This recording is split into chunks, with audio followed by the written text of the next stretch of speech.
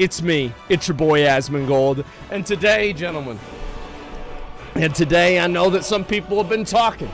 Some people have been getting upset. Baldy, why haven't you been playing more games? Well, you're going to keep being upset. However, today we're going to play Raft with McConnell. We got everything set up last night. We figured out how to join teams and everything.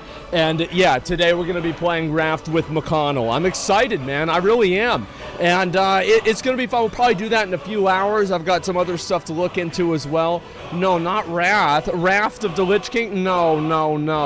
We're going to be... So, WoW news for real? Yeah, WoW had a huge acquisition today. Blizzard acquired a massive fucking, development team. It's actually, like, on our... It's not clickbait. Like, it's actually really big news. Like, some crazy shit happened. I'm excited, man. It's a really slow start. We'll see what happens. I'll see what it's like, and that's about it. Time to kill another studio. Here's the thing, is I'm glad that they're investing in it. Like, I mean, WoW... Here's the thing, right? Is, like, WoW has been, like, the biggest Blizzard game forever. And why the fuck are people not, like, why are they not investing into this? This is the main game that made your company popular. It's not some bullshit like fucking, like, Diablo. Like, yeah, Diablo's a really big deal. StarCraft's a really big deal. But they had BlizzCon so World of Warcraft players could meet each other. Let's be fucking honest here. Like, that's the main thing. Warcraft players meet each other. That's the main fucking reason. That's what it's always been about. WoW is their biggest fucking game. It's their, like, WoW is, if you think about every Blizzard game that's ever been made, WoW is by far, not even remotely close, nothing else is remotely close to it, the most groundbreaking game that they've ever made. Like, it's not even close. Like, StarCraft, okay, it's an RTS game, right?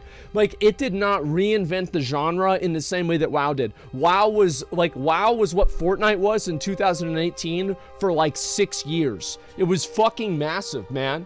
And I really think that they should invest more into the game and make it actually good, because it's a game that you have to make. See, the thing is with MMOs is that you have to make an MMO worthy of you wasting your life over the MMO. You have to make this game is so good that it is worth you foregoing real life obligations, a girlfriend, friendships, different other types of just things that you were doing, other hobbies. You have to make it to where this game is so good that somebody can throw away their entire life to play it and think to themselves, thank God I did. That's what it has to be. That's what these games have to be. They don't have to be some kind of fucking, it doesn't matter about the graphics or anything like that. Yeah, that's what it's about. It's worth a yacht. Yeah, exactly. And that's what I've always felt about WoW. Is like, I go back and I think to myself about, like, whenever I played the game and, like, do I regret playing the game? Like, all this kind of stuff, right? Do I regret anything that I did in WoW? Anything I did about WoW? Abso-fucking-lutely not. That's the truth. Abso-fucking-lutely not. I've been so happy. I've been so glad to play WoW for all these years. I've loved it.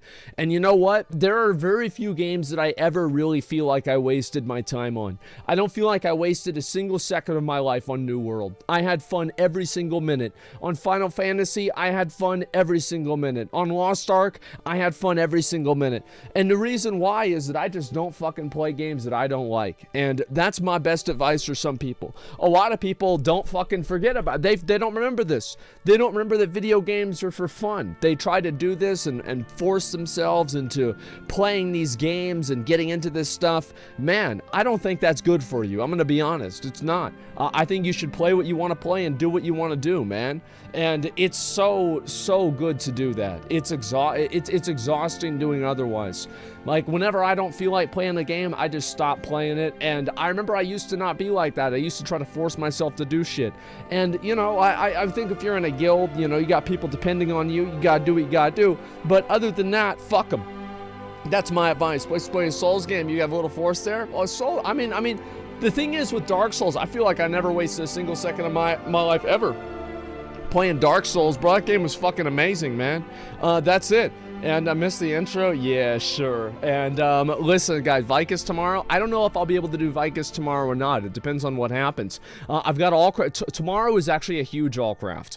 Tomorrow we are bringing on Chris Kaliki, and I think Cole's coming on too, as one of the art guys at Notorious Studios, and they're going to talk about their game, making the studio, and everything like that. It's a big fucking deal. I'm really excited for it. So that's going to be tomorrow. The TED thing. So I'll talk a little bit about that. So obviously I've been, in contact. And this has been, I know also this has been something that was upsetting to some people because people don't like Ted Cruz. I can see why people don't like him. It makes sense, sure.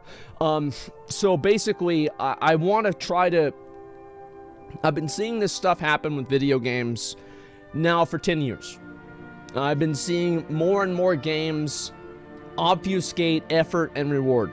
I've been seeing more and more games turn into like money-making simulators where there's no real passion behind them, and everything in the game, it's kind of like the game is reverse engineered from the monetization system. It's like they think of the monetization system for the game, and then they build the game around the monetization system. And I feel like that's been happening a lot. I think that happened with Lost Ark. I think that happens to a certain degree with games like Diablo Immortal. I think that's a great example. And there's just plenty of other games that do this. And it's fucking annoying. Making money is important. I think making money is important. And I think that having pay-to-win games is okay. I know this is going to upset people, but I think it's okay if a developer wants to make a pay-to-win game. But you know what I don't think is okay is if they want to have loot boxes in it. I think that loot boxes need to go away. I feel like loot boxes are a universal evil for games. They make every game worse. They are gambling. They simulate gambling to children. They, initiate and kind of, they break the ice with gambling with young people and kids. And I feel like it's done in a way that is intentional. You have to keep in mind that these companies literally hire behavioral experts and psychologists in order to figure out how to make these games as addicting and manipulative as possible. So, HREF, thanks for 5 subs. I appreciate that. And this is what they do. So it's not like this is, oh, oops, we just accidentally made this thing that's super addictive and ruins people's lives. No, that does not happen. They are doing it on purpose, and they're doing it for a reason. And you know what? I'm fucking tired of it. And so I'm trying to get people behind me. I'm trying to get people to support me in getting this stuff banned. I think that it should be banned. I think that it is gambling. I think that it's being marketed towards children. Over half of the top 100 grossing games on the Apple and the Google Play Store are games with microtransactions and loot boxes, specifically loot boxes inside of them. And about 80% of those games are marketed directly towards children. I'm tired of it. And so, I'm trying to talk to representatives to get it changed. That's it, and that's what I'll do, because I've made YouTube videos complaining about this for 10 years, and it's done nothing. It's done literally nothing. Nobody cares.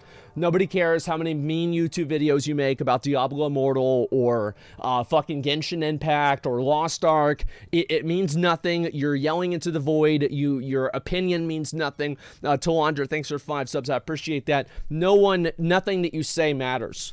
So, I figure, you know what, let's take a different approach. It's a losing fight? No, it's not. People have already won this fight in other places in the world. I think it's an inevitability. My biggest concern with this, going into the loot box thing, is I think that if people understand it the way that I do, in terms of how, the fact that it's intentional because experts are hired in order to create these types of dependencies and these types of behaviors, and also it's something that's marketed towards children. I think that if you understand those two things, more than half of reasonable people will be on my side of the fence. I think that a majority of people will be on my side of the fence. So my only concern going into this is that there are a lot of people that just simply don't understand video games, and they don't understand the nuances of it. So it'll be hard to communicate with those people. That's my main concern. More than anything else, that's what it is. I don't have a problem. I'm not worried about spreading the message. I think most people will agree with me once they hear what I'm saying, but it's, do they have a frame of reference to understand what the problem really is? That's what it comes down to. So yes, we contacted Ted Cruz's office. He responded to me on his podcast, and we're going to have a meeting with Ted Cruz sooner than later, hopefully. Obviously, the whole abortion thing kind of, made a little bit of a little bit of an impact on that. But yeah, we're going to do that. And after we talk to him, we're going to talk to other people as well. And we're going to just keep going down the list and try to make an impact with this, because I don't trust consumers. I think that every single consumer boycott and revolt is just, the thing is, people revolt against it for 6 months and then they just let it happen later on. People lose their luster with this kind of stuff. People lose momentum. These movements really just don't have any impact, and they don't have really any value. So I don't think that I don't place any value on this. I don't think that you can place it in the hands of the consumers. I think the truth is most consumers are fucking stupid, and unless you protect them from themselves, they will fucking opt into things that are bad for them. And so that's the way that I see it. And Lion Ted's gonna get them? I hope so. You can't vote with your dollar. Yeah. Well, the problem is that you can vote with your dollar, but it's actually like people that have more money, like, fundamentally have more votes than you, right? So like if you vote against a game with your dollar, and then one whale votes for the game with 10,000 or 50,000 of his dollars, well, then think about all those people that just got outvoted. You see what I'm saying? And so this is what happens. So it's actually not something that's a majority.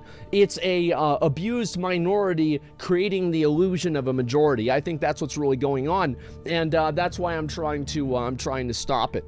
That's it. Try to talk to AOC after Lion Ted. Yeah, I mean, I will probably do that. Sure, I have no problem talking to her. I know there's some people. Listen, I can't mention both of these people without having probably half the chat that feels compelled to give their opinion on one or the other.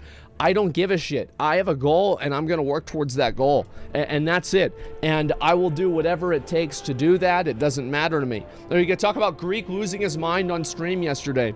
So, yeah, I think, yeah, I will talk about that. So there's been a lot of drama. Let me make sure that I wrap up everything here, and then we'll talk about that, okay? And yeah, sure. You're taking away my freedoms. Yes, and you'll thank me for it. I think that this is not really a freedom. I feel like, listen, I feel like addictions are one of the worst things in the world. And the reason why an addiction is one of the worst things in the world, in my mind, is that the one thing that can separate a human from an animal is the ability to control itself. The ability to have autonomy over its own mind, its own actions, its own body. That's what really makes a human, a person, a person. And whenever you're addicted to something, that subverts that metacognitive level. That subverts the amount of, control you have over your own life. And it takes you, a person, and it turns you into an animal. And I hate addiction. I try to stay away from it as much as I can. I don't do any drugs, really. I'm prescribed muscle relaxers, actually. And, it's because my neck gets really tight. I don't know why. Maybe it's because I sit up like this on stream all day. I have no fucking clue. But I take that, and that's about it. And sometimes I try to take as few of them as possible. I take even under the recommended thing that the doctor tells me. And other than that, yeah, I do drink soda. I mean, this is not a good thing. I have a lot of sugar. You're right about that. But for the most part, I try to stay as far away from addictions as possible. And I think that anything that tries to cultivate or create an addiction in the mind of a person is not actually freedom, but the opposite. I think that it is something that is trying to work against a person's best interests. It's trying to work against their own mind, and it's trying to manipulate and control them in a way that you couldn't do to a normal human. So yes, I find that the anything that creates that level of addiction is a bad thing. Now, I understand, however, also I don't want to make sure let's not get it twisted here. We all know that there are psychological addictions that can be developed with basically anything. Yeah, of course, right? And I think gambling is one of the most fucking like the most severe psychological addictions. But of course, these things exist on a spectrum, and I think it's also a matter, it's a give and take between like the person who's doing it and the person who's, having it done to them, like whose fault it really is. But in general, I think that this is something that I dislike, and it's something that I don't want to see. Well, it's okay to do an intervention for Rich. We'll see what's going to happen. How about that?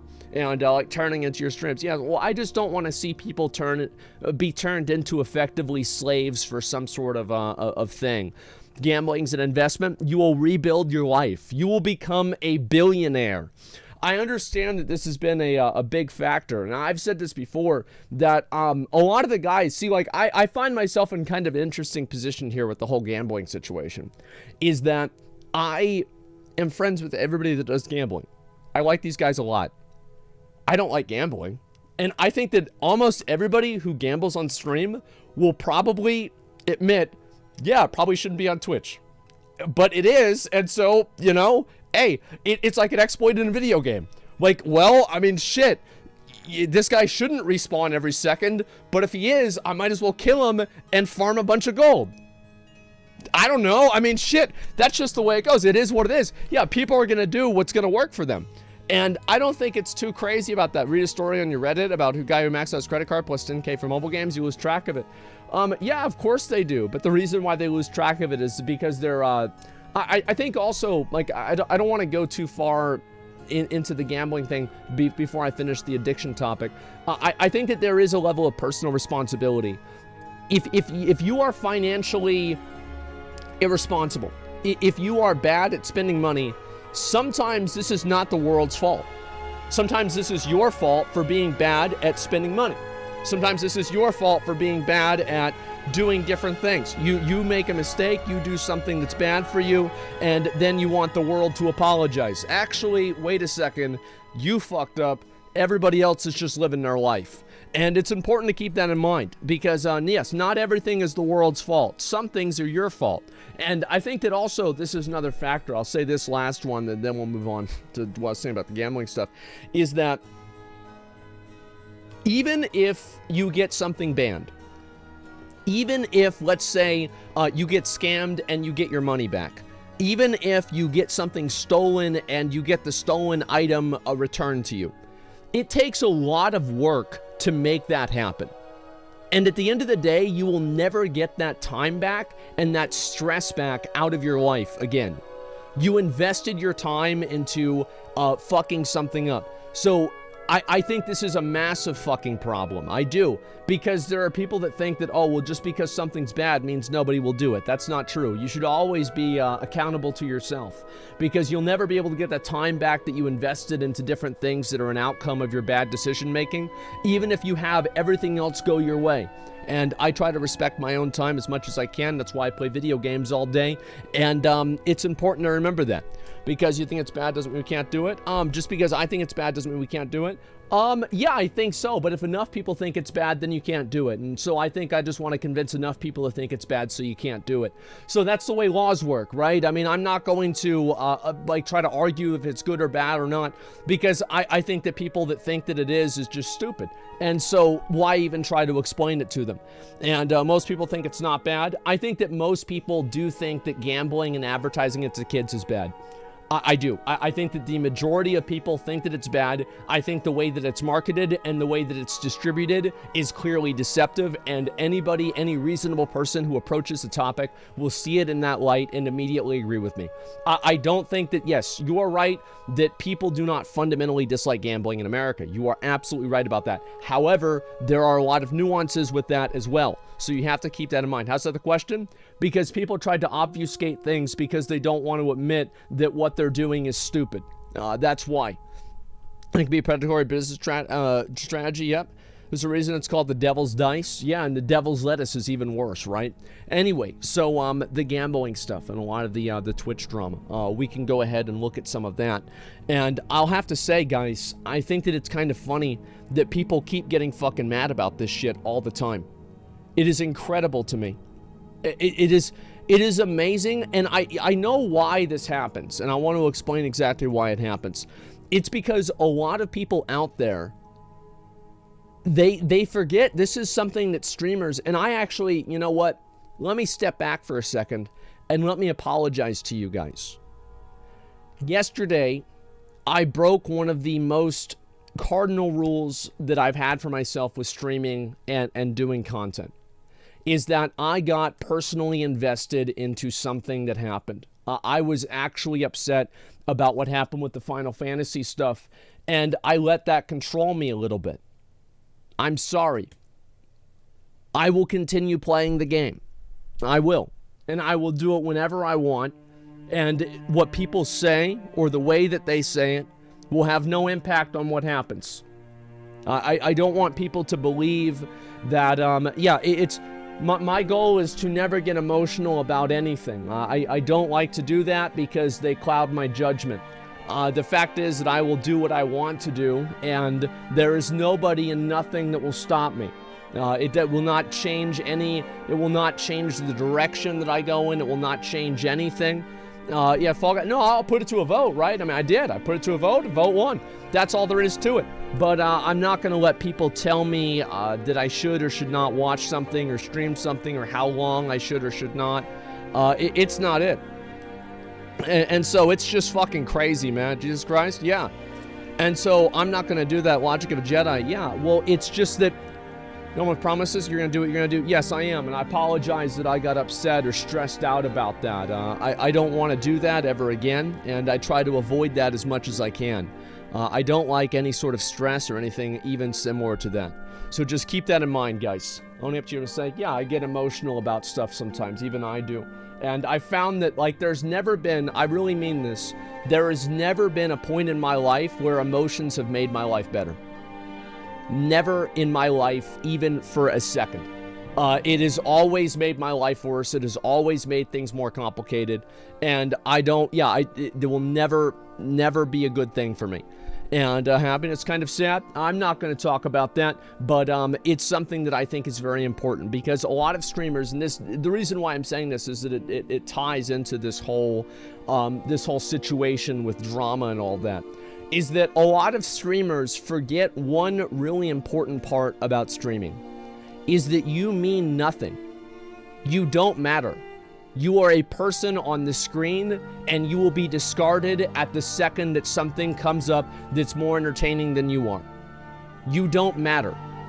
There are a lot of streamers that develop this parasocial relationship with their audience. They think their audience should care. They think that people should listen to them or give a shit about their problems or anything like that. It's pathetic. It is. It's pathetic. You can talk about it, but like trying to expect people to give a shit and like not treat you like content is just sad. You can't do that. And the truth is that people watch streams for entertainment. And the reality with that is that the entertainment is sometimes at the expense of the streamer. That's the truth. It is at the expense of the streamer. And it's not something that streamers enjoy a lot of times. And I think that's why it's so important to disassociate yourself with what you do online. To be able to look at yourself as a separate entity of what you do online and not take it personally. Because the moment that you take it personally, the moment that you start to actually feel a certain way, that's whenever everything falls apart. That's whenever you start getting emotional. That's whenever you start getting angry. That's whenever the resentment builds. That's whenever everything gets worse, man. That's why they were so angry yesterday. Yeah, exactly. And so it's just content. You might be suffering from disposition disorder. People can, I'm not interested in being diagnosed by a person who's never met me, okay? I have no business or no intention doing this. I think that it's ridiculous to even say something like that, and to be honest, I don't really care about what I'm diagnosed as. There's a lot of people that think that I have autism, or, I had like some high functioning level of autism, and I've been told this my whole life. Have I ever gotten tested for this or even looked into it for a second? No, I haven't, because I don't care. It's the same reason why I didn't fix my finger. It's because I don't care. That's all there is to it. I care about what I care about, and everything else doesn't matter to me. It doesn't make a difference at all. What even is normal? No, it just doesn't matter. Like, I don't look for trying to put labels on myself or anything like that. And finger should be checked out. So the real reason why I didn't get the finger, right? Number one, I don't give a shit. Number two, I used to always get like, do you guys ever get like pain in like your hand, like right here into your wrist whenever you like click a lot with your hand? Do you guys ever have that happen? Yeah, you do? After this happened, it never happened to me again. Never happened. Yeah, so that's why I haven't gotten it fixed. Is because, like, I mean, honestly, this has been an improvement, right? This is like, it got reforged. And so, yeah, I don't give a fuck. That's honestly the truth, and it doesn't really seem to bother me. Yeah, it never bothers me even in the slightest anymore. And so, yeah, it's just, it's evolution. Yeah, exactly. So I don't worry. Does it hurt? No, not really. I mean, yeah, not really. I mean, like, it's hard to really say, but it doesn't hurt that much, I would say. If I bend it in a certain way, it would hurt, but I feel like that would happen with a lot of things. So all of this started yesterday. Let's go ahead and just fucking rewind. Let's rewind a little bit back to yesterday with a certain individual that many of you guys know as Greek God X. Now, everybody knows Greek. Greek is a funny guy. He's been on Twitch longer than I have. He's been a mainstay on Twitch for quite a while. And recently, people have, in general, started to dislike Greek. And this has been in the past, like, maybe a year or two. Probably 2 years or so, people have started to dislike Greek. And Greek yesterday went on a rant about women. Now, we're going to watch that in a minute. But before I do, I'm going to say that that's not why he got banned. He didn't get banned for that. He even said on Twitter that he didn't get banned for what he said about women. He got banned for twerking on stream. So I find this to be annoying that you can have people, and like, let's see here, I want to go and show this. You can have news websites like this. Let me go back and scroll all the way down if I can find this here. Fuck, where is it? It's the June 27th. It's got to be one of these, right? And where is it? Yeah, right here. So we can have an article like this written. Greek God was banned on Twitch after bizarre sexist rant where he demanded any woman he dates would quit streaming and be in the kitchen. So I feel like you shouldn't tweet stuff out like this because there's no... This was not verified by anybody. Like they just wrote this and said that he got banned. Dexter was a joke, man. Yeah, it's just so bad. Who's reading it? Well, it got 4,000 likes. I mean, I would assume probably 600,000, like guaranteed over 250,000 people saw this. I may have to fuck up. Dexter was tabloid. I don't care about what you label something. If you present news as if it is true without verifying it, then you're wrong. I don't care if you're a tabloid, a TV show, a stream, or anything, you're fucking wrong. I don't no idea. And so anyway, let's go back and we're gonna read this. Literally says they don't know why. He followed the claims he'd earn all the money. Yeah, well, yeah, so don't you see the problem with them saying that he claims that it's not why, but then they already said that's why? Don't you see the problem with, like, whenever you go out and you say something that's not true, and then you're like, oh, actually, this isn't really true, at the very end? And, like, here's a good question. So, how many people do you think saw this tweet, and how many people do you think saw this tweet?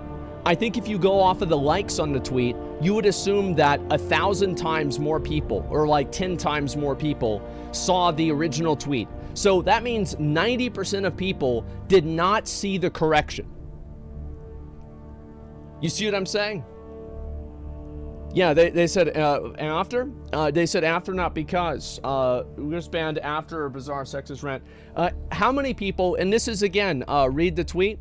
Technically, they didn't say that was a reason. How many people do you think, after reading that tweet, will think that he got banned because of this? What's the percentage of people that would think that? Like, yeah, what's the percentage? It's 90%, 99%, 95%. Okay, well, then they lied. Everybody knows this. Like, I don't The thing is that whenever you are dealing in contractual law with other lawyers, I will respect the nuances of language.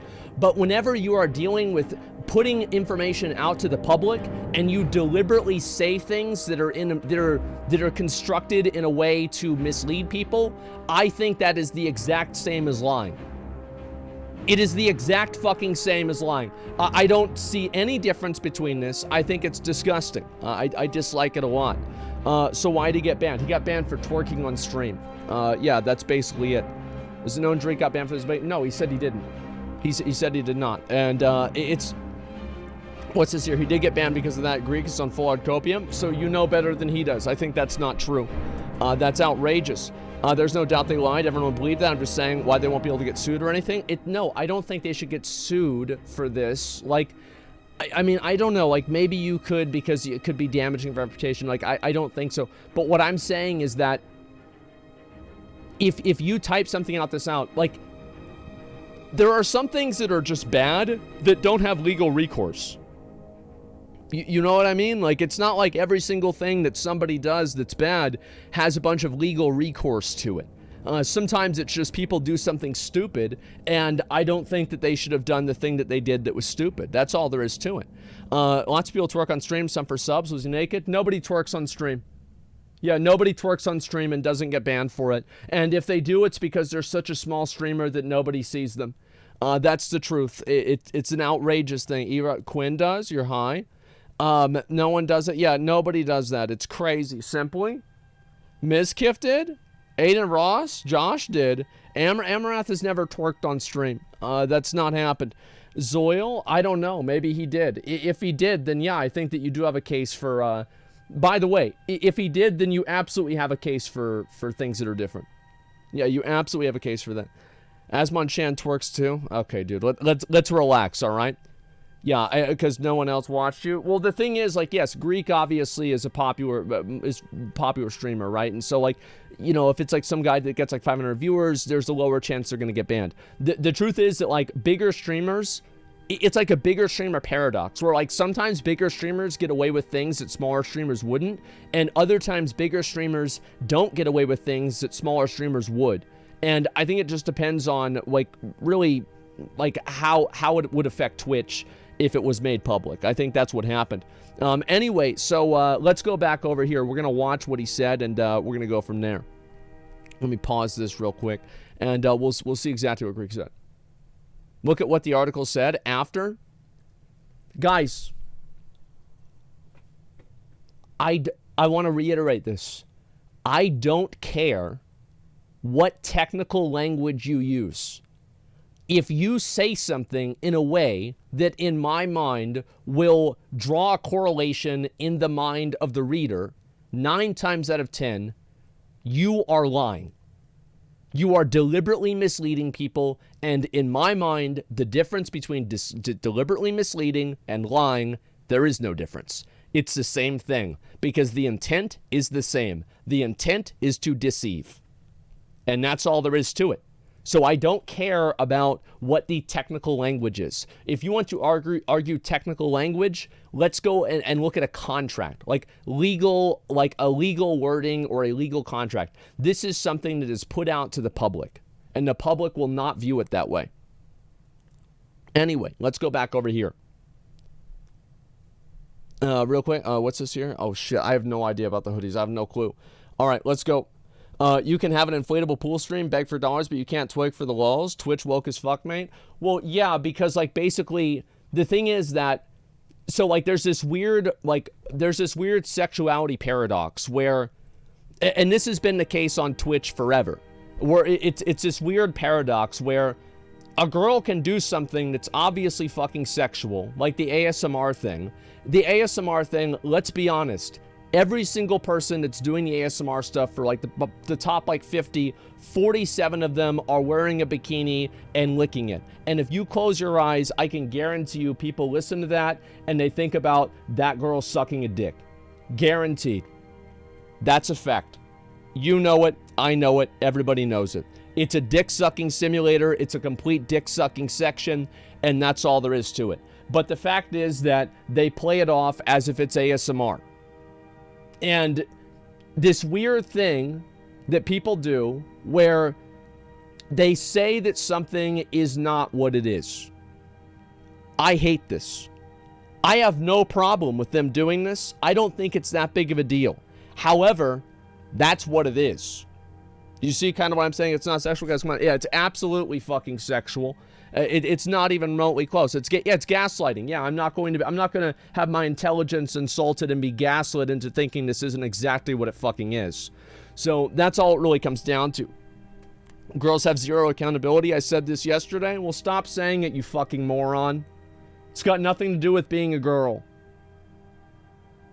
Then stop it. It's got nothing to do with being a girl. Like, there's a million other examples of this that exist in the world. This is just one example. Just stop it. Here we go. Let's watch this. And this goes to any women who want to date me, especially female streamers that want to date me. Okay? If you want to date me, you better believe I will be even if you're streaming, you're going to have to stop streaming. Streaming is ended for you. Your career is done. Okay? I will stream while you cook for me and you clean for me and you look after the children while I gain all the money and I give it to you and I give it to our children for a healthy, secure life. Okay? That's how I want to run my life. Okay? That's my life that I want to do it. Now, it's up to you and other people in their other worlds, whatever they want to do. But my reality, I'm going to sit here, earn all the money. You're going to be in the kitchen, cooking, cleaning, and making sure my home is fucking clean. And I'm going to make sure we have money so we can have a home. And you have a place to sleep at night, okay? Because it's called working together, okay? All right? Okay? Because streaming, believe it or not, is mentally damaging to my mind. Thanks for 20 subs. subs. This goes to any women who want to date me, especially female streamers. Oh, it replayed. Okay, so, what do I think about this? I think that the only thing that he said that was wrong is that you're going to have to stop streaming. It's the implication that he would force them to stop doing this. I actually think there's nothing wrong with what he's asking. And if you want me to be honest, like, yeah, I would want to have a girlfriend or a wife that, you know, she took care of the kids. My dad was able to, you know, he had a good job, and he actually, he gave even more money to my mom than he had to for child support. And that let her not have to take a full-time job so she could be around the house all the time and take care of me and help me out. And I'd want to be able to give that to my kids in the future too. But it's still got to be a choice from the woman, right? And I think that's clearly what he was saying. And I think that's it. No, it's take care. Yeah, absolutely. And it was great.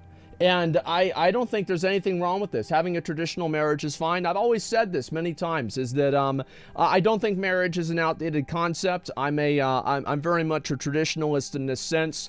And I think that if Greek didn't say it the way that he did, I don't think there's anything wrong with what he said.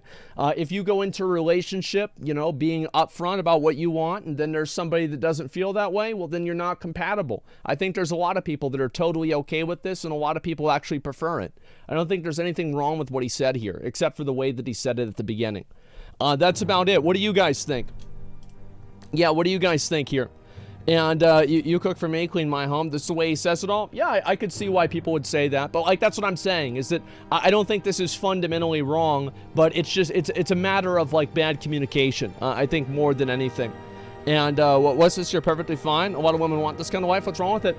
I mean, it's the same way that I look at like gay marriage, or I look at people that are transsexual, or I look at any other type of relationship with somebody that they have with themselves or they have with another person consensually. I don't want to get in the middle of that. I don't want to tell them you can or can't do this. These are things that people want to do. Let them do what they want to do. Don't tell other people what to do. Because the moment you start telling other people what to do, they're going to do the same thing back to you. And I don't want to have that. Yeah, absolutely not. If your wife makes more money, have a better career. Listen, being a stay-at-home dad would be fucking great. I think that, again, it's not about, so like everybody tries to like create all of these like hypothetical situations, like, oh, well, like what if this, what if that? It's actually not about that at all, because it's only about what you are comfortable with and what you're okay with as a person. It's not up to anybody else in the entire world, unless it's abuse or something like that, of course. It's not up to anybody else in the entire world for you to earn their approval between the relationship that you have with your wife or your husband. That's it.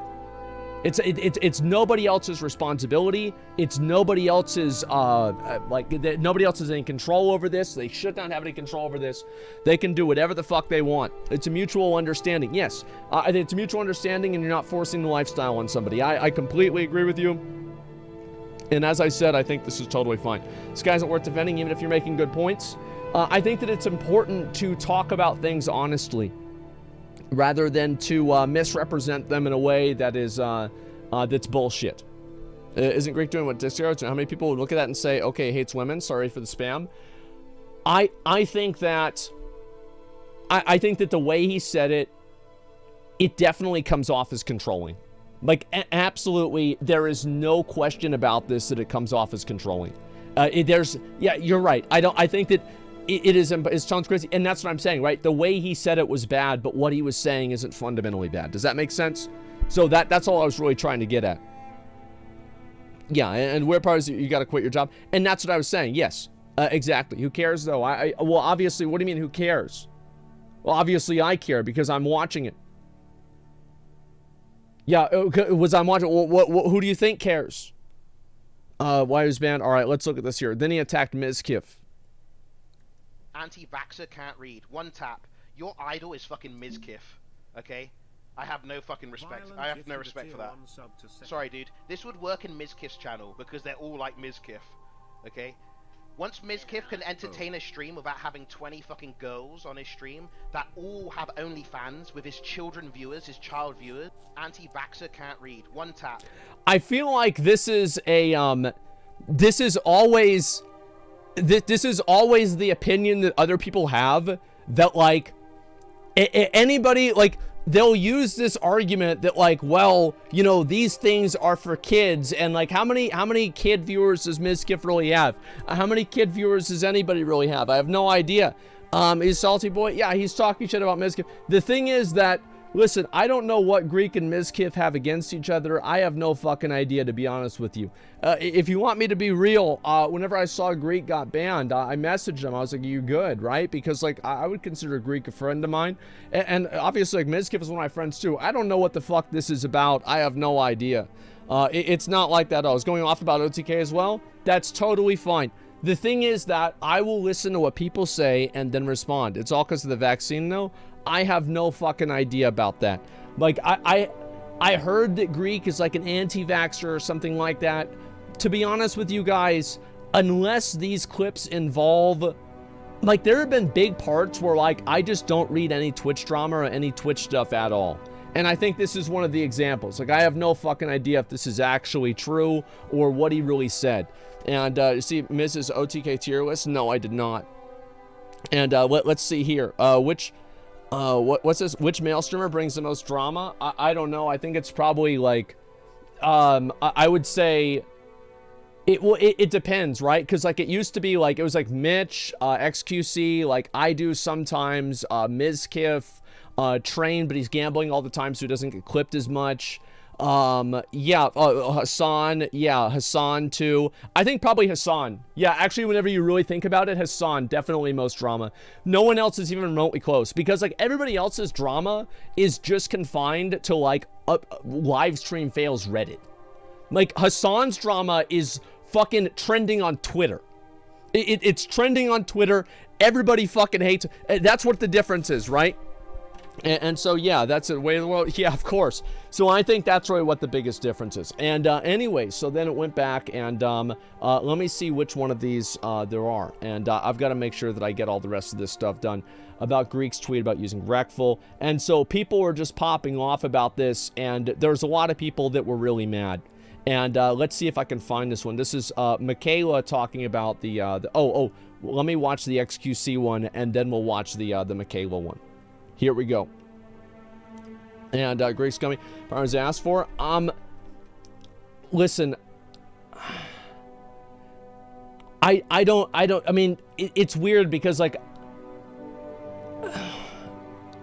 Like, with me and Rekful, like, I looked up to Rekful, like, as a WoW player a lot, but, like, I was never, like, really close with him. I interacted with him a handful of times. I've talked to him before, sure, but, like, it was not, like, super, super close. And I want to say also with, like, this whole situation, what I find to be funny about this is that I know nobody here is talking about me. And do you want to know why? It's because I never interact with anybody. I never go out and collab with anybody. I never go out and, fucking go over to people's houses. I stay in my house and I play video games, and that's it. So this never has to do with me. And so, yes, I am a based recluse. Exactly. So let's go back. You collab with Iron Mouse, though? I will occasionally. It's not that I do a bunch of other stuff. You prove XQC's point. As an Austin crew drama, I think, doesn't that mean the opposite? How could I have drama with somebody if I never see them? And I never respond to them if they DM me. It's really hard for me to have drama with somebody like that. Here we go. Let's watch it. Dude, there's a lot of people that are saying, oh, dude, Austin is so welcoming and so cool, and everybody's like backing the whole Austin like group of people, whatever. And you know what? They're probably gonna hate me for it, and they're gonna say XCC is antisocial. His take doesn't matter, whatever the fuck. But the reality is that that's not the case. I'm just gonna say it is extremely hostile. It's overly competitive for no reason. It's mega ego and it's mega drama. And the amount of shit that goes behind the scenes and the amount of shit that I know, that a lot of them know, okay? The amount of behind the scenes shit it's so stacked. Dude, if you want to talk about shit, it'd be like a never-ending conversation. It's fucking insane the amount of drama behind the scenes. Okay, I'm gonna say it. I'm not gonna say all of it. Dude, stop saying it without saying the specifics. I'm just saying overall, it's not as it seems. It's like it's very tense and it's dog shit. Okay, and I'm glad I'm not there anymore. I'm glad. I think that there is an element of truth to this, but at the same time, it's not.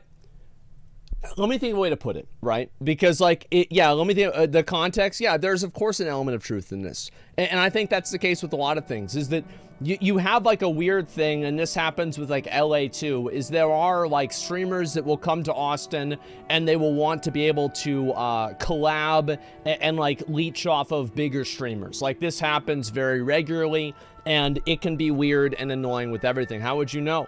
I don't know. I have no idea, Collab. It's in any industry. It's very clicky. That's the problem.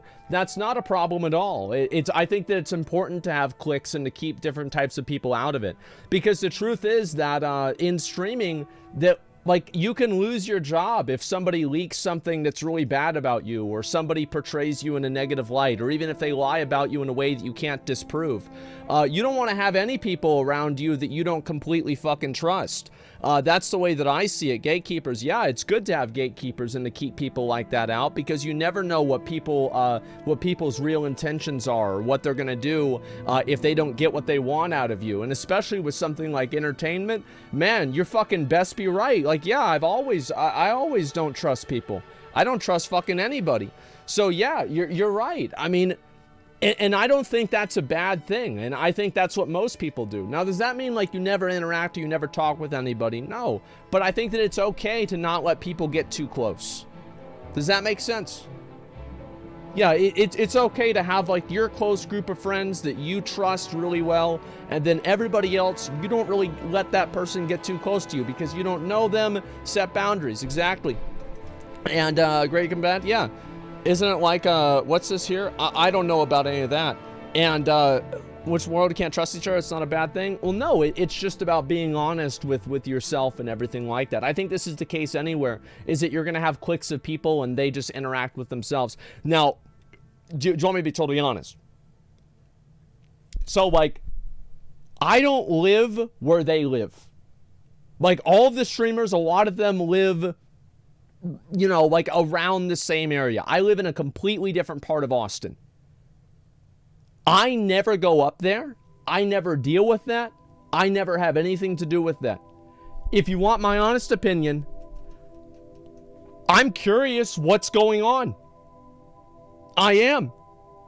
Yeah, I'm curious. Yeah, exactly. And I'm sitting here at mom's. Yeah, I mean, if there's something that happened, I'm curious to see what it was. You like us? Yeah, I live in a hood. I'm fine. So yeah, I have no idea. And if there's something bad, drugs probably. Oh, people do drugs all the time. Drugs aren't bad. I don't give a shit about drugs. Who cares about drugs? That's whatever. Let it come to you. No, I just don't worry about it. Says what happened. I'll watch the Michaela clip. Okay, has their own proverbial Battlemaster dual tipping point where they now need to interact. Well, I think that at a certain point, yeah, that's funny. At a certain point, yes, interacting with people is important, but at the same time, like, I like being by myself. I like sitting in my room, doing what I want to do, and that's it. The truth is, I don't trust a lot of people. Like, I don't trust a lot of people because I think that, you know, if it's beneficial to a lot of people to make me look bad or to not help me out with something, they will not do that. And you know, like anybody else, you ask anybody here in Austin, except for like everybody in OTK, because obviously I interact with them, they probably never really talked to me. I probably said a few words to them. I was very cordial, and then other than that, I never talked to them again. You can ask anybody here in Austin, that's exactly what I do. And I am a degenerate, and I am a hermit, and I am a recluse. And that's it. Just talking to people if they fulfill obligations, yes. And so we love it too, of course. Let me go back over and I'll watch the Michaela clip. Not even to a girl? No, not even to a girl. It's I don't want to. The way I look at it is that I am really lucky. I am an incredibly lucky person in a lot of ways. And one of those ways is the fact that I have a lot of friends around me and people that care about me and people that are looking out for me. And these people have been my friends for almost 20 years in some cases. I do have some real legitimate, like, close, good friends that I've made on Twitch. You know, like everybody pretty much in the ownership team for OTK. And also Trainwrecks is another one. And there's a few other people that, like, I've known and I've hung out with. Mitch Jones is another one. Like who? Yeah, and McConnell. There's another one. Yes, and McConnell. And, like, yeah, I would say those are also, like, real friends of mine. Real people that I trust. I would tell them basically anything. And I don't think it's a problem to be worried. Izzy? Of course, Izzy, right? Yeah, well, I mean, when the fuck, like, she told me she's gonna come back and stream. I'm like, when the fuck is this gonna happen? Like, I went and I looked. The last time she went live was like a year ago. A fucking year ago. Because I was like, oh, we should play Fortnite together on stream. And I don't know whenever that's gonna ever happen. Why is Mitch quit streaming again? He's doing other stuff, man. Like, streaming's not his whole life. I think that's a good thing. And so, yeah, we'll see what happens. Doesn't every friend group have layers of drama? Yeah, it does. I think that the Twitch streamer drama is actually really not that bad. I don't think it's really awful at all, and at least everything that I know. And just in general, I don't think it's really that crazy. There's a lot of friend groups that have, like, drama and stuff like this, and I think that people oftentimes forget that. Let's go back over here. We'll watch this. Anymore. Listen, I agree. Felix is the GOAT. No, I'm kidding. No, I agree. No, Austin is pretty cringe. It's actually kind of retarded. And he's right. There is a lot of stuff that chat will never know.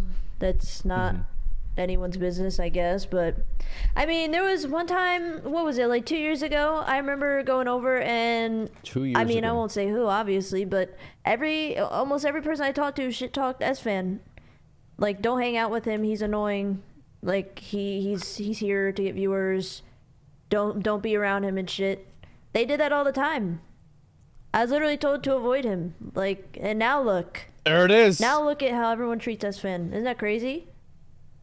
It's the same for Reckful too. Like, everyone said, don't hang out with the Reckful. We can't help him. Blah blah blah blah blah. I mean, it's Anymore. So there it is. And I do want to say that, I mean, there have been people that have told me that they had, like, weird or bad experiences with Reckful. I mean, I'm going to be totally honest. Like, I've heard about that. Abso-fucking-lutely. And it's like, that's just, yeah, I mean, Like, Rekful was not a perfect person, and I don't think anybody really expected that at all. But yeah, I mean, sure. I mean, that's the case. Now, with S-Man, that was like 2020. Now, I guarantee you guys this wasn't fucking me, because I've never talked to Michaela. I don't even... I think that I would recognize her if I saw her in person. Like, that's basically where it is. Yeah, I never talked to her. I had nothing to fucking do with this. Who's perfect in life? Very few people are. I think so. And that's why you've grown so much. I don't think that I've really grown that much at all. Like, this is not even an example of, like, me growing as a person. I just don't have anything to do with it. Yeah, I don't have anything to do with this. And it's just crazy. The admin, yes, guys. Fuck. All right, let's pull it up. Let me acknowledge it, because I know some people might not have seen this. This is an ad. He comes from a minute. This is an ad for a hentai game. I saw that. So this is a game for anime porn. This is an anime porn game. Now that the joke has been acknowledged, can we move on? Yes, can we please move on? Oh, it's a game, not a comic? Yeah, whatever it is. Right, okay, great. All right, yes, this has been acknowledged. Did we get all the big funnies out of the way? Great. And so anyway, there's always going to be people that are pissed off about different stuff, etc. And in my mind, there are very few people that I actually dislike. There are some people that I do, like other streamers that I don't like them, and if I can do anything to isolate them from the rest of my friends and in general hurt their career or make them look bad, I will do this to them every single time. Absolutely. I'm not going to name names. Yeah, it's Mizkif. That's right, it's Mizkif. And yeah, fuck them. Well, I understand that. Yeah, fuck them. And I have no problem saying that. I would say that publicly. Well, I mean, what do you mean I would say that publicly? I literally just fucking did. And so, yes. And Alinity? Yes, it's Alinity. I hate Alinity. I love how everybody says this, and then there's like, everybody says different names. I think this is a good thing, right? Because it's clipped, it's not drama. Yeah, if I don't like somebody, the thing is that if I actually don't like somebody, I will do anything I can to make their life worse. Anything I can. And I will do it with a smile. I love doing it. It is one of my few joys in life. And, you know, like, no, it's not that. It's fucking safe. Yeah, absolutely fucking safe. Because I think they're a piece of shit. And so that's the way it goes. And, it's Bobby, it's toxic as fuck. I know. And I'm not sorry. I love it. I love doing it. It makes me happy when I do it. I'm not sorry. I love it. And so it doesn't matter, like, yes, oh, you're so mean, it's so bad, you're a psycho. I don't care. It's the worse that it is, the better I feel. That's the truth. And there's very few people that I feel that way about, but there are some. And so, yes, Asmongold hates Zach Rar. That's exactly. And let's see here. Let me read a comment here. And I think SGC standing up for his gambling bro and Mad Austin cruise shit talked to him for gambling. No, not really. I mean, I don't know. I think that a lot of people, it's like there is truth that like in every streaming community, there is going to be some drama, etc. and people not getting along. Absolutely. Yeah, sure. However, it's like, is he being defensive? I don't know. I can't read his fucking mind. Like, I can't read his fucking mind. I like XQC. Like, the thing is, by the way, I defended him. I said people that are getting mad, it won't matter. And it didn't. I was right. I was right. Everybody that said I was wrong was wrong. And that's all there was to it. Plenty of people suffer from cyberbullying and now you're encouraging that? Oh yeah, sure, I don't give a fuck. No, if that's what you think that I mean or anything like that, yeah, if somebody wrongs me or does something bad to me, I will reiterate this again because, as I said, if anybody ever gets mad at something I say, I'll say it twice. If somebody wrongs me or somebody that I care about, I will do everything in my power to make their life worse. Without question, without remorse, and with joy. That's exactly what I meant. There are very, very, very few people on that list. Less than half a dozen, I would say. But yeah, if you're going to cry about that, you can cry all fucking day. I don't care. You started serious, okay? A medieval vibe. That's how I feel. Yeah, I think so. And eye for an eye? No, an eye for as much as I can get. If somebody does something like that, I never consider it fair or equal. I will do whatever I can. That's it. What if it's unintentional? Well, then I'm not gonna. Then I wouldn't feel that way about them. Yeah, then I wouldn't feel that way. Why would I feel that way about somebody that did something to be bad on accident? Like, what the fuck? No, this is specifically for people that are malicious and malevolent. That I feel like are doing it for a bad reason. Like, yeah, I mean, there's people that, like, even... It's more nuanced than that, I would say. And what's this here? So, boy into person kills himself is cool? That's clearly what I said. That's exactly what I said. Shit, what's this here? Targeted ads with targeted hentai? Yeah, what if they did? Wasn't that bad? Well, it's not up for anybody else to decide except for me. Yeah, that's it. I don't give a shit, and that's about it. If a person does that and they do something bad to me like that, of course I will do whatever I can to make their life worse. Absolutely. And so, anyway, I do think that there are cliques everywhere. There are groups of streamers that only interact with themselves and their friends, and that's it. This is always the way it is, and this is always the way it's going to be. The reason for that is that streaming is a very parasocial thing. You put your life out there, and there are some things that you do want to hide and an image that you want to put out to the public. Because of that, people don't want to have a basically open door policy for anybody to come in because they're more protected, or they want to be more protected, and they don't want to have people that could compromise, their livelihood or their life. I think that's reasonable. I think that's fair. I think that anybody would do that. Yeah, it makes sense. It does make sense. So, like the fact you live in a mansion? Yes, this is my mansion. Absolutely. It's gay usually collapses people outside the community, way more open compared to other cliques. Well, I think it depends, sure. Same thing, go as far as ruin their life as some Vader shit. Yeah, it's fine. Listen, guys, if people don't like what I said, that doesn't matter to me. Like, you're not going to restate it in a way to make me feel bad and reconsider my actions. I don't care. Like, yeah, I don't give a shit. This is not going to happen. Like, yeah, that's it. That's just anybody all the time. Yeah, and so I think that a lot of friend groups are like this, and it's completely okay. Yeah, it's not a bad thing at all. And the fact is that many people do this even with their own friends groups, is they don't tell certain people certain things. And I think that cliques and streaming make a lot of sense, especially with, there are people that are snakes and people that will try to, like, make you look bad or say stuff about you publicly to, like, make themselves look good or make you look bad. And it's important to try to keep those people out of your life and to make sure they don't really get into that. So, yeah, LA streamer group, same.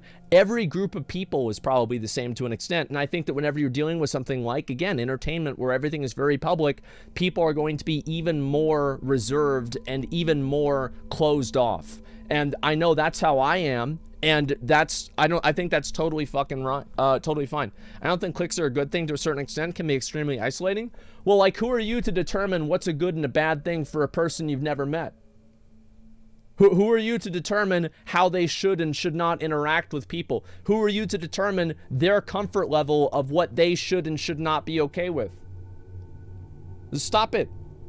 Yeah, there's no reason, like, that's it. And sounds like the average evangelical from the States. I don't think this is a religion, okay, guys? That's it. And I'll read a few comments, but I feel like this is pretty much all the stuff, right? Yeah, this is pretty much everything. Great command. I think that's pretty much the whole thing.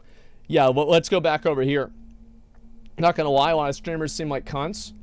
Well, I'm an asshole. I mean, I've always been a dickhead.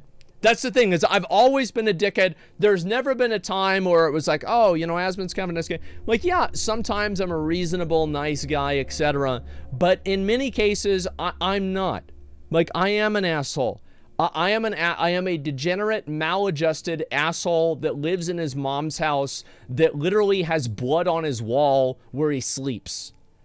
I am an animal and a fiend. You think about all these other guys that talk about, like, oh, girls hitting them up. There's not girls hitting me up. Okay? Like, it doesn't matter how many viewers I get, doesn't matter how many subs I have, nobody's hitting me up. I am a fucking animal. What's the blood for? My teeth used to bleed overnight, so it would dry in my mouth, and I just wipe it on the wall whenever I wake up. Because my teeth were rotted out. This is about like 10 years ago. I just never cleaned it up. I put a poster over part of it, though. And so, yeah, that's about it. Yes. And basically, I've said before, no mere mortal can live with Asmongold. And this is not, by the way, I want to say this very quickly. This is not a good thing. This is not a good thing. This is not a life that you should live. This is bad. It's actually bad. I have problems. And to be honest, I stay away with a lot of other people because I don't want to inflict those problems on them. That's the truth. I don't want to make their life worse because of what I am. And so it's important to keep that in mind. Yeah, it's contagious. Yeah, I just want to be by myself and do, you know, things like crazy girls, I can fix them. Yeah, that's what they thought. That's what they thought. And so, yeah, what's this here? And Lovecraftian creature being in vicinity. Yeah, and also, like, I have no, by the way, say an asshole, say stuff like that. Well, I have no desire to change. I don't want to change. I like how I am. And I'm not sorry. That's it. And so, yeah. And that's all there is to it. Now, there are some people get mad or whatever. But, yeah, I'm totally fine with it. And anything bad that happens because of it, you know, like, that's just what happens. That's the way it goes. And what's this here? New LSF drama just dropped. Another one? What's the new one? What's this? Oh, Alicia's experience with Austin. Okay. All right. Let's see who this is. So this is, by the way, I have no fucking idea who this is. Straight up, like, I have literally no clue who this is. Who is this? It's somebody that was on the Raj show? Okay, alright, let's watch it. Here we go. No Spammerino girl? I don't even really know that. Here we go. Treatment from Austin about Raj or somebody else. So what's this here? Let's go. More drama. Okay. Oh, it's about Raj. I'll watch this. I like Austin. I do. I hope this doesn't make him look bad. Here we go. This person's name begins with an A and rhymes with Roston. It's Boston. I am somebody who was affected by that. It's now, Boston. you might think, Who's oh, wow, Boston? this bitch is crazy. Yes, I am a little crazy. I'm also a little crazy because Jack, I thanks for literally 5 went subs. through fucking trauma, and I literally was a target of harassment from this person saying shit on their stream that literally caused hundreds of people to flood my chat saying things like, your pussy stinks, you're a bitch, why don't you go kill yourself? Because of that person talking shit about me on their stream, I literally got targeted with harassment and hate for weeks. And some of those people probably stuck around forever, to be honest with you. Those are some pretty big accusations. I'm gonna be honest, those are some pretty big accusations. I mean, shit. That somebody said bad stuff about her on her stream, proof? Yeah, I mean, I don't know. I have no idea. I don't know. I mean, I think that, yeah, you shouldn't say stuff about people like this. It's obviously bad. I mean, that's it. How does this happen? How does that happen everywhere on the platform? Well, do people get harassed? I mean, I don't know how, but it does. I'll say that for sure. More drama, baby. That's right. Looks like she had bullet points written down. She probably did. I mean, there's a lot of people that want to get something off their chest and they want to say it, but they're afraid of saying it in the wrong way. So they might write it down in a certain way. You can call it cringe. That's up to you to decide. And that's it. You don't have to be mean about her. You have to speak to somebody you have no knowledge about. Yeah, I have no idea. Listen, my experience with Raj, Austin show, Mr. Show, has been nothing but positive. Other people have had bad experiences with him. I will say that, sure, but I don't really spend a lot of time talking to him either. So it's just like, doesn't really fucking matter, you know? Like, that's it. And it was a roasting show? Yeah, I mean, I don't know what the context of this is. I have no idea. But this is not about, that's not specifically about that. And best experiences, can we blame it on them? Oh, I don't know if you can blame it on them or not. I have no idea. But anyway, Lost Arch patch notes are out if you're interested. I'll look at that in a bit. And there's a lot of other things that I have to look at as well. And so, chat fell for a trolling. As many pussy sinks? Shut the fuck up, okay? Like, I've already, and I already went over this, right? But what I said before is that I'll look at a few of these things. Let me recap all of this, and then I want to move on and talk about some other stuff, right? Is that, okay, fucking in conclusion, in summary, the Austin streamers, of course, have fucking clicks. Because you don't want to let some random person who's going to go run their mouth about your own personal problems do that on stream. I don't trust fucking anybody.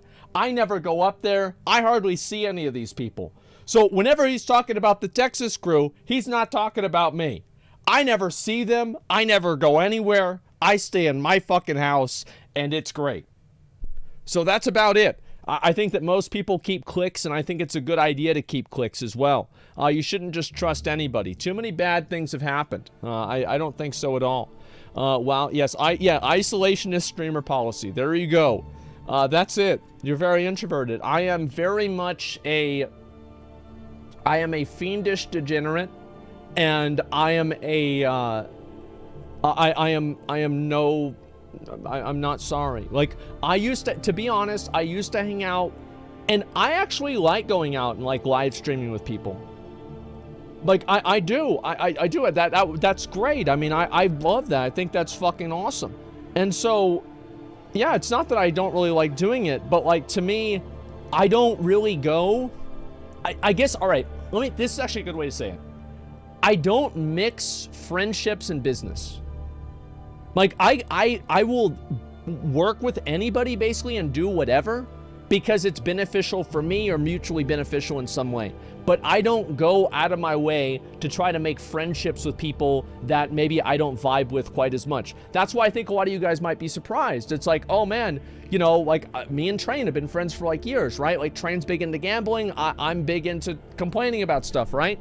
But yeah, we've been huge friends. And like, that's because like we're friends outside of Twitch, right? This is something that exists like outside of that. And this is something that like the people that like I consider like friends and like the way that I look at it, what's the difference is that if I would DM this person and like check if they're okay if something bad happens to them in a lot of cases. You know, that's about it. There's a world outside Twitch. Yeah, it's hard to say that.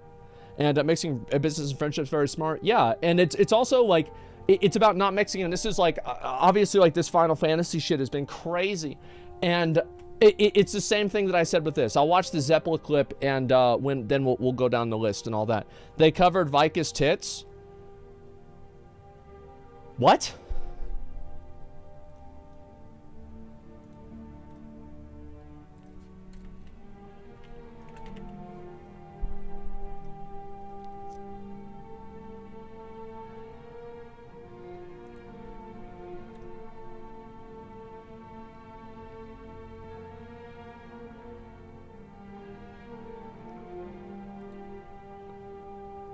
No, they didn't. No, they didn't. They literally tweeted this out 2 days ago. Or one day. They literally tweeted this out yesterday. They're not covering her up. That's not the way that she looks. And they get, really? Like, I mean, yeah, that's funny. Yeah, they're not doing this. Like, ban him? Yeah, that's a false fucking flag. You got us all upset for no reason. What the fuck's wrong with you, man? Jesus. Okay, let me go back over here. Okay, yeah, exactly. You guys are fucking wilding out for no reason. She should have shoes on. I think I know why she doesn't. Okay, let's go ahead and watch this real quick, okay? And we're gonna go from there. Permaban him? Yeah, got everybody upset in here. For no reason. Here we go. Let's watch this.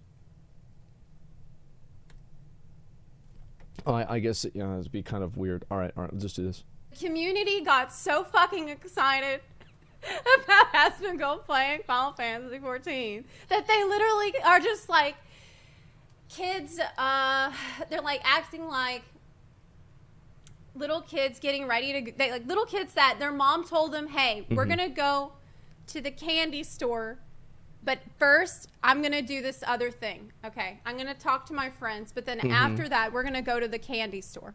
And all the Final Fantasy 14 kids are like, oh my God, what are you talking about? Are you done talking yet? Let's go. I want to go. Oh my God, it's going to be so cool and you're going to love it. I'm so excited. I fucking love candy.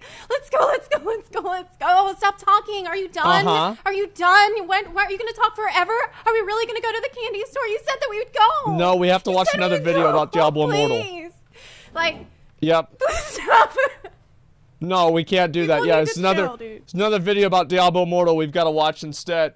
And like, here's the thing, is like, yes, I feel like this is partially true. I mean, 100%. And again, I want to make sure that people know this, because I did kind of, you know, as I said, I broke one of my rules, is where I get emotional about stuff. Truth is that there's nothing that people are going to say or do that will change my behavior. So I'm going to probably play, like, I'm not going to play it today, obviously. And there will be times where I might do the MSQ, and then it doesn't happen. That's what could happen, right? Yeah, I might do it, and then it just doesn't happen. Now, if this is something that you're going to get mad about or whatever, now, I handle all feedback and criticism in pretty much the same way. I ban them and I delete it. That's the way that I handle feedback. I've handled feedback that way for a long time, and it's worked so far, and I'm gonna keep doing it. And so yeah, that's just about it. And I understand that some people are like, oh, but my opinion matters. No, not to me, it doesn't. And so I don't want to hear it. I just want to do what I want to do, and that's about it, man. And yeah, echo chamber, absolutely, man. Why do I want to have people in my own stream that are trying to fight with me? Why would anybody want that in their life? It doesn't make any sense. Yeah, fuck them opinions. Yeah, it's weird, man. And so yeah, it's what's this? You don't entertain? I don't care what you do. That's what I try to do. Is I try to be entertaining. Also, it's been unreasonable to expect you to do everything they want you to do. Like, seriously, I don't want to get into this anymore. And I want to make a couple of things clear. The majority of people that like watching me for Final Fantasy don't give a shit. They're not typing in chat. They're not getting mad about this. They're not writing Reddit posts. They're not in my chat. They're not banned on something else. They're just sitting there fucking watching the show. And if I'm doing something they don't like, they leave and they watch something else. This is what normal people do. Of course, this is not the overwhelming majority of the Final Fantasy community. Any normal person would know that. I do still maintain that I feel like I get way more game complainers whenever I say I'm going to play Final Fantasy and I don't, than if I do any other game, though. I will absolutely say that. They are 100% the most vocal about it. Abso-fucking-lutely. But I know for a fact that this is not the majority. So if you are a Final Fantasy enjoyer, and all you want to see is me play the MSQ and do, do the trials with Dom, well, that's going to happen. Yeah, it's going to happen. It's not a big deal. So yeah, it's going to happen. It might not happen every single day, but that's it. Yeah, so I don't know. Is that fair, guys? What do you think? Yeah, trials is done. Yeah, well, what I'm saying is that I'm not going to change what I'm doing because of it. Yeah, that's fair. Okay, all right, good. And so let's move on. And again, there's been a lot less complaining on Reddit. The reason why there's a lot less complaining is because I banned everybody that was complaining. And it works really well, as I said, and I will continue to do so. The beatings will continue until morale improves. Okay, guys? Let's go back over and look at this. I can't believe Asmon would do this. But you know what? Yep, there we go. Fuck up! You shut the fuck up! I hope you die in a fire! Shut the fuck up! You shut the fuck up. You shut the fuck up. I hope you die in a fire. Shut the fuck up. There you fucking go. That's just about right, man. Holy shit. Yep, there we fucking go. I'm here for the ride. Yeah, exactly. The thing is that, like, I've tried to, like, as I said before, I've tried to transition away from just doing, like, video game stuff. And the reason for that is because I feel like I'm not, like, I get really upset and, like, mad playing video games. Like, they stress me out. And I don't like dealing with it, you know? Like, I don't want to deal with it. And also, like, whenever I do it, then people, oh my god. That is a good boy. I didn't know they were so small. I guess this is one of the little ones. Yeah, that's it. Getting older, man, it's only natural. Yeah, it's just, say for the massive, yeah, I think a lot of people do. And this is something that I'd like to do more of. I don't want to just make my content about playing video games because I feel like that's reductive. And I know that not everybody wants that, but if you want me to be honest, I never watch video game streams. I think they're boring. Like, that's the truth. I think it's boring, and that's it. And also, like, I'm bad at video games. Like, I mean, this is a big factor. And like, you could say, oh, weak ego. Yeah, you could say that. It does make me feel insecure whenever I play a game and I know that I suck. I fucking hate that, man. It sucks, bro. And like, yeah, absolutely, that's the way that I feel. And so possible, and I have a terrible attitude about it. I am a terrible loser. I have horrible sportsmanship, and I just get too mad and too invested, and it's just a recipe for disaster, okay? That's a very talk to Markiplier. No, I've never talked to Markiplier before. Quickly, my mods are asleep. Updo Titan forging to scare Asmon. This shit was so dumb. Like, I'm gonna be honest. Like, this was the dumbest fucking shit that Blizzard ever thought of. Like, straight up lottery drops. Fucking, you could get it 940 or 985. Totally normal, guys. Put it away, yeah. It's like a third better. Yeah, so for anybody who doesn't know, gear used to drop in Legion, and at the start of BFA, you could just randomly have the highest item level in the game. So, like, there was like a 5 or like a 10% chance that it would roll +5, and then there was a 10% on top of that, right? Or like 50%, something like this. And so you would have people, like, I remember my mom, she did a world quest in Legion, and she got a ring that was 890 item level. And like, meanwhile, my rings, I'm rating Mythic, and my rings are 865. I was so fucking mad, you guys have no idea. Nobody misses this. Yes, nobody wants this. Above our own level. Yeah, she just randomly got this. She's like, wow, is this good? It's not the right stats, but I think I should use it. I'm like, yeah, put it on.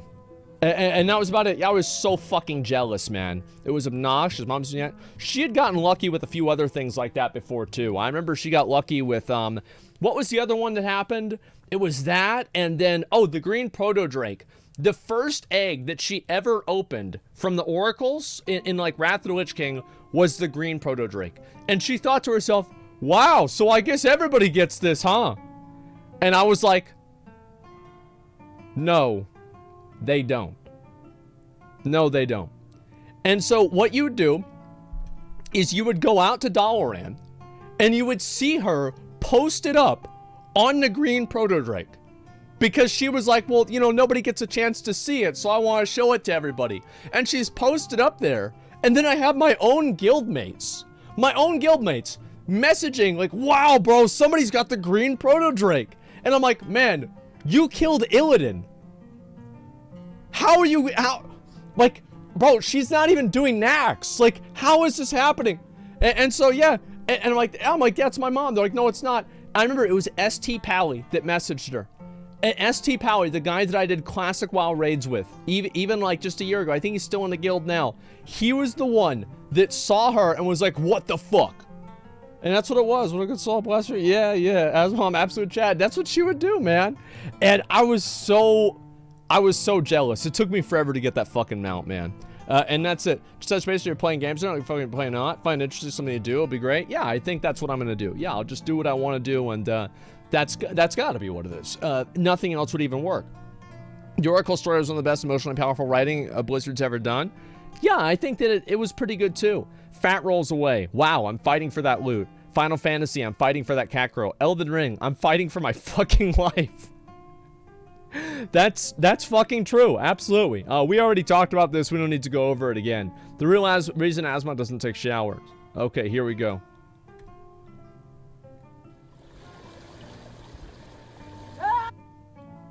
He's gonna get wet, and then his hairline's gonna look bad, right? Oxi, cadê o cabelo do Jonathan?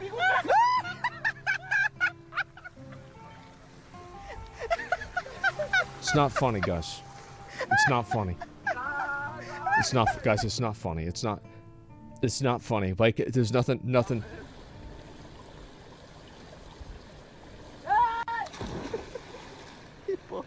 Oxi, cadê o cabelo do Jonathan? It's not funny. There's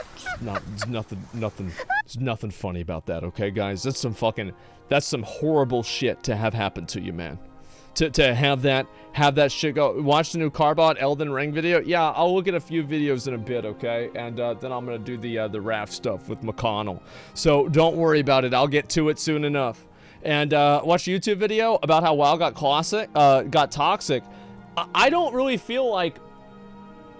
I feel like there's a lot of people who just view negative interactions as toxic all the time, which is not really true. It's like anytime that you give people an open space that's unmoderated, you're gonna have toxicity. That's just what's gonna happen. And if you get mad about that, or you're like, oh, that's not how it should be. Yeah, okay, that's nice. That's not how it should be. Well, great. That doesn't matter because nobody gives a shit. That's still how it is. And so that's how I see it. What mode do you want to play Raft on? We'll look and see for ourselves. I have no idea. Channel 5, yes, we will watch the Channel 5 video today. Do you like fantasy stuff? I respect Miyazaki's works. Eh? I feel like... I don't know, like, I tried to get Izzy to play Dark Souls. And she refused to even try it. She did not even want to try the game.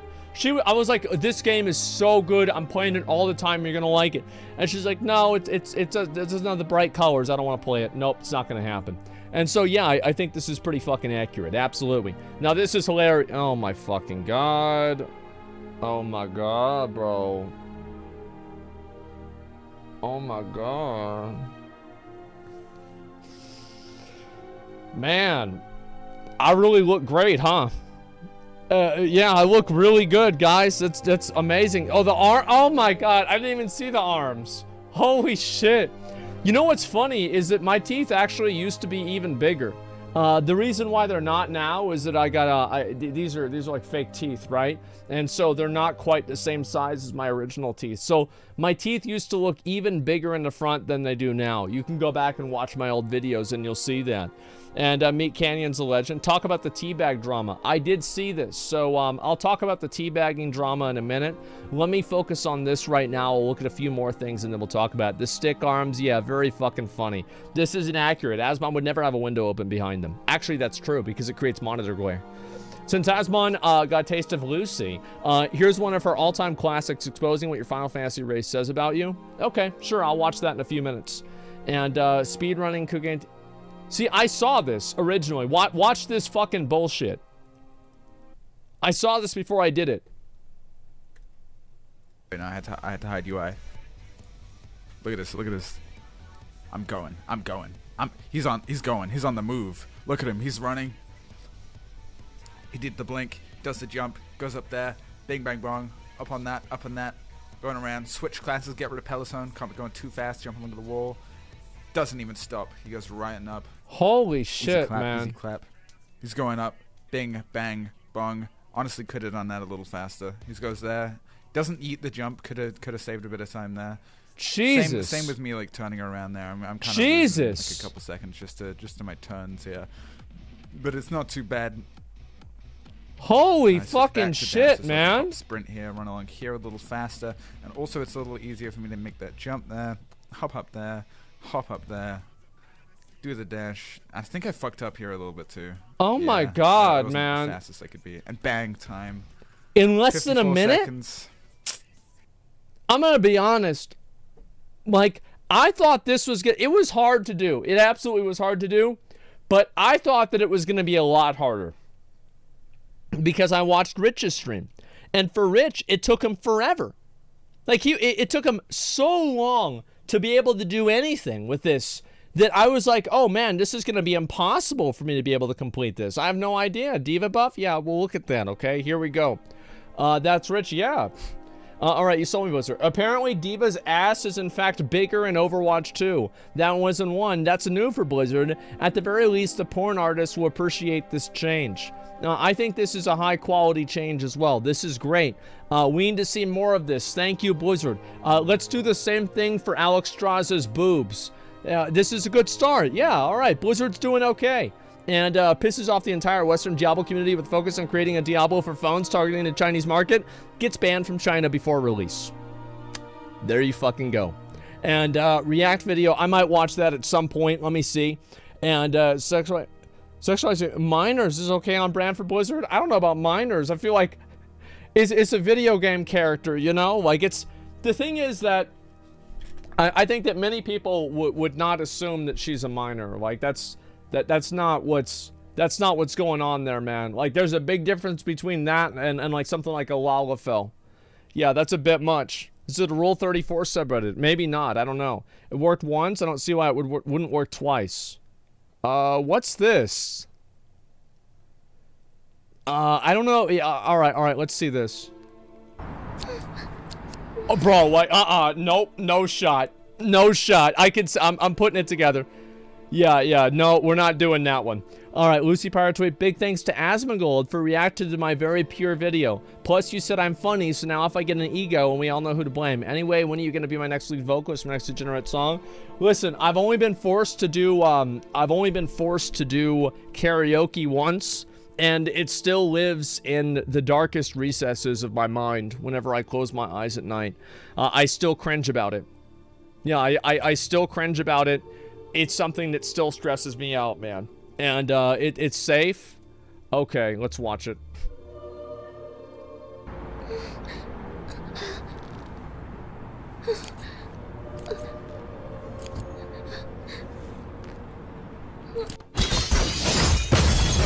I am the storm that is approaching. What?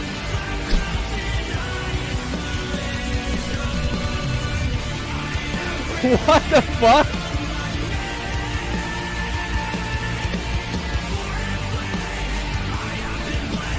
Jesus.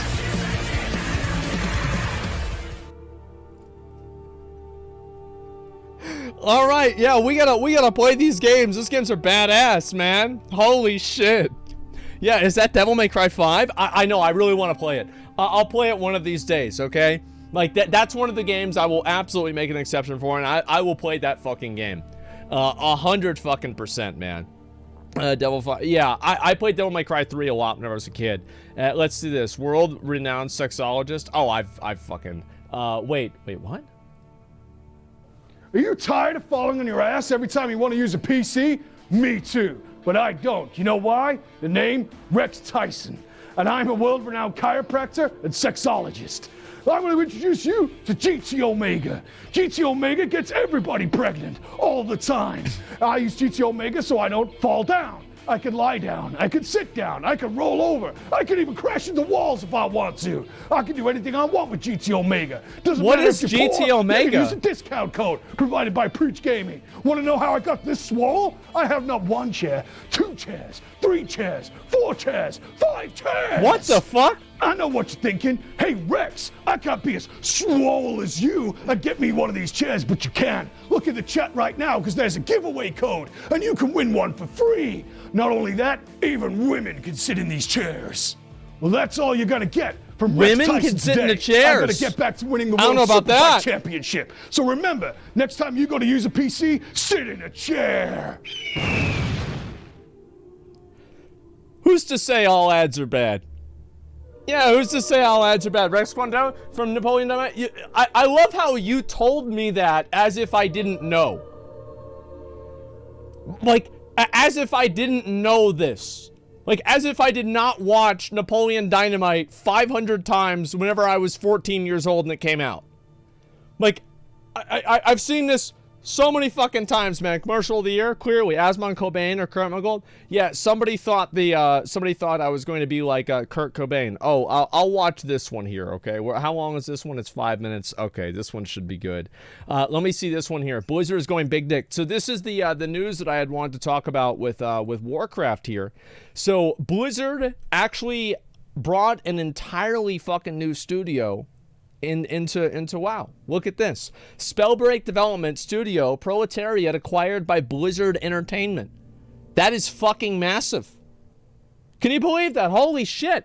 Blizzard Entertainment has acquired Spellbreak Development Studio Proletariat Incorporated. As reported by VentureBeat, the 100 plus person studio is being absorbed into Blizzard specifically to bolster the Warcraft development team and reduce downtime between content patches. Holy shit. Like, look at this is, oh my god. So this is what Mike Ybarra said about it. We're putting players at the forefront of everything that we do, and we're working hard to meet and exceed our expectations.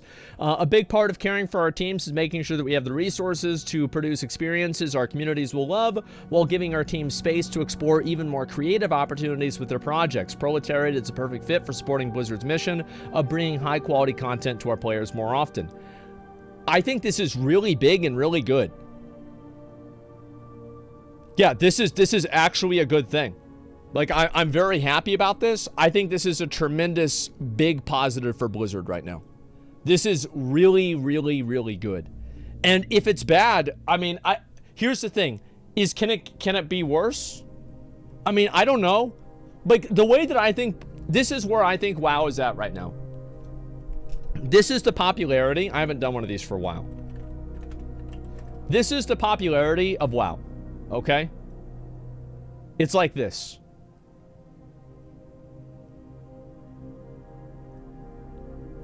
That's basically what's happening. It's slowly going down. It's not going down rapidly. It's not in like a tremendous decline. It's not dying and the servers will be shut down by next year. But it's just slowly losing popularity. And it's not flatlined. No, it's not. I think it's slowly losing popularity. Because I don't think most games do not really flatline. They just slowly become obsolete. That's what happens. And what I think they should do is they should take some fucking risks. They should take some fucking risks and they should add in more like just cool content into the game. I would look at it like this. This is the thought experiment that I use to explain how I feel about this. How much better would WoW be if instead of adding a new raid every single tier, they add a raid every other tier, and every tier, every other patch, they don't add a raid. They add in something like the Mage Tower, something like Challenge Mode Dungeons, something like the Class Order Hall questline, something like the Green Fire questline. And if they had been doing this for 5 years, would the game be better than it is now? I think the answer to that is an obvious fucking yes. It is an obvious fucking yes. It'd probably be worse. Yes, that's exactly what Final Fantasy does. Yes, 100% raid every 2 years. I think that Blizzard and WoW is too reliant around raids. I think that raids are not as big of content as people might believe. I think that there are most people that play WoW that don't give a shit that much about it. Why do I think that? It's because every other MMO doesn't have this. Like, Final Fantasy has raids, but they're not the main focus of the game. I feel like raids are like the pinnacle of WoW, and everything in the patch and everything in the game is catered around the raid. I'm tired of that. And I think that a lot of players are. That's why they stopped playing the game. Because they're making a game for a small amount of people. I think that they've continuously mismanaged this for years. WoW players are more gear chase oriented though. They absolutely are more gear chase oriented, but that doesn't mean that the gear chase has to be in the raid. And also, look how popular the Mage Tower was. Look how popular things like Green Fire were. People are still doing it. People look back on that universally positively, basically. And those are the things that made the game better and that will actually have lasting value. Because one of the biggest issues that WoW has is that what is the value right now that Tomb of Sargeras is adding to the game? 0. It's worthless. What is the value that Uldir is adding to the game? 0. Blizzard's problem is that they add in content to the game, and then that content becomes irrelevant in less than a year. And they just do that over and over and over. So every patch, you're effectively playing the same game with different skins. Jackal, thanks for the 5 good subs. I appreciate that. Torghast, yeah. And it's same as any MMO. No, I don't think so. I think that there are other MMOs. Look at, for example, Lost Ark. Vaulton came out like 2 or 3 years ago, and players are still doing it and enjoying it now because of the way that the game is designed. There is no fundamental about MMOs that means that they have to outdate their content more than twice a year. This is not true. It's structured releases that are better designed. I don't think that it's a good idea that Blizzard focuses too much of their resources on raids at the expense of other content that appeals to a wider audience of people. And I think doing that has led to the game declining. It's led to people feeling like their needs are unmet. And I think that it's been bad for the game as a whole. That's basically what it comes down to. Again, if you could compare the game, if they had spent half the time they did on raids and they invested that time into evergreen content like the Darkmoon Fair, Mage Tower, Green Fire, class order halls, class order hall quests, the class mounts, and they were making this stuff every patch or every other patch for the last 5 years, would there be more and better content in the game right now? And I think the answer obviously is yes. It is obviously fucking yes. So that's the question that I ask people, and that's the question I think Blizzard should ask themselves. So let me read the rest of this. The article continues with further comments from World of Warcraft General Manager John Hyatt regarding the huge demand for Warcraft content. As you're probably aware, folks in Warcraft have a voracious appetite for content.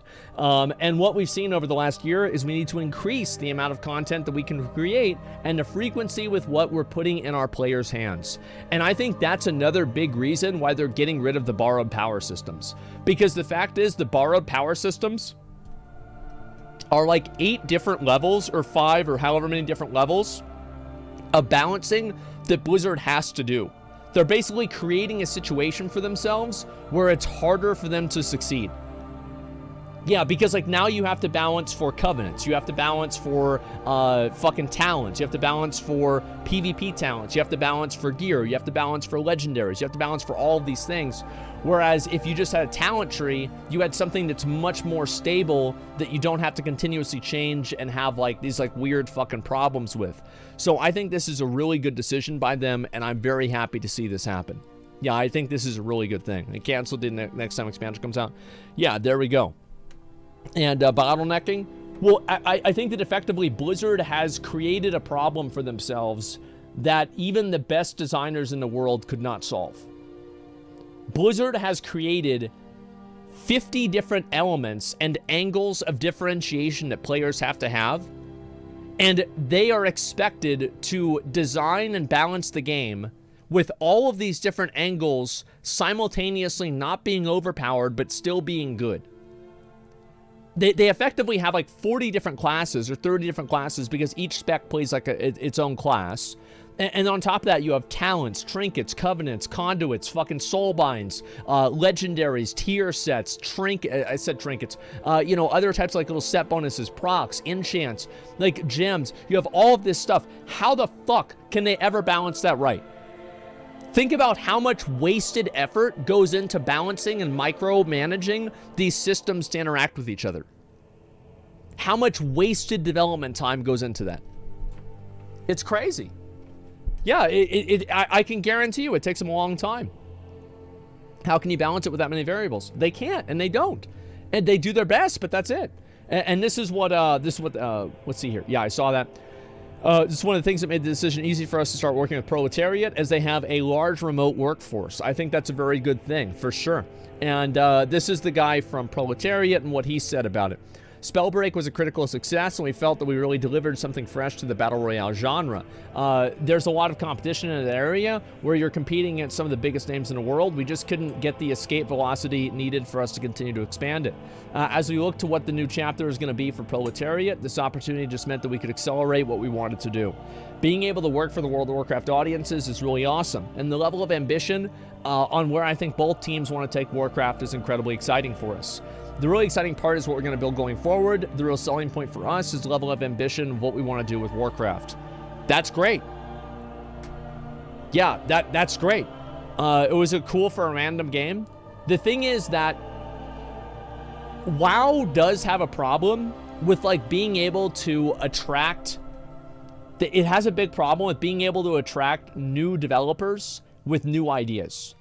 Because the problem with WoW, and this has been an issue for a while, and I think it's less of an issue, but it's still an issue, is that the game is so much of a known entity. It's so much defined. WoW is this, WoW is that, and like there's a very big expectation people have with what they want to get out of World of Warcraft. So a new developer can't go and change the game a lot. They can't go and, have these cool, crazy ideas because they have to do them inside of a bubble, and the bubble is pretty small. So you can see how a creative person or a designer might not want to work on WoW because they're already going into something where they're effectively just maintaining something and keeping up with people's 15-year expectations. Yeah, like Star Wars. Yeah, something like that, sure. And like there's a lot of very long-running, I would say like different types of like IPs that have this happen. Sure, movie reboots is an expectation to meet. Yeah, there you go. So do you guys think this is a good thing or not? The Spellbreak Studio thing. Yeah, what do you guys think?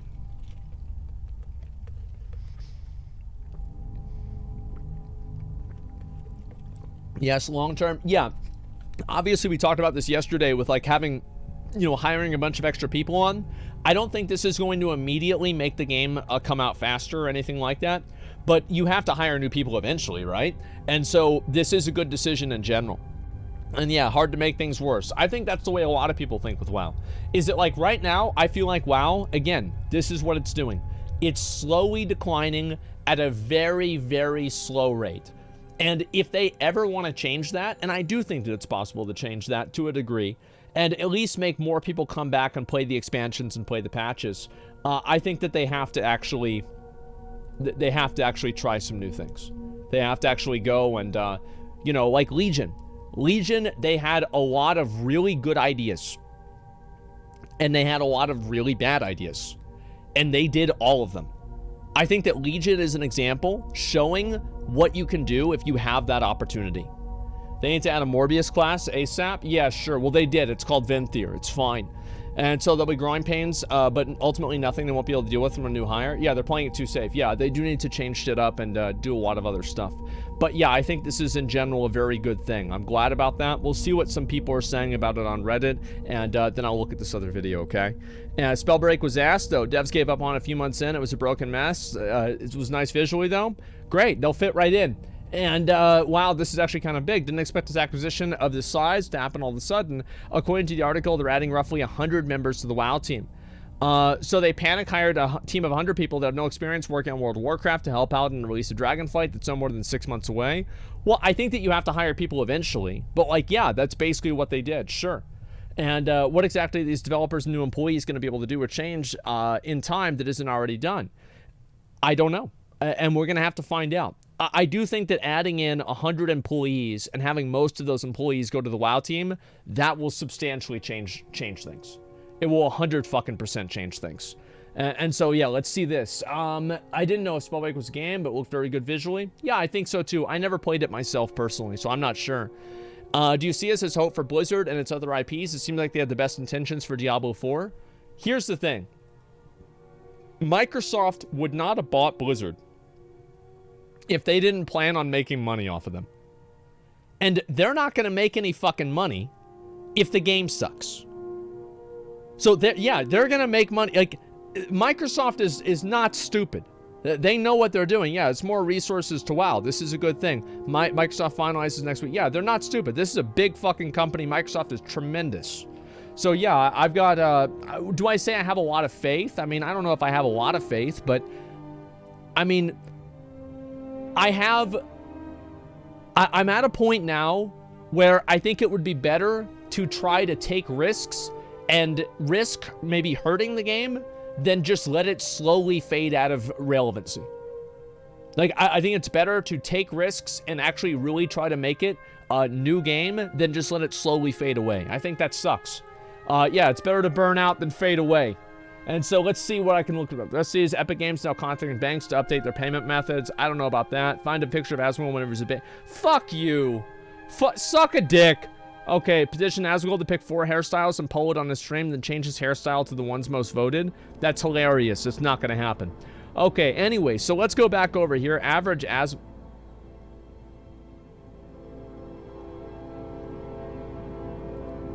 Oh, boy.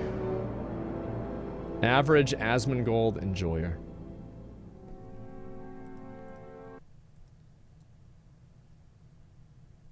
Here we go. Let's watch it. I've been playing Vanilla WoW since the good old days. Your accomplishments mattered. Your social connections and MMORPG. Now Blizzard is ruining the game with Mongol. Then like my wrath is gonna be dead on arrival if we don't be missing the real WoW. Oh my god. Okay, that will show them. Okay, and now post on the Reddit. Okay. Now, look at the headphones. See what he's doing on stream now. Gonna stay up late just to buy a piece of shit for what? He's playing this stupid Diablo Immortal again? This pay-to-win shit? Some pay-to-win, free-to-play bullshit. He's and I have so to fucking bald. stay up late for it? Look at that! Are you kidding me? He's so bald! Oh my god, this is hilarious! I'm gonna type in chat. Bald. Bald. Baldy. Funny. I buy all of these. Where's my mouth? Oh my god. Did you hear my Jesus analogy? Do you know how Jesus went and he died for the True. True. Good one, Baldy. True. This is so fucking good. This is actually one of the best videos I've ever seen. True. With the Jesus analogy. Lul. Yep. True. True. Ah shit, it's McConnell. I hate him, he's so toxic. Oh my. Shut up, McCock.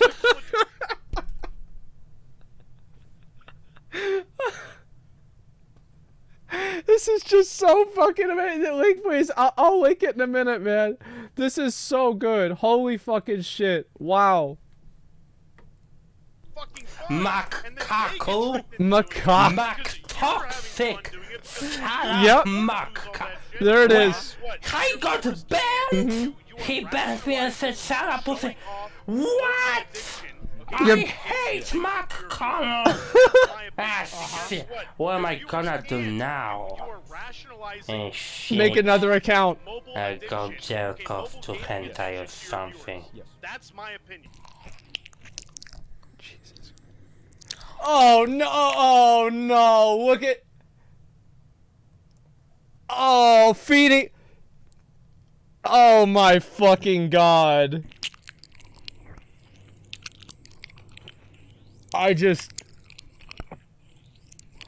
This is, I can't do any more of that. And look at the cat. It's Cat Danny. It's just. This is so good. True. Ah shit, it's McConnell. I hate him, he's so toxic. Shut up, McCock. Shut up, macaque. Just fucking typing it in there. True. This is probably one of the best ones I've ever seen. This is so fucking good. Like, honestly, this is amazing. The keyboard, yeah, look at that. Asmongold, lol. Yeah, there you go. Timeouts. Yeah, exactly. This is so fun. See if he's actually banned? Probably. I don't know.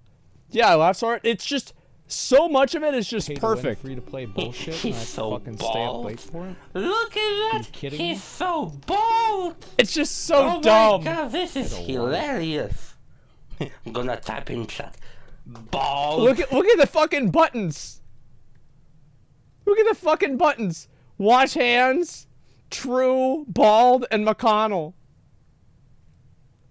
Bald. Bald. Baldy. Man, this stream can be pretty stupid sometimes, huh? Yeah, it can be pretty fucking dumb. Look at the mouse pad. Let me see. I will buy all of these. Where's my No, Mountain because Dew?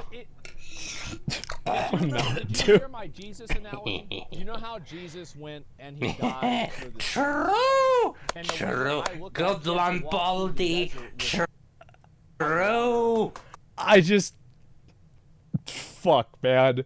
This is so true. Yeah, I feel like the video is so accurate. This is the best. I think this might be like one of the best Asmongold like fan videos we've ever seen. It's so honest. Yeah, this is so fucking funny, man. Is that Wu Ping? Yeah, it's Wu Ping. I'll link it. Yeah, give him a sub, man. This is amazing. I'm honestly astonished at how good this is. Like, very rarely am I like, okay, this is like, what I liked about it is, I think that the Baldy part was my favorite because it was so stupid. Like, it was so absolutely fucking dumb that I liked it a lot. That's the main reason. Okay, anyway, I have to say, I'll look at some other stuff. I watched the honest trailer about Diablo Immortal, okay? And I haven't seen this yet. People finally fucking posted it. And I will watch the Channel 5 video as well, but we will get to that. Let me make sure I don't miss anything else. And, oh my god. Okay, more filling content, the monster of Nickelodeon. Holy fucking shit. Oh my god. The monster of Nickelodeon. Oh, bro, I don't know if I'm ready for that. I'm a Dan Schreider. Is this like a real thing? Play it? Bro, what? Okay, I'll watch it.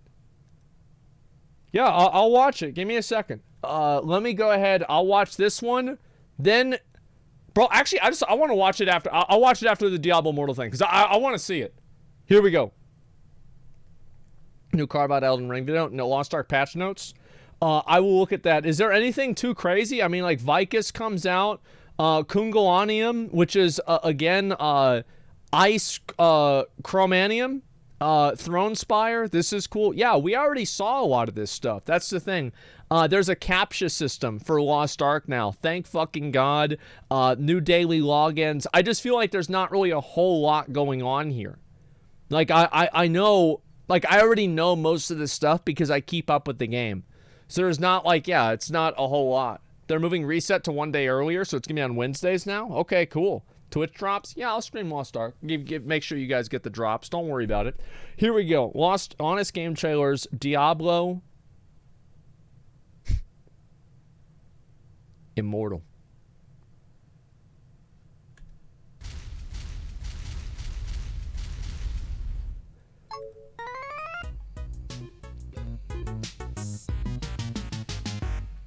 After creating a gaming experience that defined an entire genre and carefully preserved its reputation by only releasing a sequel once a decade, discover I wouldn't say preserved.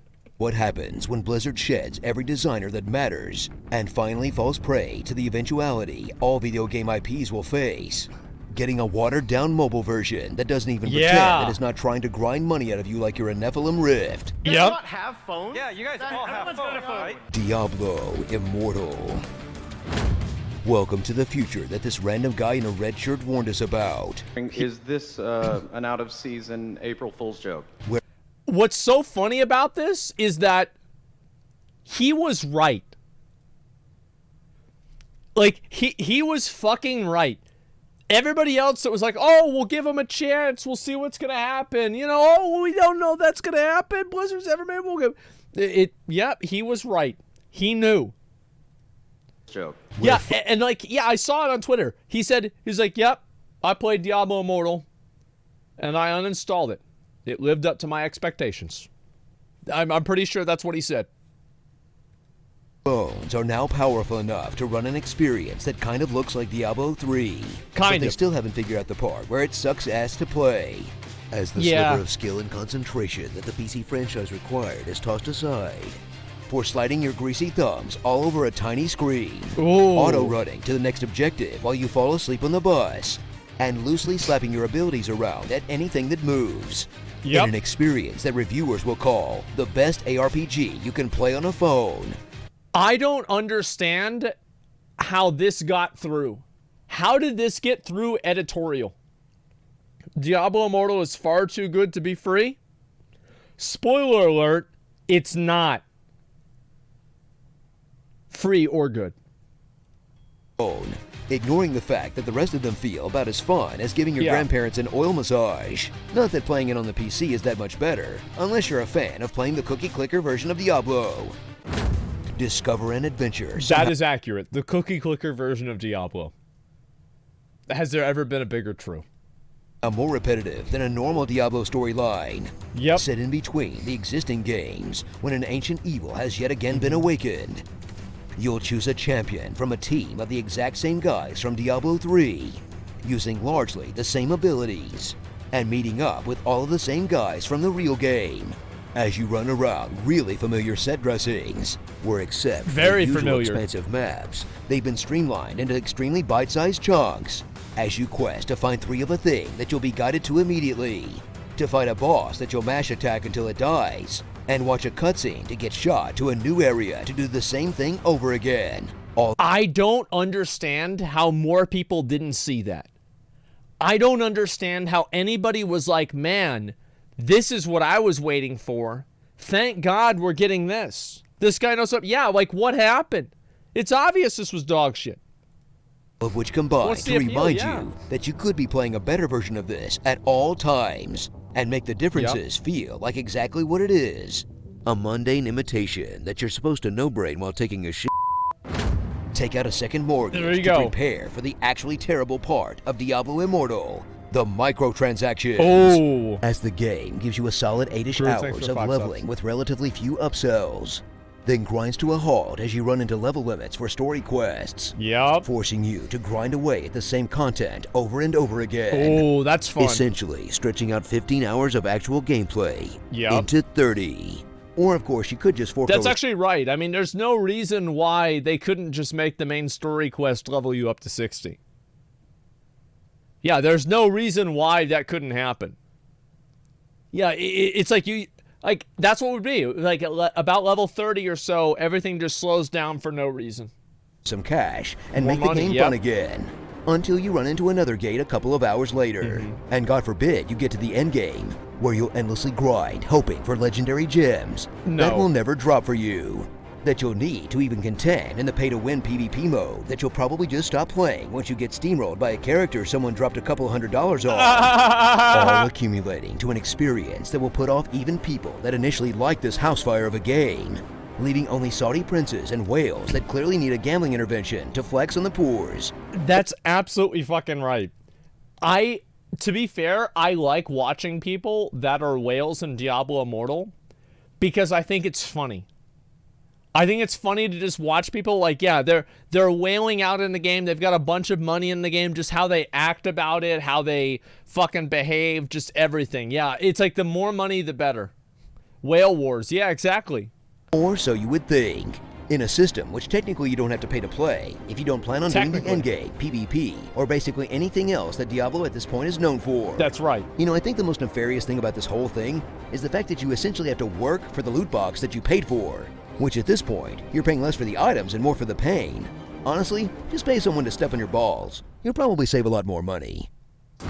So clean that phone screen and get your parents' credit card ready for a game that is a ridiculously obscene attempt at maximizing monetization at worst and a middling mobile title at best. In a bitter experience that doesn't come from a lack of technical prowess, but from watching a thing you love get processed by the same garbage content churning machine as everything else. Also, if you thought the reception for Immortal was bad, it'll be 1,000 times worse if any of these systems pop up in D4. That'll never happen. Unless they had enrolling for anime girls or topless men, then it's totally justified. Starring Sigma Grindset, Snooze Satyr, Renfair Raver, Kung Fu Hustler, Okay. Leaderboard Hunter, and Actual Cancer. Diablo Shadow Legends. I mean, come on. A Diablo game without inventory management? That's sacrilege. It's like making a sneaker without child labor. Tell us what you'd like to Diablo hear in my Shadow epic Legends, voice in the man. comments below. Oh I'm my gonna God, propose to my girlfriend when we get back to base. I just, like, Necromancer's Castle Trip, yeah, it's just sad. Like, it is just sad. As I said, I think the best part about it is knowing that some of this stuff is going to go into Diablo 4. I think it's so funny to imagine that. Is that Diablo 4 is going to have some of these things, and it's going to make people so fucking mad, and I can't wait for it. I'm actually really excited to see this happen. Yeah, it's going to ruin Diablo 4. I'm so ready for it. Like, honestly, I'm the kind of person that, like, listen, if it's content, it's funny to me. Like, I don't give a shit. If they fuck the game up, it doesn't matter. I mean, we got PoE. So it's like, yeah, we can afford to lose this one. All right, let's go back over. We will watch this. I don't know really. Oh boy. Oh boy, oh boy. This is gonna be weird. Wow, I'm curious. Like, I don't know what the fuck this is. Watch this. Yeah, I don't know what the hell this is. Watch Elden Ring Carbot video. All right, I'll watch the Elden Ring Carbot video first because I think that, yeah, let's just do that. Elden Ring Carbot. Okay, let's do that and then we will watch it. This is the video that I missed. I'm like 99% sure. Here we go. I hate this fucking place. I hate this fucking place so much. It's so annoying. I hate this place. It was... Bro. And then the wizards, man. It's the fucking wizards that are so bad. The two wizards that just start attacking drives me fucking crazy. Just thinking about it makes me mad.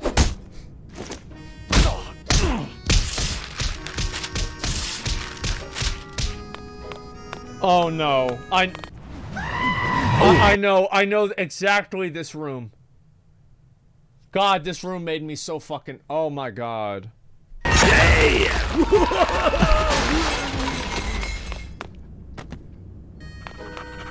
Oh, this is the dog. Hi.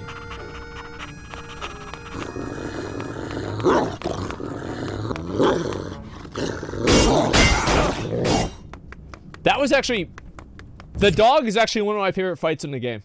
I really like the dog.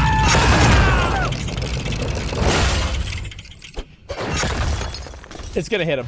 Yep. There it is. Oh my God, bro. Like, it's... Bro. Bro, like, it's...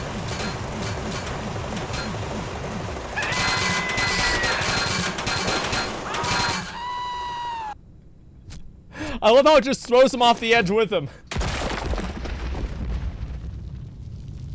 Please show the knight parrying. Oh, wait, he did it? Okay. Please show the knight parrying. Oh. Yep. Uh-oh.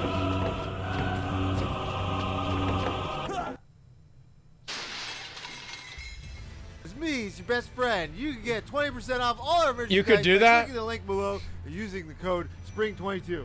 Wait, you could do that? Is that good? It lasts to the end of the month.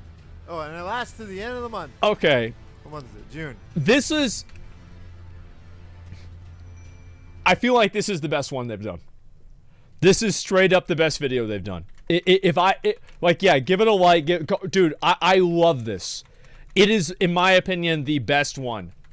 Yeah, holy shit. Like, whenever they put them all together, I'll have to watch all of them as like a whole series because these are so well put together. Best video I've ever seen again. Yeah, friggin' Knight parried the shit out of me. He did the same thing. I remember, like, so this area was where my ego was at probably an all-time high until I was able to dual wield the polearms. And I remember whenever this happened, I came up to this guy, right? And I was like, oh, I'm just gonna beat his dick off. This is gonna be easy, right? He fucking parries me, and I die. Like, I was so mad, man. I was embarrassed. The Knight was worse than a boss? Yeah. It was a good one, man. Is that area broke your ego so hard? It pissed me the fuck off. Yeah, I'll definitely say that. It's just a series of reality checks reminding you that you ain't shit. I feel like the biggest one that does that is Moog. With just the way that he attacks, it's so fucking annoying. Like, I've never felt worse at Dark Souls than whenever I fought him. That was it. All right, let's see this. The monster of Nickelodeon. I don't know if I believe that. That's a lot to say. Here we go. And the camera was... That was amazing. That was one of the better things I've ever heard. Hey! Hi, what's going on here?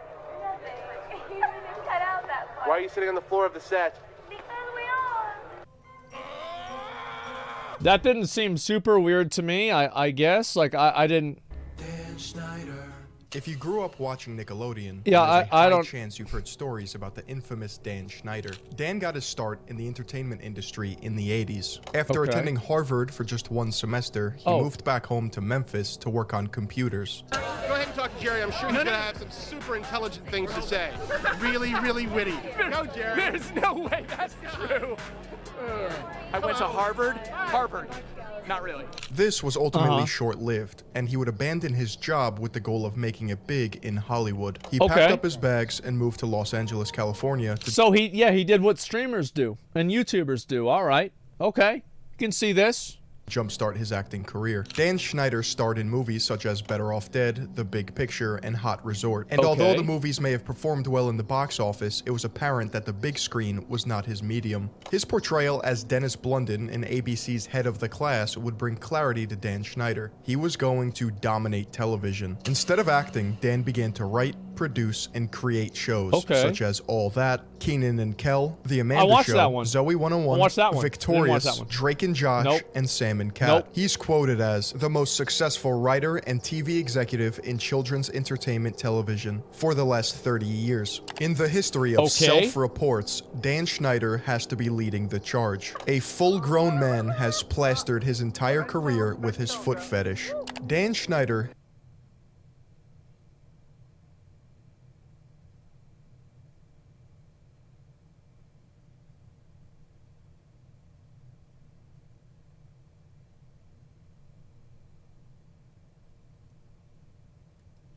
has deleted over 14,000 tweets. That included the words child, foot, and toes. Almost all of Dan Schneider's shows include aspects of physical comedy, including feet. After all, feet are funny. They're silly. Doesn't everyone just love feet? No.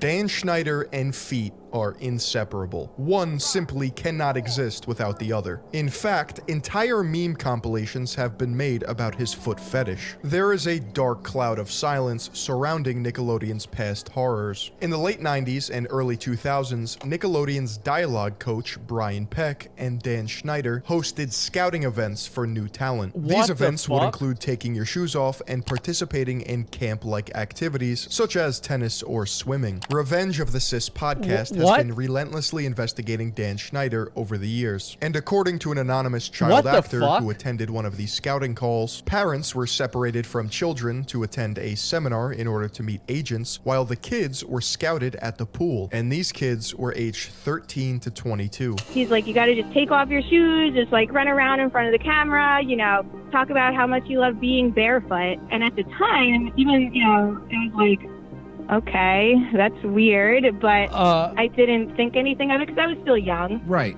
So what would happen is that your parents would... Because that's the thing, yeah, because people don't even realize it's a... send you to sort of like this camp. It was basic acting classes, and it was an opportunity for the kids to get discovered And interestingly enough, most of the kids got discovered by the pool. Brian Peck was later charged with 11 accounts of sexual assault with a minor named John Doe in court 11? Holy shit! documents. Although the identity of the 15-year-old minor has never been confirmed, in fear that it would damage the young star's career, speculations on the internet have swirled around since this case. According to yet another anonymous source, the minor at the time was allegedly Drake Bell. It is impossible to ever know if this is true or not, but the internet seems convinced. Brian Peck was convicted in 2004 and served 16 months in prison. After his release, so this isn't like some sort of weird, like, put together the pieces online thing.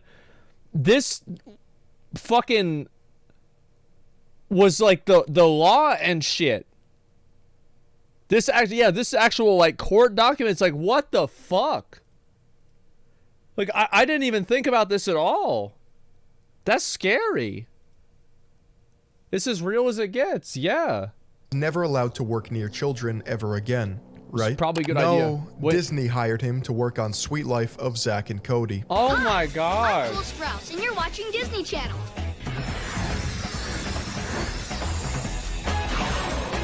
An article from the LA Times in 2002 named Groomed to Be All That details how child actors were media trained and prepped on how to deal with their unordinary life by Nickelodeon. They would carry pamphlets and attend workshops so they knew how to deal with news outlets, reporters, and fans. It highlights Nickelodeon's awareness of the dystopian work environment these kids were thrown into. That's a good idea. Oftentimes thrust into the spotlight by adults who don't have their best interest in mind. But let's talk about problems that we can avoid, which is why today's video is sponsored by Keeps. Keeps is a subscription service that helps men keep their hair. They offer clinically proven treatments that help combat the symptoms of hair loss. Delivered right to your doorstep. You don't even have to leave your house. Best of all, Keeps treatment plans are affordable, typically half the cost of pharmacy prices. With Keeps, you can get quality, expert care without ever visiting a doctor's office or... It's not a targeted ad, guys. Like, he got a sponsorship. It's not targeted. It's just there.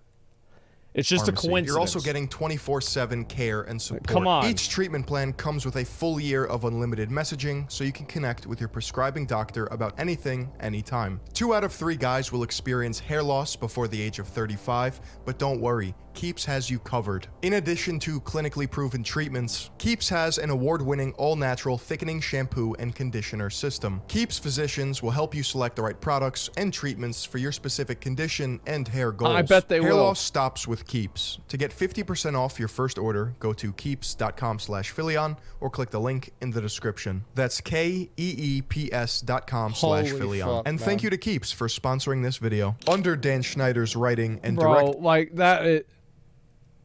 Girls were overtly sexualized time and time again. The footage is haunting and disgusting, and by today's standards, it's almost ancient. The dichotomy of growing up watching Nickelodeon and reviewing this footage is eerie. It includes gratifying his obvious foot fetish, along with adult references that a child or young adult should not have to perform. Considering the power dynamic of an executive producer and actor. Remember, this is pre-Me Too, when the culture surrounding predation and Hollywood was even more secretive. All this to say that social media campaigns or exposés would have fizzled out or would have been dealt with, if you catch my drift. In 2010, Nickelodeon hosted a website called The Slap, where actors from their most popular shows would post and interact with the media hosted on the site. Now, it redirects to Nick.com after Dan Schneider left Nickelodeon in 2018. One of the most disturbing pieces of content featured on The Slap was Ariana Grande or Cat Valentine from Sam and Cat being forced to perform vile acts that only a demented man would greenlight. So now, just for fun, I'm gonna say 3 sentences that I bet not one person has ever said before in the history of mankind. Sentence number 1. Oh man, my uvula got stuck between that hamster's toes. See? That could never happen, because your uvula is that swingy thing in the back of your throat right here. Sentence number 3. I'm soaking wet! Quick, somebody bring me the ocean! No one would ever say that. Why?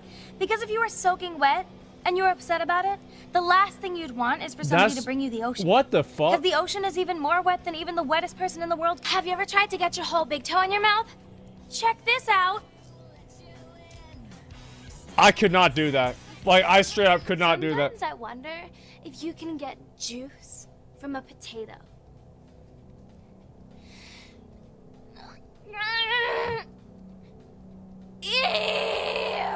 Is it possible for a teenage girl to drink water upside down?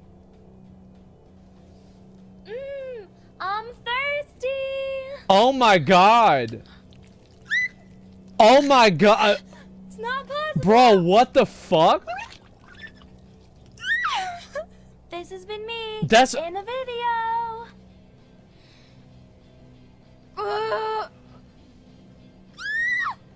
Come on, give up the juice.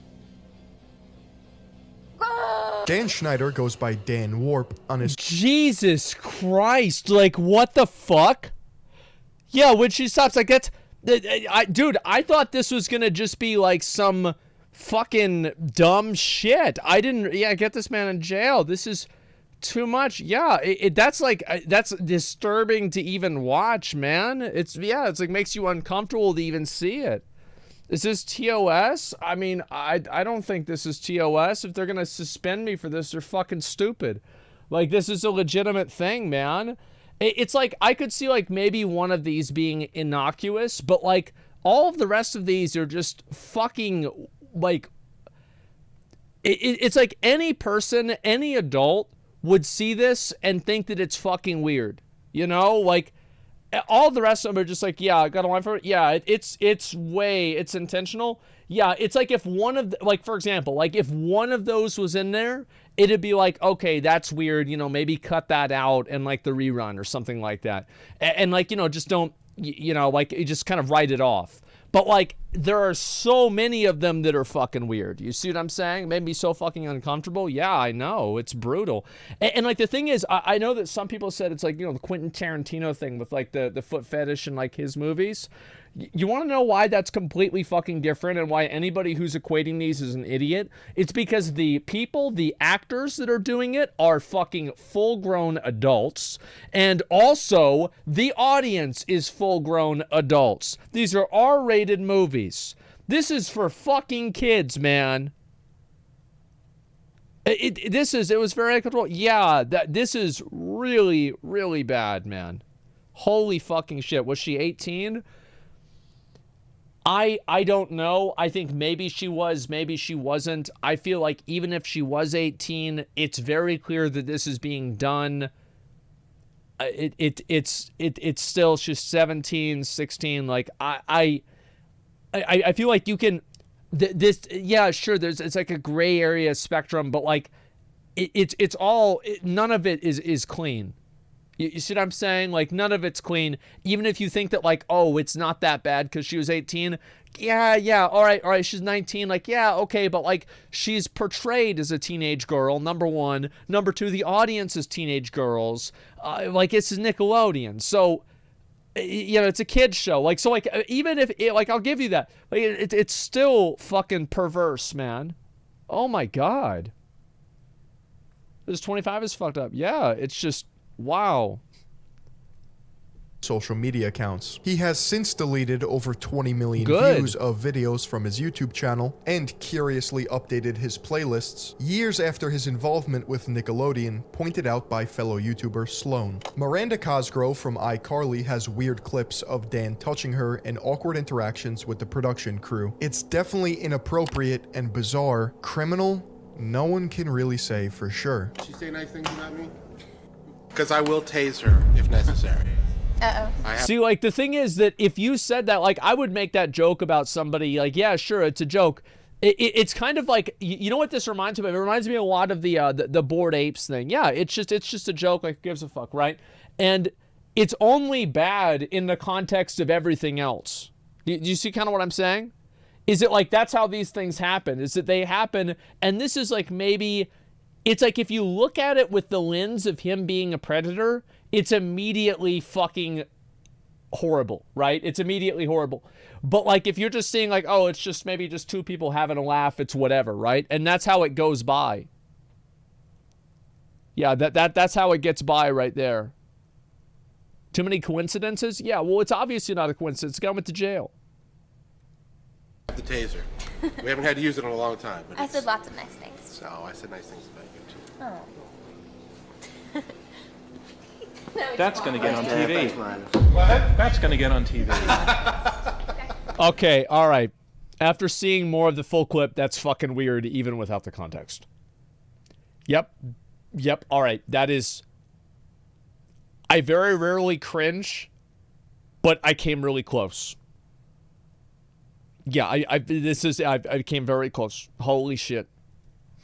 Jeanette McCurdy, or Sam from iCarly and later Sam and Cat, quit acting and looks negatively on her acting career as a whole. She is the definition of a product of the toxic work environment and abuse she details receiving while working as a child actor. Hey, Dan Schneider. I know you're watching my Vine. Do you like my Vine? Vine. Look what you've done to me. She would later find her place behind the camera working as a producer and director. That's fucking weird, man. Like, you know what that reminds me a lot of? Is, remember whenever there were like all those celebrities that would joke about Harvey Weinstein before it came out that all of it was real? And like you go back and you see the jokes and it's like, wait a second. Yeah, wait a second. Like, bro, like that actually wasn't a joke. The Bill Cosby? I didn't see any of the Bill Cosby ones. Both Miranda Cosgrove and Jeanette McCurdy did not attend the Kids' Choice Awards in 2014, while Dan Schneider won a Lifetime Achievement Award. In 2019, she released a teaser called He Touched Me for a loose autobiography that she was making. This left the internet both disturbed and interested in who she was referencing. One theory is that her brother in this clip alludes to Dan Schneider. There's a lot of abuse that happens. I worked with an incredibly emotionally abusive producer. I wish. I don't want to see that. Like, I mean, even talking about it now, my face gets hot thinking of it. The other theory... I feel like... I can never tell somebody, like, what they should or shouldn't do. But I would say that it's, especially in a situation like this, like you can never really say like, oh, what you should or shouldn't do, because like it's about like if they're comfortable and like everything like that. But like, man, would it make a lot of people's lives easier if you said what it was? You know, it's like, think about how many people that like that got saved from people coming out about Harvey Weinstein, for example. You know, like, I mean, you gotta. It's true, yeah, exactly. Like, it would really, it's so scary though, yeah, because you don't want to get like blacklisted. You don't want that person to like make you look bad or whatever. They're afraid for their own safety. They could kill you. Yeah, I mean, so that's why I said I can't really say that. But but I mean, what I'm saying is right though, isn't it? That it would be a lot easier for a lot more people for if she said what it really was. You know, like, but it's not my right to tell her what she can and can't say or should or shouldn't say. Is that this clip portrays a similar scene when she was in Law & Order SVU. It's also worth noting that Jeanette McCurdy is not part of the very successful iCarly reboot. She has even stated that she is ashamed of the role she played in the original iCarly. Amanda Bynes easily has the strangest and darkest story regarding Nickelodeon. She met I used Dan to watch Schneider the Amanda at show. 10 years old on the set of All That, and would go on to get her own spin-off show called The Amanda Show. Yeah, I used to watch this. Amanda Bynes was a child star who lacked a relationship with her parents. It seemed as if she was just the breadwinner for the family and that's all they cared about. She was quoted asking for breaks because she was working so much. She developed eating disorders and was even medicated at a young age to help her deal with her problems such as dissociation, hiding her true self behind the character she played. In other words, acting was her way to cope with reality. At 16, Bro, that is some bad shit. Yeah, it's like that's awful, man. It's the issue with non-reporting. Yeah, exactly. Like, bro, I like you, but you're not seeing the whole picture in the whole industry, sir, politics, etc. Well, I'm like, there's not. What do you mean? I'm not saying, like, what am I not understanding here? I understand this completely. Like, this is not hard to understand. The reason why these stories are so compelling is because of the fact that they are easy to understand. Yeah, probably an anti-Semite. Oh, because it's the Jews that are in control, right? Yeah, I mean, that could be it. I don't know. But in general, whenever I look at shit like this, it is crazy to see how bad some people get treated. It is absolutely awful. Yeah, of course. Yeah, I mean, Guys, I don't give a fuck about that shit. Like, listen, if you have like this agenda you want to fucking push, don't expect me to go off and fight for your fucking agenda, okay? Blizzard's giving out Storehelm Transmogs as Prime Loot? No, I'll look at that after this. This is so hard to watch? Yeah, it is. This is fucking scary, man. Amanda wanted to be emancipated from her parents, meaning she could live her life independently without them. And during this period in her life, she would spend increasing amounts of time with Dan Schneider. An article claiming that she was going to live with Dan Schneider and his wife was removed from the internet in 2003. In 2014, at the age of 26 years old, Amanda Bynes was put in a conservatorship by her family. Since then, there have been outbursts from her Twitter alleging serious abuse from her father, but nothing has happened. There is also speculation that potential abuse. I need to tell truth about my dad. I will not be manipulated or brainwashed by anyone, so let me live my own life free of unhappiness and misery. Call me what you want. Please don't call me crazy or insane, because that's a joke. And like, that's the thing, right? Is like, maybe it wasn't really her dad, but like, you know, she was making the family a lot of money, so the dad knew about the bad stuff, and he was like, oh, it's okay. You know, like, well, it's worth it because, you know, we're going to be rich. Something like that. You see kind of what I'm saying? Like, it could be a lot of different things besides just, like, him being an abuser. Holy fuck, man. From a father figure means Dan Schneider. There have been numerous Twitter accounts that impersonate Amanda and ask for money or share random details about the conservatorship. And it's impossible to know if one of the accounts is actually her or not. A cryptic message that was apparently left by Amanda Bynes, detailed by NT Lawyer, reads out in capital letters, Dan did it. This could just be celebrity gossip, but it's oddly specific and sometimes correct. Celebrity. Let's see. So every single one is capitalized. Yeah, that was intentional. I think this is intentional. What do you guys think? Yeah, like, I mean, 100%. Because, like, everything else, like, there's no other... Yeah, this is 100%. I could see it, yeah, DANDIDIT, right? There you go. Yeah, 100%. Gossip, but it's oddly specific and sometimes correct. However, at the bottom of Crazy Days and Nights website, there is a disclaimer that states, the site publishes rumors, conjecture, and fiction. In addition to accurately reported information, certain situations, characters, and events portrayed in the blog are either products of the author's imagination or are used fictitiously. Information on this site may contain errors or inaccuracies. So there's... I hate that. I hate how people sometimes they have a platform for this kind of stuff. And then they're like, yeah, anything that we say could just be fake, as if that's like a disclaimer. Yeah, defamation armor, yeah, that should not be possible. I don't like that at all. It's like, it's so obvious what they're doing. You know what I mean? It's so obvious. Who's that? Number, thanks for subs. I'll be right back. I take this.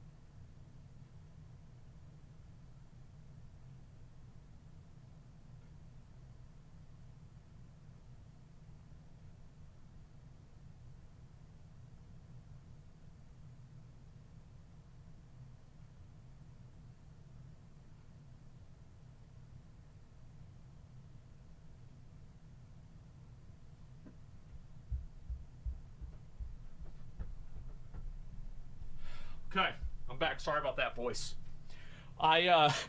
So I saw fucking, you know, like that clip of like Zeppela talking about me doing the Final Fantasy shit.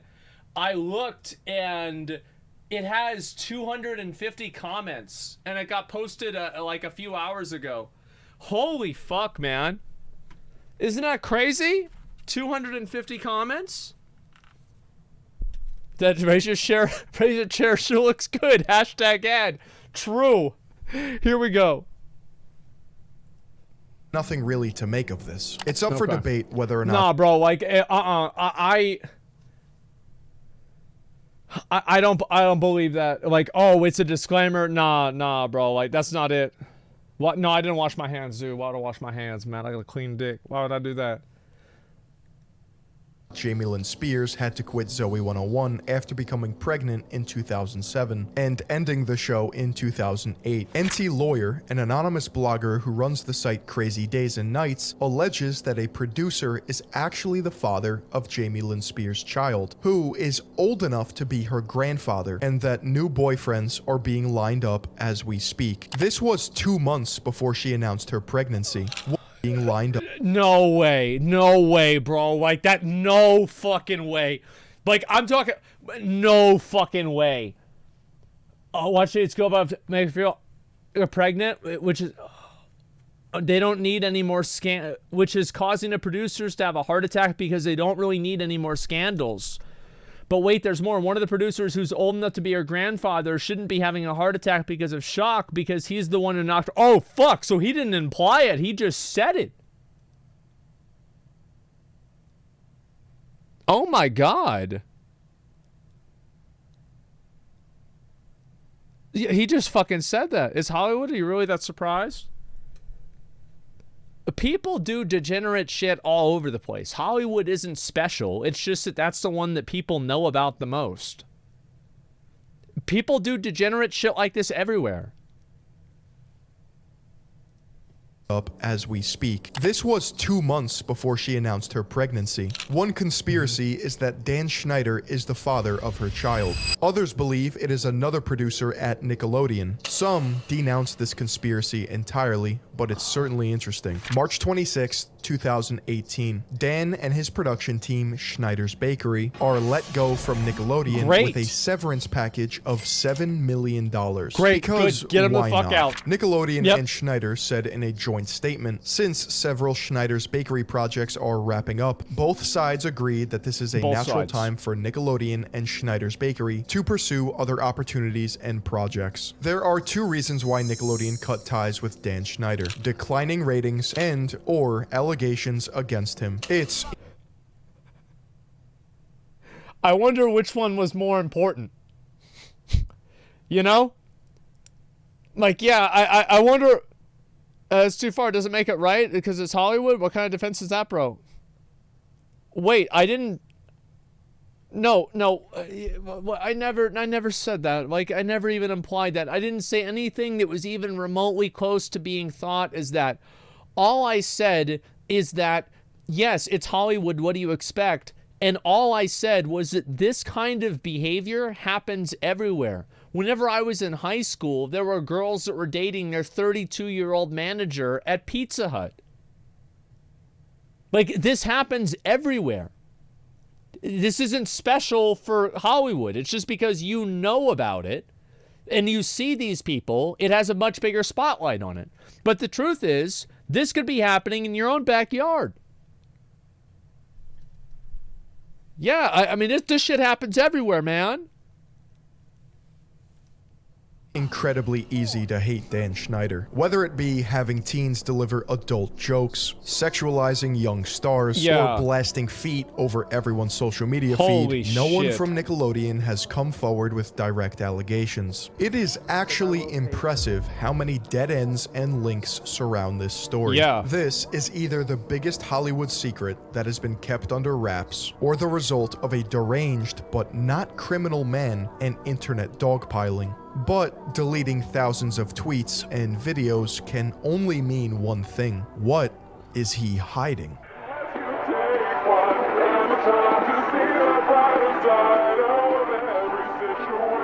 Oh my God, bro. Oh my... Oh my God, bro. This is a sinister ending? Yeah, this is some psycho-ass shit.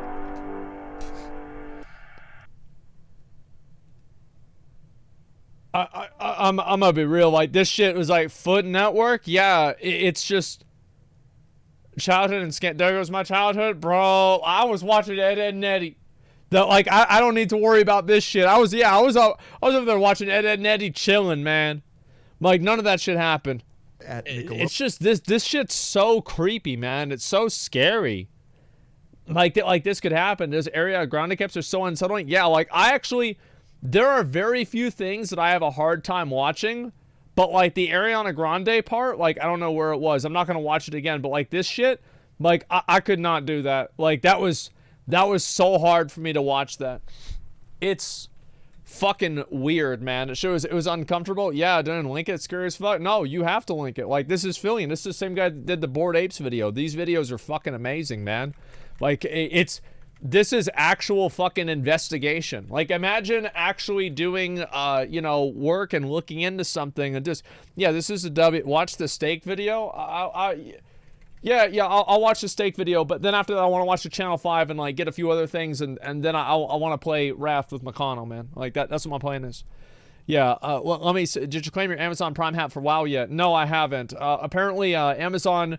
there's like Amazon Prime, like, WoW loot. I guess it's weird to transition from this to talking about like fucking like WoW, like transmog, right? Because it's just like, this shit actually fucks you up, right? Because I think it's because it's the fact that it's like hiding in plain sight. You see what I'm saying? Like, it's hiding in plain sight, and like, people didn't see it.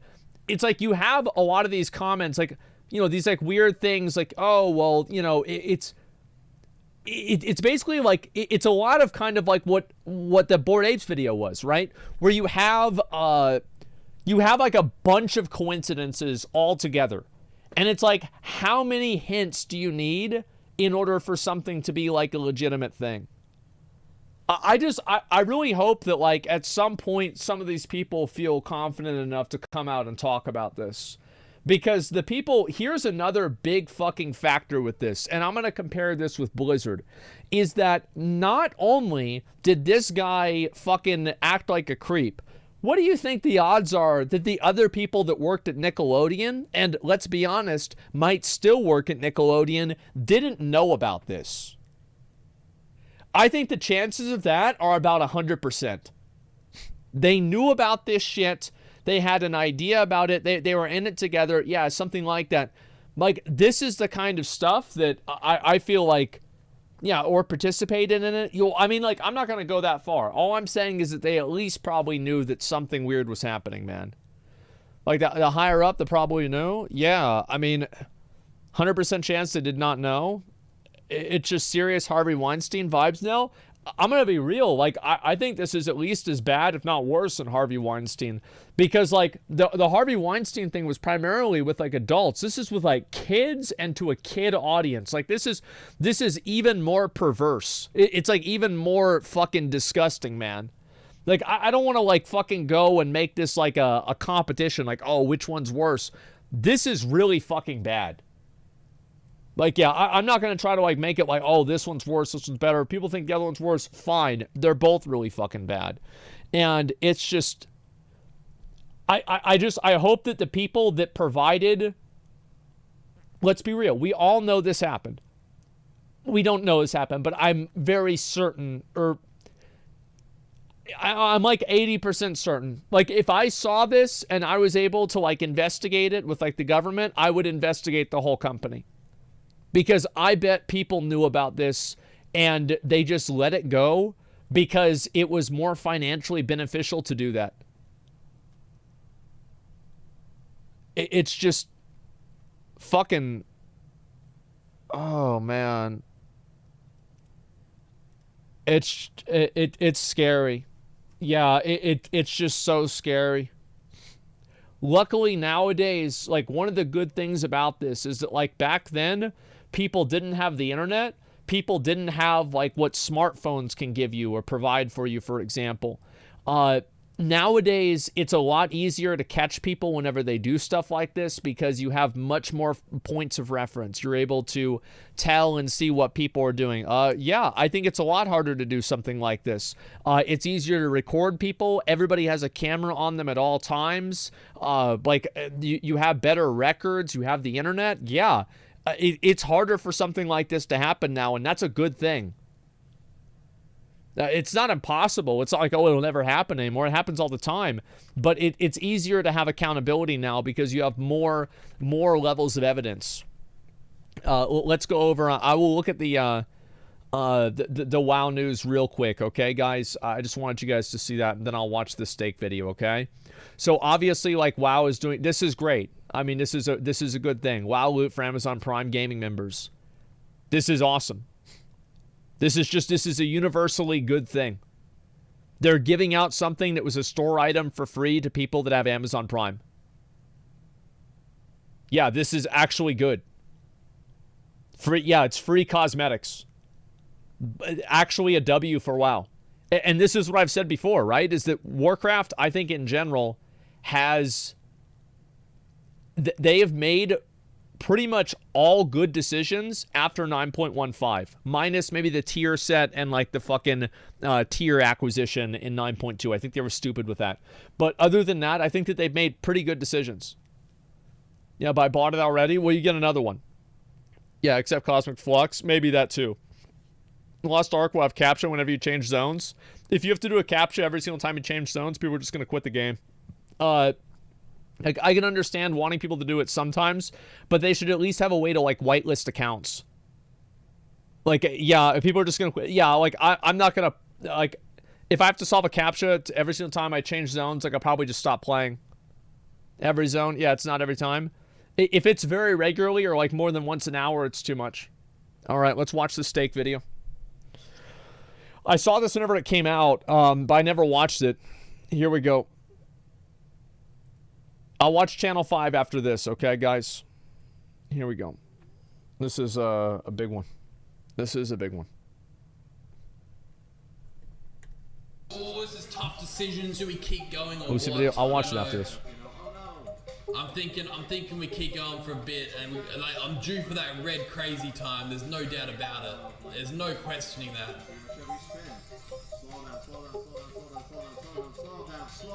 Holy shit! Damn! This is damn! Fucking cameras out. I'm fucking. You will rebuild your life. You will become a billionaire. Recording this shit. Hell yeah! Crazy time. This is gonna be fucking crazy. This. I tell you what. This is gonna be. This here is gonna be fucking record making. You're about to witness history go down here. Do not get it twisted. Do not gamble. Do not start. Gambling is entertainment. Oh my God! Only. Of course. You won't break even. You won't win. You won't. You will win. Any of that. You'll do all of that. Fucking dope. These people rinse their fans and then get to go perform in like live event spaces. That's crazy that Drake is sponsored and working with Steak. That's what's nuts to me. The other ones are like whatever, but like Drake. Listen, man, in life, you're dealt cards, okay? Excuses are literally the most stupid thing. Is this who I think it is? I never have seen him with a beanie on. Holy shit. Yep. Stop using excuses, boss up, get up, and grind. Damn. So you want to get rich, and you want to get rich quick. Yeah. Like, really quick. Yeah. There's just one problem. Your country doesn't support your entrepreneurial spirit. So you license an online casino company in Curacao because they have a stellar reputation of regulating the biggest and most... What's Curacao? I don't even know what this is. Like, I have no idea where this is. Most trustworthy gambling websites across the globe. Gambling companies, because it's not just, I know a lot of you guys just know, like, Rubrit. What is it? Is that it? Stake. Everyone knows Stake. Stake's the most popular one, and that's because Train does it and Ecstasy does it, right? They were willing to pay me $35,000 an hour, but what they wanted was, I couldn't even utter the words what they wanted me to do. Trainwreck. This is their headquarters, bro, on Google Maps. I wonder how much they pay me. Yeah, we gotta look at it. $35,000 an hour. Is that right? Yeah, damn. That's a good money. Holy shit, boys, you might have to get it twisted. This is where. Give me a second here. No. This is important. This is where State Casino's located, you guys. Oh my God. See. How have we gone from the argument of kids promoting and catering to kids? And now we're talking about crypto. Oh, this is the. You got like can you say 100% confidently that this is not a scammer business? What? Train? I mean, honestly, can you? Because it sure looks like a fucking scam. Look at this. This is Uh-oh. their address. Maybe it's not. How did I miss this one? They're in a shed, you guys. I'm so upset. They're in a shed. This is their headquarters. I missed out on this one. Crypto king Edward Craven buys Toorak mansion for 38 million Australian dollars. Really? Ed Craven, 26-year-old co-founder of the world's biggest online cryptocurrency casino, Stake.com. Let's be honest. The funniest thing is, like, whenever I heard of that, the first thing I was thinking is like, oh, well, yeah, I should start one of those. Yeah, I should start one of these. Like, I don't want to take the sponsorship. I'll just make my own. Like, fuck. I mean, like, yeah, that's it. Like, yeah, it seems easy. I mean, shit, you just... That's what it is. Do you expect anyone to believe that a tiny island off the coast of South America that got independence 12 years ago has the resources and governing bodies to ensure that all is fair and just in the world of online gambling? I really don't think so. Curacao is home to over 450 online casinos, including Roulette, Duelbits, and the most successful behemoth in the crypto casino space, Stake.com. Curacao gambling license is a laughable stamp of approval that your grandma could get if she wanted to. Is that right? It has the same authority as a wet napkin, and it only exists because the country is struggling.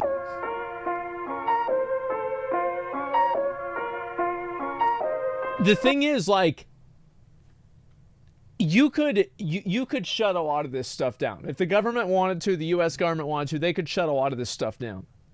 They easily could, but they don't.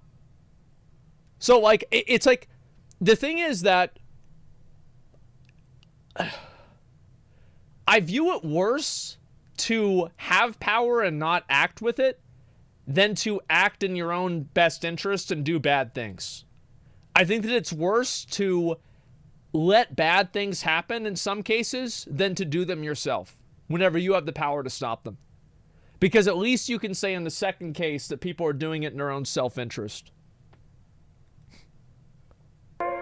This is for Franch Boemweg, home to Raw Entertainment BV, which is Roulette, and Medium Rare NV, which is Steak. Raw, medium rare, steak. Come on, not exactly a billion-dollar operation, is it? How do you explain a 26-year-old spending 38 million Australian dollars on a house while operating a company that isn't even legal in his own country? Eddie Craven is a 26-year-old multi-millionaire who co-founded Stake.com with 28-year-old Bijan Tarani. Together they formed EasyGo Gaming based out of Melbourne, Australia. Not much is known about Bijan Tarani or how these two came together, but Craven can be seen... That's a smart guy, yeah. Nobody knows anything about that guy. He just gets his money and he stays in his house.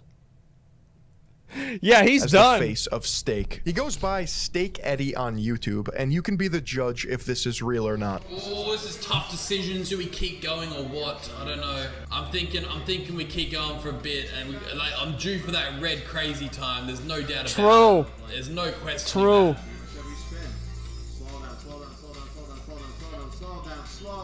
Holy shit! Holy 20! This is... Get the fucking cameras out! I'm fucking recording this shit! This is 20x crazy time! This is gonna be fucking crazy! This, I tell you what, this is gonna be... This here is gonna be fucking record making! Wow! You're about to witness history go down here! Holy fucking Jeebus! Yo, this shit goes 20x crazy time. Can I start saying that? Just steal it, you know? EasyGo Games is a startup. Actually, it sounds good. 20x crazy time? Yeah, that does sound cool. company based out of Australia that builds the games that these casinos use. And right now, Stake is valued at over $1 billion. But how is any of this possible if Australia outlawed online casinos 20 years ago? Craven and Tirani have figured out a loophole in Australian law and have been exploiting it for years. What a bunch of fucking idiots that work at the government. They're getting finessed by a 26-year-old and a 28-year-old clown. Like, really, you think about it, what a bunch of fucking morons. It's their job, and they're getting goofed around by two crypto gambling guys. It's nuts. How can the government be so fucking incompetent? Casinos are prohibited in Australia so long as you don't advertise or serve anyone in Australia. If they're able to outsource the licensing and they don't explicitly advertise in Australia, then technically they're in the clear. So how did this website get so big? This is not Craven and Tirani's first rodeo. Over 8 years ago, they launched Prime Dice, and according to Craven himself, Prime Dice was the biggest Bitcoin gambling website at the time. That's good. 2013, man. These guys were in it on the ground floor. Wow, they're just slow. They can't watch everything. I think that the people that, like, if it's anything like what I've seen from the government, a lot of the people that work there are fucking lazy. They are fucking lazy and they don't do anything. They sit around eating food and complaining about their job. That's it. 2015, Craven posted on the Bitcoin.com forums under the alias Edward Miroslav. Do you consider offering gambling to be a moral issue? Is your view, if we wouldn't offer it, they would gamble on another site? Or do you think that some people may have started gambling by finding Prime Dice and maybe wouldn't have started otherwise? What percentage of Prime Dice players do you think are underage? Do you consider it an issue that players do not have to provide any personal data? Craven responds by saying, I don't consider it to be a moral issue. I view it purely as entertainment and enjoy responsible gambling myself. I definitely hit a point where I thought Prime Dice was a net negative for the community, but then I watched site after site scam users out of countless thousands of coins. Prime Dice is a safe haven for people who want to bet where the user knows the roll will not be manipulated and knows exactly what the odds are. At the end of how is it possible that anybody can listen to that and believe it? Like, and it's not like maybe they're telling the truth, but like, how is it? What do you expect the owner of the gambling site to say? What do you think he's going to come on there and say, like, yeah, guys, listen. Look, let's just keep this between you and me and the people that read this. It's rigged. Of course. Right? I mean, well, how do you think I got bought the house? Right? Like, I mean, of course he's not going to just say this. Of course, like, but really, like, what do you expect is going to happen? Of the day, gambling is the choice of the individual. Naive. But what is truly a shame is when casinos fleece unsuspecting users who think they are getting the advertised odds. Many may disagree, but if Prime Dice and our future offerings can bring provably fair gambling and a lower edge to the masses, we will have definitely impacted this industry in a positive way. There you go. And this is always the best thing.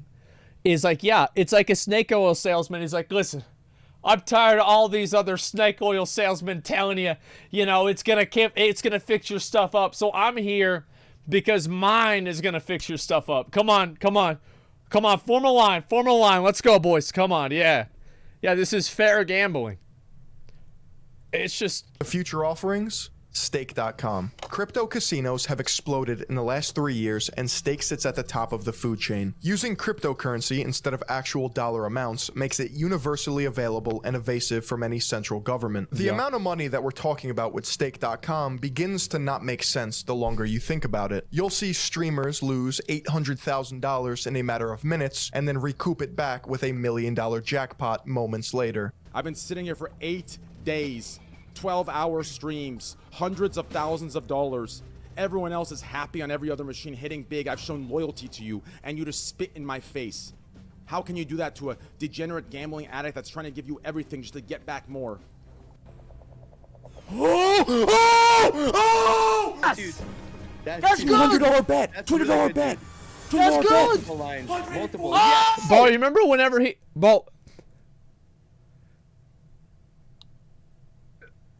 Think about how long that was. It's only $180,000. Bro, imagine getting it twisted over only $180,000. Like, that's nothing, man. Like, what is this shit? Like, what are people getting excited about this for? Yeah, what the fuck? It's only how much? Yeah, like, what the? It's a bit of a, it's a little rejuicer, you know, but like, it's not anything crazy. Here's the thing: is that most of these machines, they're like what? Like, I mean, you guys can correct me if I'm wrong, right? But like, it's like 97% rake back, something like that. So like, if you put in $100, you'll get 97% of it back. 96, 97, right? So like, it makes sense that you will make the money back and you will get it back regularly. You just, here's the argument that I've always used with slot machines, is that it doesn't matter the amount of money that you put into the slot machine. If you play it long enough, the ending amount will be the same, $0. But it takes a while to get there. Yeah, it takes a while to get there.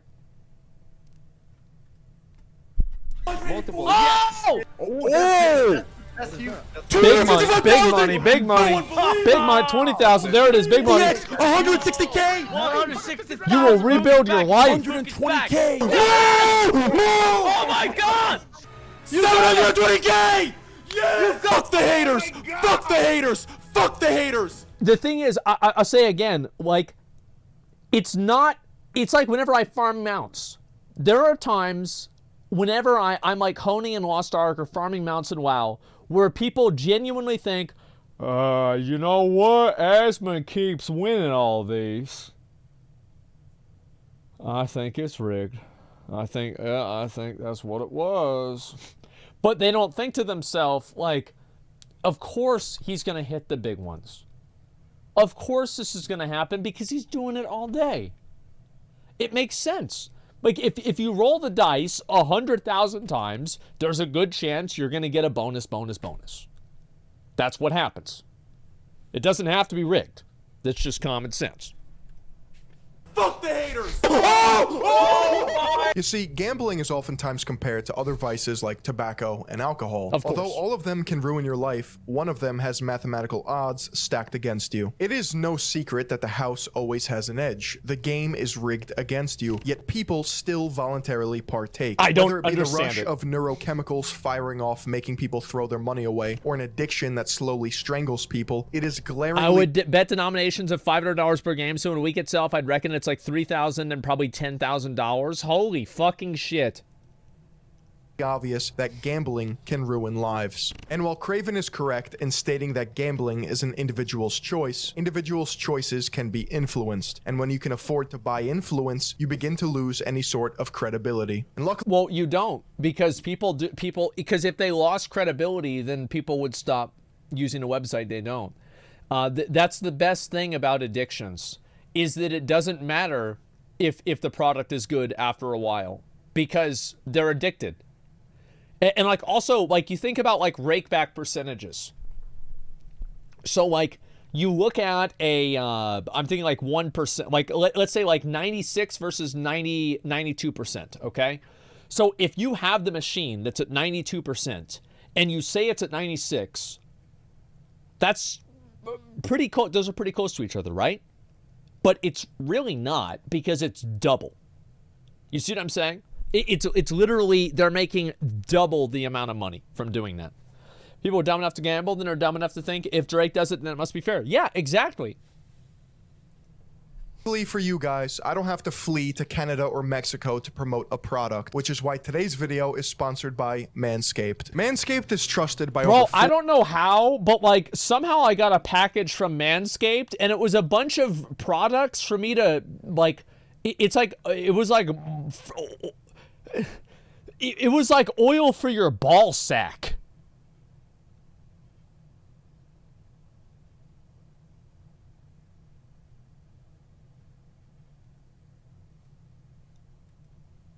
$4 million men worldwide for providing premium tools and formulations designed specifically for below-the-waist grooming and hygiene. As the leader in men's grooming, Manscaped is going beyond the groin with a brand new lineup of men's products. Beyond the Manscaped groin? Ultra Premium Collection. The best part is I know how these sponsorships work.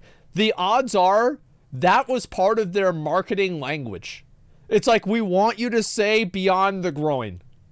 Yeah, yeah, we want you to say this. This is our, we want to make sure that we're on point for our messaging for the audience. I fucking love it. Is an all-in-one skin and hair kit for the everyday man that covers you from head to toe, literally. With the launch of the Ultra Premium Collection, Manscaped has perfected the 5 steps in 5 minutes routine to help guys save time and money. Once your hair is rinsed, you can pump some Manscaped body wash, which will leave your skin feeling cool, revitalized, and silky smooth. Once you're out of the shower and towel dry, you can hit your body with the Manscaped Hydrating Body Spray. This stuff is a game changer. Step 4 is my favorite, where you grab your Manscaped aluminum-free where's the ball sack oil deodorant that dries clear and will have your pits smelling fresh in no time. Step 5, grab your Manscaped lip balm and apply. Nobody likes crusty lips. You can even pick a replenishment cycle so that you never run out of your favorite Manscaped products and they show up at your door hassle-free. Head on over to manscaped.com and use code Philion at checkout to receive 20% off plus free international shipping. That's manscaped.com, code Philion, 20% off plus free international shipping. And thank you to Manscaped for sponsoring this video. I have never washed my face with anything more than water. Like, that's all I do. I never have done anything like that. Like, I will get dirt on my face and I just leave it there. And it just, you know, like, it just, you know, things like have a way of working themselves out. And that's about it. No soap. I used to, you know what? Let's just watch the video.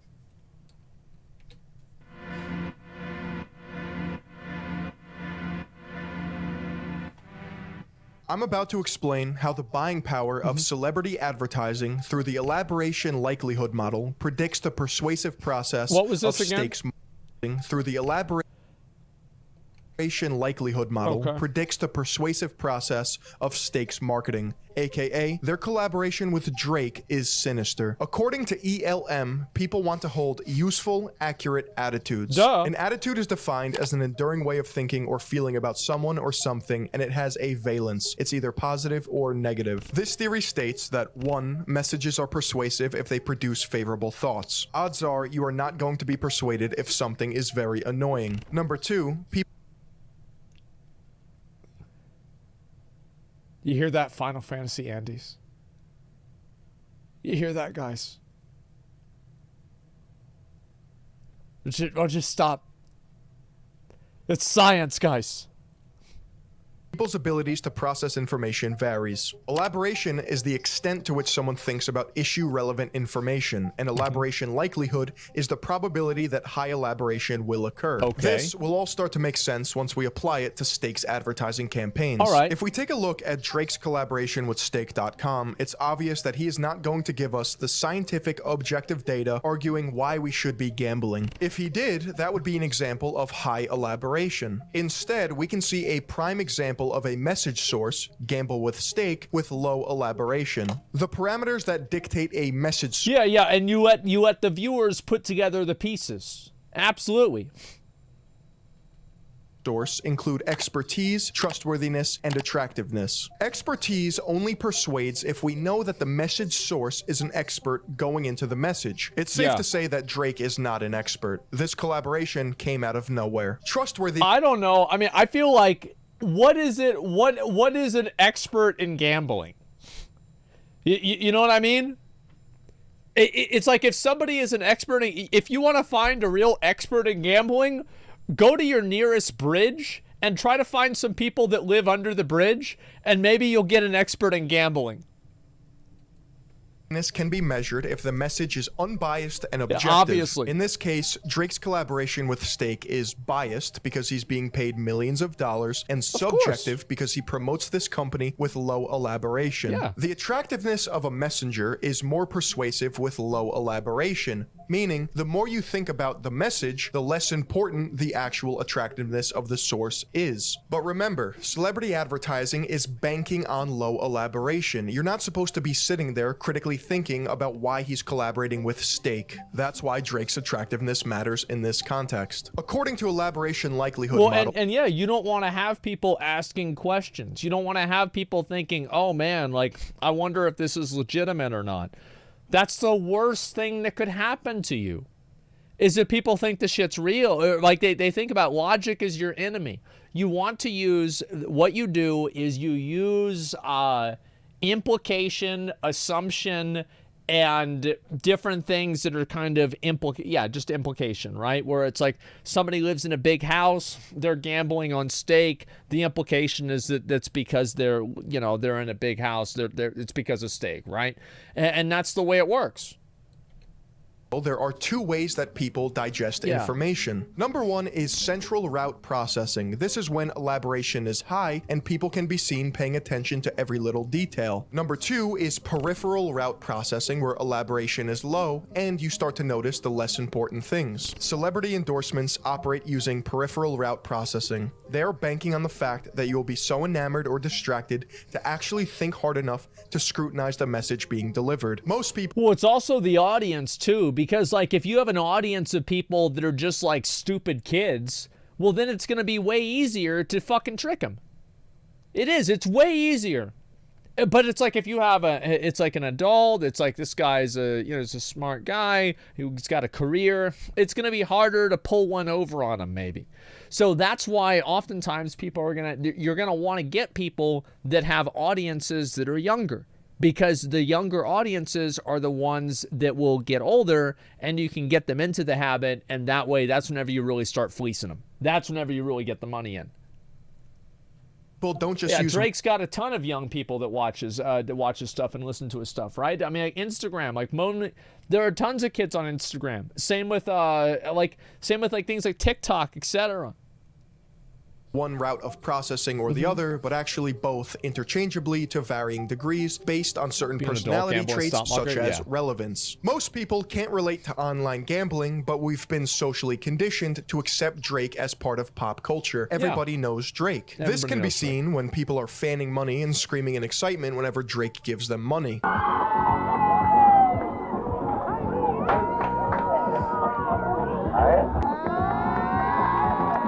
Wait, what? The other personality characteristic... Wait, so they have him going around giving people money so they can spend it... Oh my god. Jesus, that is amazing. Well, the thing is that that's God's plan. Yeah, true. It's God's plan. It's free addiction. No. The thing is that the government lets it happen. Why would somebody not do this? Like, you think about it, right? It's like, why would somebody not make a fake gambling ad to get people addicted and ruin their lives and make a bunch of money off of it? Why would this not happen? There's no reason for it not to happen, so it will happen. You see what I'm saying? Like, yeah, morals? No. That's silly. This is a silly idea that is created... This is not reality. There will always be a few people that don't give a fuck. It's crazy. That dictates how you process information is one's need for cognition. Is your brain smoother than a chicken cutlet, or are you a wrinkly brain Chad? This really just depends on if you're smart or not. Are you on the edge of your seat thinking that steak.com is cool because Drake said so? Or do you make a mini documentary about the ins and outs of mass communication and its effects on audiences as a whole? It is obvious that no solid information or arguments can convince people why you should gamble away your money online. The only thing in this advertisement is Drake's name attached to it, and here's the thing, is I'll say this again. I don't really feel bad for people that fucking get into this stuff. I don't. I think they should be protected, but I don't really feel any sympathy for them whatsoever. You are an idiot if you get into this stuff. You are a fucking moron if you get into this stuff in any way. You should know this. You get played, it's on you. Yeah, you are a fucking idiot. Now, do idiots deserve to be taken advantage of? And I think that it's in a society you can't have a society that works that way because it'll fall apart. So like you have to protect people. But at the same time, I don't really feel bad for them. Even said that he's going to give back to the people. This world is diseased. Stake.com's commercials are designed to appeal to the peripheral processing route. They are literally telling you that you're too stupid and lack the cognitive ability to read deeper. I know this because it's impossible to design a central processing route message when it comes to gambling. It is a degenerative activity proven time and time again to produce net negative results. This is precisely why celebrity advertising is Stake.com's favorite way of marketing. Well, it's also like you can do that, but you just have to misrepresent things. So like, for example, all you do is you just play a commercial of a bunch of people winning a ton of money. And then there are going to be people that watch and they think to themselves, I'm special. I'll win. Stake is the master of puppets pulling the strings of their pawns across the globe. They offer a disgusting amount of money to streamers, celebrities, and organizations in order to inject their brand into pop culture. Drake, the UFC, and Twitch streamers are just the start of it. All of these people and corporations are abusing their parasocial relationships that got them in their position in the first place, while insulting the intelligence of their audience, all while hiding behind weak arguments and Well, they're not insulting the intelligence at all, because if they were insulting the intelligence, that would imply that they're smarter, and if they were smarter, then they wouldn't be doing it, and if they weren't doing it, the company wouldn't keep paying them. So, you know, you just put it together there.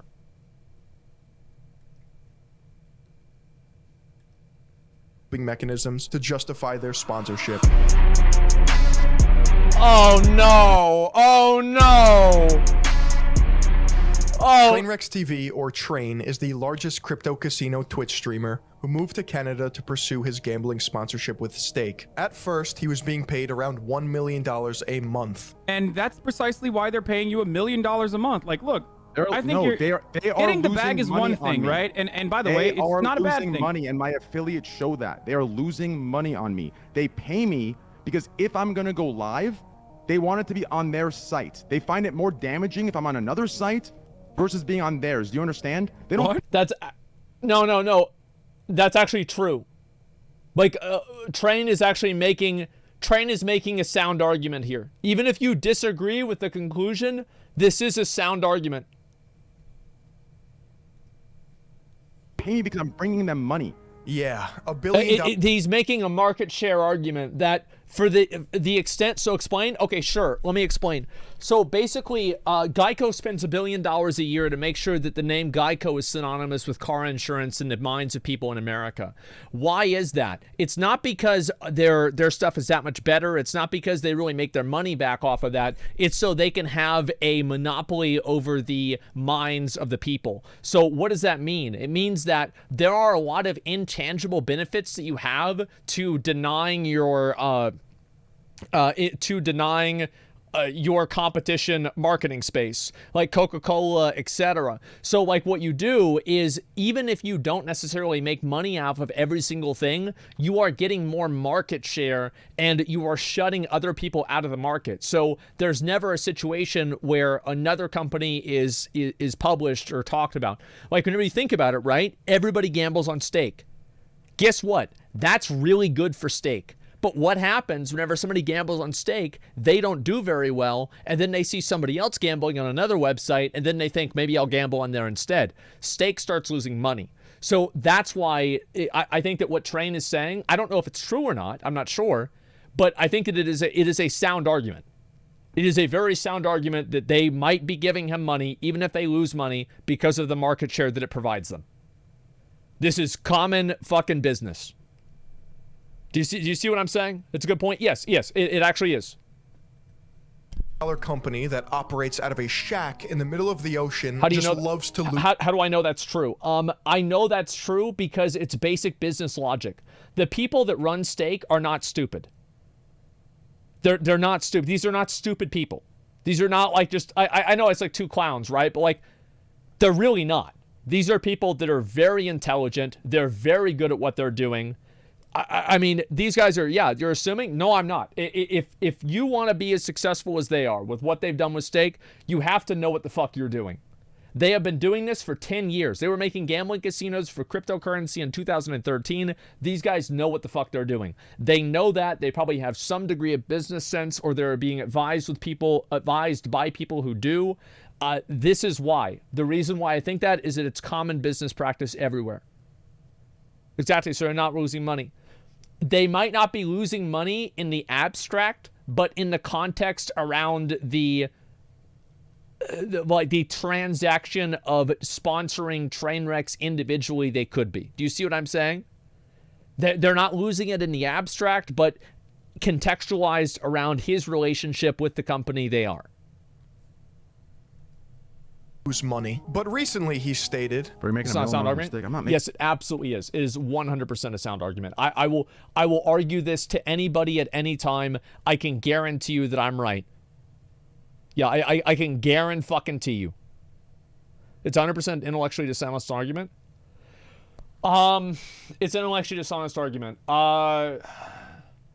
You could make that argument. Yeah, you could say that absolutely, because I know Train knows this too. Like, Train knows a lot about business. Like, he and I have talked about this many times off stream. Like, yeah, of course. Making $1 million more. I'm making much more. The fuck do you mean $1 million a month? Brand recognition, yeah. The fuck? That was the first month, buddy. The fuck? Do you see what I gamble with? I mix what I make and what I already have together, and I gamble raw.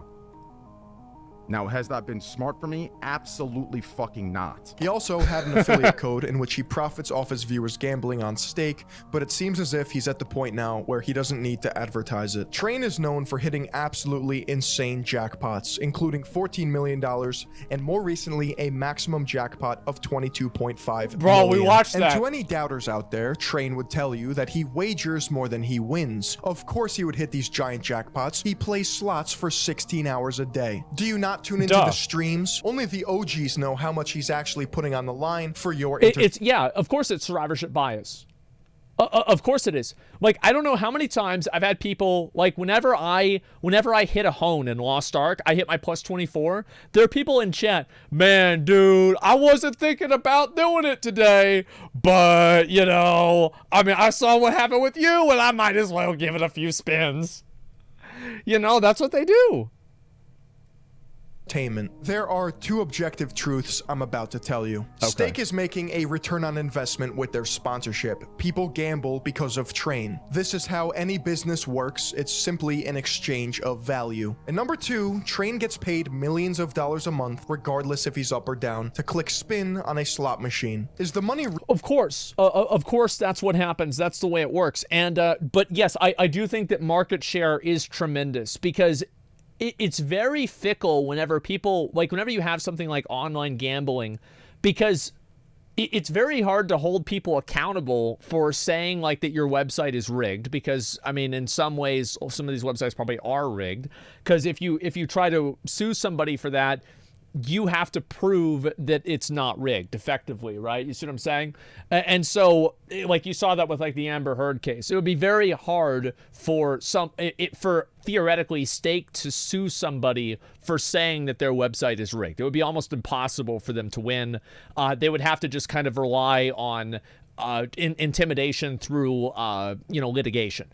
And so, of course, that's what's going to happen. And so that's why they don't want to have other websites out there, because the moment that there's another website out there, then people can just automatically go over to that. Real that they're playing with. The streamers will all say yes. Are the jackpots rigged in their favor? And all the streamers will tell you no. But do you believe them? There are common deflection techniques that Train uses whenever someone is critical of his sponsorship with Stake. He's able to avoid any sort of accountability by doubling down on everything, never apologizing, and creating an us versus them dynamic. As I said, I mean, he and I have been friends for a long time. You know? Yeah. I can't think of, I can't think of anybody who, who thinks like that, man. which people are just fake, jealous, or they have an agenda that they want to push. Let me explain how Train defends his gambling sponsorship through inoculation theory. In 1961, William McGuire founded inoculation theory. Contrary to other theories like cognitive dissonance or the elaboration likelihood model, inoculation theory explains how to avoid persuasion. Number 1, people can defend their attitudes against counter-arguments. In this case, Train is able to defend his stance about gambling on Twitch. Number 2, people can build a resistance to persuasive messaging by being inoculated or exposed to counter-arguments. Persuasion in this case refers to making Train realize that his sponsorship is either unethical, immoral, or has negative consequences for his viewers. Why is this? Resisting persuasion starts with threats. Explicit threats are when you go into an argument knowing that you're going to defend your beliefs. An example of this is when he debated the morality of his content with H3H3, Hassan, and XQC. Versus I feel like an implicit threat, which is when you are unaware of an impending argument. The inoculation message... It's never a good idea in my mind to try to defend something that's bad. And like, one thing that's very, very effective that many people don't really realize is the effectiveness of saying that you're doing a bad thing and people respecting you for it because of honesty. People usually respect honesty more than being good or bad. They're like, yeah, I'm doing a bad thing, but I'm making a lot of money off of it. It is what it is. People are like, well, you know, hey, you got to respect that, right? He's doing what he's doing. Yeah, it's smart. Like, you guys have to understand, like, I would do this kind of stuff. I do this all the time on WoW.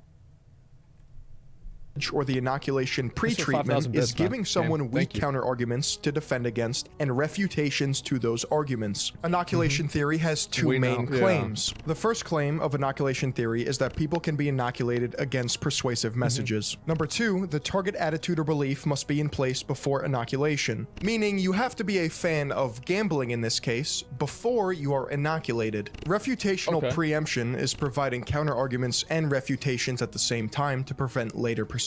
This can be observed in the back and forth of any of these gambling debates. There are two types of refutational messages in this instance: refutational same and refutational different. An example of a refutational same message when it comes to Trainwrecks is accusing him of promoting gambling to kids. He then responds by saying, my audience is not kids and I don't promote gambling at all. I'm not a child-friendly streamer, right? Like, I'm not brand-friendly. I'm not child-friendly, right? I don't have that audience, nor is my personality for that audience. I just have an issue with the promoting gambling thing. I mean, I guess you could argue, regardless, me just playing it passively could promote it to a certain degree, but I think as long as I'm saying what I'm saying, showing the reality of it, like, I don't know. A refutational different message is when you change the argument to something similar. In this case, Train will say that he's for entertainment purposes only, and he has streamer capital to gamble. Do not get it twisted. Do not gamble. Here it is. Do not start. Gambling is entertainment and entertainment only. You won't break even. You won't win. You won't do any of that. Do you understand? You will only go into debt and ruin your fucking life. I do this because I fucking love it. I do it all the time. It's entertainment for people who can afford it, and that's it. He even goes... To be fair, Train did gamble on CSGO cases whenever he was not sponsored. Like, you can say a lot of other things about a lot of other people, but he was there fucking wasting his own money. Well, what I'm saying is, like, this is not just entirely... to some degree, it is authentic that he likes gambling. You see what I'm saying? It's not like he's just doing it for the money. He did it before this, even then. As far as to put a warning label on his streams, which is the equivalent of smoking causes cancer, which is funny because you'll never meet somebody who smokes and actually cares that it causes cancer. I'm only relating these things to smoking or say drinking because these are the arguments that are thrown out into this sphere. Train is able to resist changing his attitudes and beliefs about gambling because he has been so many arguments with refutations to his... It's just like, no.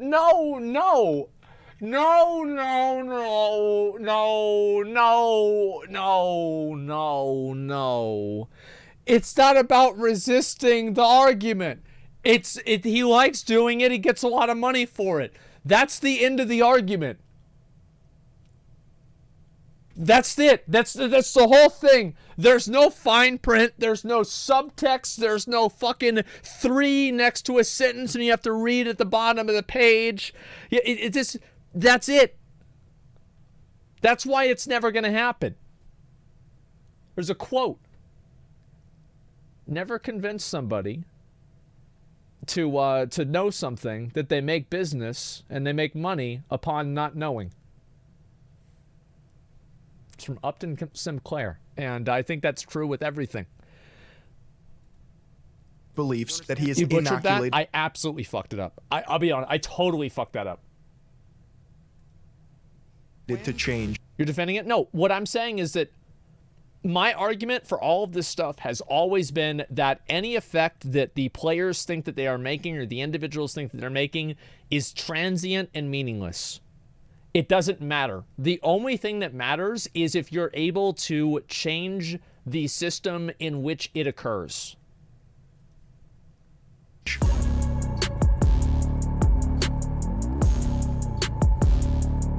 Send somebody to Aiden Ross is the perfect useful idiot for a $1 billion crypto casino. I don't think he's an idiot. I think he knows what he's doing. It's very obvious that he knows what he's doing. Like, I mean, I don't think, I don't think he's an idiot. I mean, there are some idiot things that he does. Listen, I think Aiden's funny. Like, I watch Aiden Ross a lot of times at night. Like, I was watching him do, like, they were in, like, this fucking Civil War house whenever he was doing this role play for Red Dead Redemption. I was watching that shit for a while yesterday. Like, I think Aiden's funny. Ever since he blew up on Twitch by pretending to be gay in front of rappers, he acts oblivious and stupid, always making himself the target of a joke. He is unapologetically dumb, as if self-awareness can excuse ripping off your own fans. Chat, by the way, that MILF token shit I did a while back, I already told you guys, don't buy that shit. I got paid a bag to do that shit. Like, I don't give a fuck. I hope none of you guys and what did I tell you guys? Like, I told y'all he was smart. He fucking did exactly what I said. And nobody ever fucking held him accountable for that. Nobody ever got mad at him for that because he said, yo, listen, I scammed you, but I got paid. Or could you blame me? And people were like, oh, yeah, fuck you. But yeah, no, we get it, right? It's like, that's the thing. It worked. It sounds crazy, but it works every time. Got it. First, he was FaZe Banks' puppet, with Rubet and Wizza, securing millions of dollars, flying down to Mexico to skirt gambling laws in the US, and now he is sponsored by Stake. When one casino gets exposed, it's on to the next. And when there's a bag to be secured, it's apparent that Aiden Ross will say yes to anything. He has solace in that his fans will have his back, so long as he makes himself seem too naive to understand the consequences of his actions. And that's the thing, is like, it's always better to have an audience of people that are younger and dumber. It's always better because you can take advantage of them more easily. It is because you make more money off of them. You're able, because like for example, if I get a sponsor, people are going to ask questions about the sponsor that they're not going to ask in Aiden's chat. Yeah, they're not going to ask this about the fucking sponsor. They're not going to have anything to do with it. They're just like, okay, yeah, it's whatever, right? It's like you just go with whatever. And it's delusional is the question. Yeah, people ask about a lot of stuff. And if you have an audience of people that are just down for whatever, that is the best thing to do. Yeah, that's exactly the best thing to do.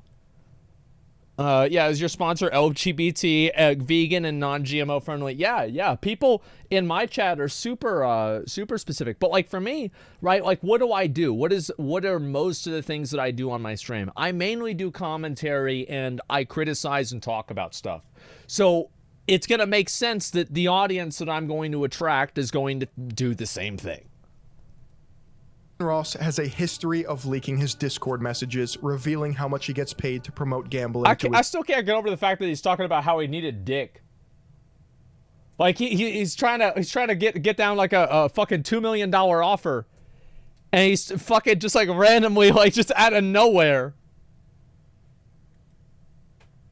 fans. Imagine living in a world where million-dollar deals are being discussed in a Discord server. That is the dystopia that we're living in. He even argued for more money because other shady crypto casinos were paying him top dollar. These crypto casinos have that much money because of their structure. Similar to Train, Aiden Ross moved to Canada to pursue his gambling sponsorship. Again, if you guys ever see me get involved in gambling, I'm going to be owning one of these fucking things. I'm not going to be playing it. I'm going to own one of these goddamn things. Hey, talking about like, oh, wow, yeah, look at it. Yeah, think about that. With stake. And right now, Aiden Ross is making anywhere from $600,000 to over $1 million a week for gambling on stake.com. This is one of his crypto wallets. And as you can see, constant streams of 300 Ethereum are being deposited for a 3-month block. Okay, nice. Okay, all right, I get what you're saying, but the Phil's thing is what I was like, all right, the Phil's thing is what's wrong. I get that. But if it's raw balance, nice. It's my money and I get it, I'm being paid to do it. It's still, it's not fake gambling anymore at that point. Do you get what I'm saying? No, I don't get what you're saying. Even so, I get it. I get what you're trying to say. I still don't agree with it. It doesn't matter. You're like, oh man, I'm just like losing my own money. Who cares? It's like, okay. You're still. Okay, I know what you're saying. Either way, I think if you gamble, you're gonna lose, and I make that very clear, and everyone knows that. But do they? Do they really know that? The only thing that is gonna make you stop, I know for a fact, is when Stake is like, all right, so we're no longer paying these motherfuckers, and then you're still gonna gamble probably, but not as much as you do, and you're not gonna move to Toronto for it. True. Aiden Ross just and that's, see, like, Aiden's smart about it, right? Is like, oh yeah, well, you're not gonna do it as much. Like, yeah, that's true. Yeah, sure. See, like, he's smart about it. He's like, yeah, of course, right? I mean, because yeah, I'm getting paid for it, so I'm doing it. Yeah, he took an L, but he didn't take an L. That's what you guys don't understand, is that taking an L is sometimes a W, because you're using, man, like, I've really got to sit down and we've really got to talk about the different scam ways. Like, we've really got to talk about this, because the way he did it is really good. He actually did it, in my opinion, it was the best way.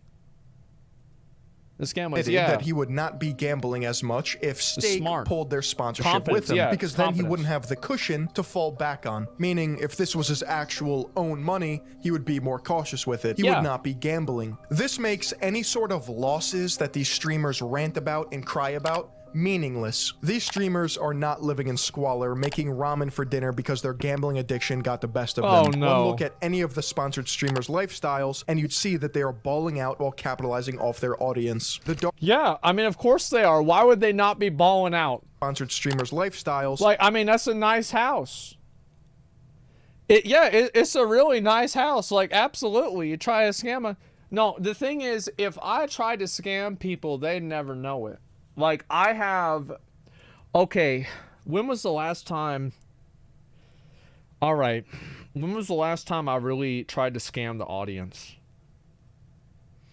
Because, like, usually I just do it outright, and I'm like, guys, I'm scamming you, give me your money.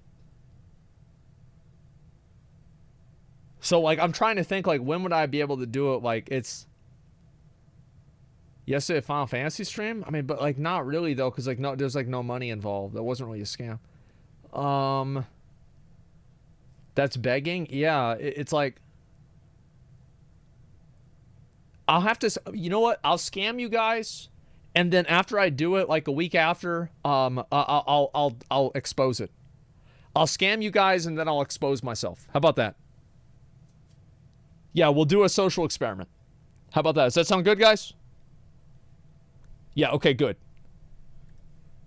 And you'd see that they are balling out while capitalizing off their audience. The dark reality is, Stake is getting an exponential return on investment with their money. the streamers are making millions of dollars, and the entire cycle is fueled by the minority who fall victim to gambling. While the internet discusses the moral and ethics of gambling for the entertainment of others, no one is talking about the hypodermic needle effect of stake.com. This debunked linear method of communication assumes that the audience is a passive consumer, being spoon-fed information, unable to form their own thoughts, opinions, and beliefs. Obviously, we know that audiences are active, and they should actively challenge any sort of information that they consume. In the Orwellian world that we're headed towards... And that's what you shut down, is you shut down people that try to challenge you and do that stuff, because that way it not only does it assert authority, but it also removes dissent. People respect authority and they respect power. At its highest peak, power and virtue are the same thing. Stake.com has enough money to buy influence, and we're just forced to accept it as the status quo. Twitch streamers, the UFC, soccer teams, and Drake are just the first pawns in a long game of chess. Stake will expand into all aspects of gambling, and it won't be before long you start seeing a global presence. The celebrities and corporations that endorse Stake.com or other crypto casinos are signing on the dotted line for a bag. Period. They're not experts, they're not trustworthy, and it's an insult to everyone's intelligence that this level of buying power is being used to lure people into gambling. The normalization of stake into mainstream culture is dystopian at its core. They are targeting the largest celebrities on the planet, painting them as proverbial Robin Hoods giving back to the poor, abusing parasocial relationships via streamers to capitalize on an addiction, jumping through legal loopholes to operate in Australia and licensing your company to a shack in the middle of the ocean, and who knows what they're pulling behind the scenes. Oh, that was on dollar bills. That was a really good video. Holy shit. Holy fucking shit. That was actually really well put together. I liked it. He sounded mad. Yeah, it's good, man. People being fooled most of the time. I also think being honest is more important than being right or wrong. People like to start using innocent dumps twice. Yeah, exactly. Thank God it's banned in the U.S. Well, is it? If people from, like, is it really? I mean, if it's just being promoted on there? Yeah, this is fucking, oh my God, this is fucking good. I love this. Yeah, banned in my region. I love it. Let's watch the let's watch the Channel 5 video, okay, guys? I'm gonna knock that one out. We're gonna get into that. Yeah, I want to see that. I'll get to that at some point. I don't know when that's gonna be. When you read Lost Our Patch Notes, I went through them. There wasn't really anything. There wasn't really anything new, man. I know that I promised you guys that I would do this, and I will do this. It's okay. There's also another video I wanted to watch. I don't know if I'm going to watch this today, but it's about people in China and probably also in America too, where they just basically are giving up on life. They straight up give up on life. I wanted to watch this because I think that it's interesting. Yeah, new upper echelon gamer video. Let me see what that is real quick before I move on to the other one, okay? Upper echelon gamer video. All right, let me see this. It's a thing? Yeah. Exposing Oh, shit.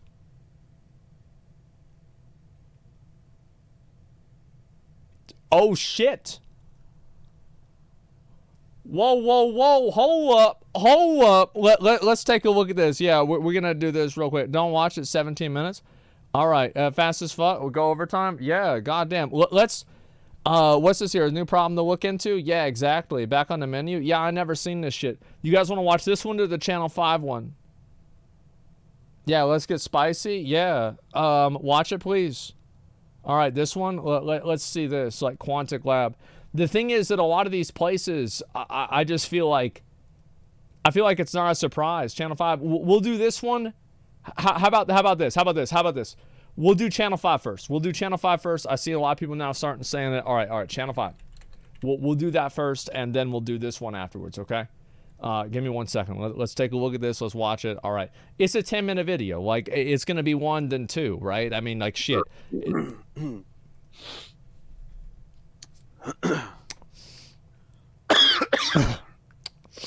Yeah. TikTok. Okay. All right. Two more. We'll just knock these out. We'll get these out, and then we start the game. All right. Let's go. Pro-choice rally. Wait, I should watch TikToks? Okay, all right. Yeah. Let's see what's on TikTok. The patriarchy is your body, your choice. Ending abortion will never end abortion. It will only end. Yo, is this shit all the way TOS fine? Is this all TOS friendly? Because I just don't want to have like any. I don't want to have like a situation, you know. Yes. Okay. All right. Cool.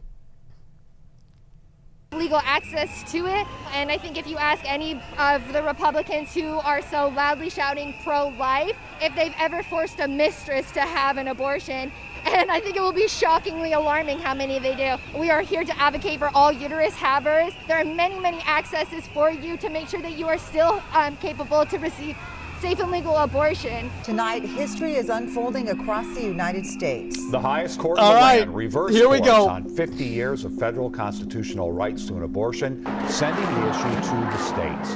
Hundreds, if not 1,000 protesters filled Second Avenue. That's why they lose. That's why they lose, is they say stuff like that and they don't just say women. That's why they lose. Guaranteed. Like, people see that and they get put off. Absolutely. In downtown Seattle. I actually was raised Catholic. I went to a Catholic school. My whole family is Christian now, but also my Christian family is pro-choice. I don't think you can bash the entire religion based off of it. There are a lot of pro-choice Christians out there that understand that while they may not personally feel a certain way, they can't tell other people how they can and can't feel. The thing is, I think that's fair. That's totally fair. Yeah, most people probably think that. Like, yeah, like I'm not an abortion enjoyer, you know? Like I think abortions suck. But like I think people should be able to do it, right? Sure. Yeah, it's not like I'm not pogging out whenever I hear somebody got an abortion. if you're going to be debating with the Christian stance, that has to be separate from the government. You can't enforce or impose any sort of religious beliefs. It has to be separate from the state. I mean, that's how the Constitution was formed. Everybody can argue what they want, but that's the bottom line. Like, bro, like, this isn't, like, I mean, she's not rapping. She's not yelling at anybody. Damn. You have 80% of the population on this side. That's a lot of opportunity for change and hope for the future. Yeah, Unfortunately, it's just in the wrong hands right now. These justices were appointed so long ago and will stay in power until they die. They were appointed at a different time and a different era where different things were considered acceptable, where they no longer are now, and it's no longer the voice of the people either. History does repeat itself, and it's just unfortunate that we're all here yet again. What are your thoughts on the Supreme Court? They can go fuck themselves. Damn. We just talked to some Christians across the street, and they think that the moment conception occurs, a life form has germinated. What are your thoughts on that? I think that you can believe whatever you believe, but the second infringes on my body, I don't give a fuck. But if you read other religions and stuff, like in Jewish law, it is required to abort a baby or a fetus if it jeopardizes the life of the mother. So you need to understand that Christianity isn't the end-all, say-all. There are a multitude of different religions, and we need to respect them all. I think it's infuriating that a dead body has more bodily autonomy than me. You cannot force anybody to donate anything in their body, even though it can save somebody's life. That's true. And you're forcing me to potentially jeopardize my health and my safety for something that I don't even want. That's not even considered a life, in my opinion, and the opinion of a multitude of people. I think life begins whenever the baby is physically. Bro, people get mad about this shit, man. She spit back. Yeah, I think that was pretty much like I would agree with that. Yeah, definitely. It's like in general, as I said, I usually have the opinion that you know, will probably be agreed upon, but people will get mad in the way that I say it. Is that I think that, you know, it's just not a big deal. You just get an abortion. I don't really give a fuck. Like, that's about it. Like, if you, like, my honest opinion is, like, I don't really have, like, super strong views on abortion. I know that might sound weird. Like, I categorically support it because it's bodily autonomy. But, like, I don't really give a shit. You know, like, this isn't a huge cause for me. basically like, you know, pushed out of the womb. If I was in a position to where I was pregnant, I would get an abortion. I think this is extremely unfair and just backwards. It honestly just makes me feel so many emotions, sad, disgusted, angry, and just disappointed. Women need to protect our bodies, so fuck the Supreme Court. As the world changes and evolves, so do people, and we can't just have the same people in office their entire life. It's just gonna end up being backwards. I think that we should at least, you know, have elections. I don't necessarily agree that you should change people for the sake of changing people. I think that you should change people if what they're saying is bullshit. You know, like that's what you should do. Yeah, if what they're saying is bullshit, that's it. No, I mean, people can talk about what they want to talk about. Like, we don't need to do sub mode unless the mods are just fucking don't want to deal with it. But, like, we don't have to. It's not even remotely close to what you said. Yeah, and like that's what I mean, right? Is like For it, dude, it's just fucking disappointing. Like, we just have a bunch of old white men like trying to decide what to do with people's bodies, and like that's fucked up. Like, are you surprised?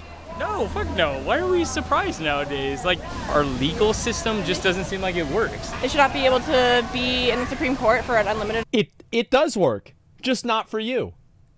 Amount of time, and we should be able to have more of a say in who's running our country. Aren't all other like levels like elected? So like, why wouldn't these folks be elected as well? I guess is what kind of where I'm thinking. Some of these people are like 70, 80 years old.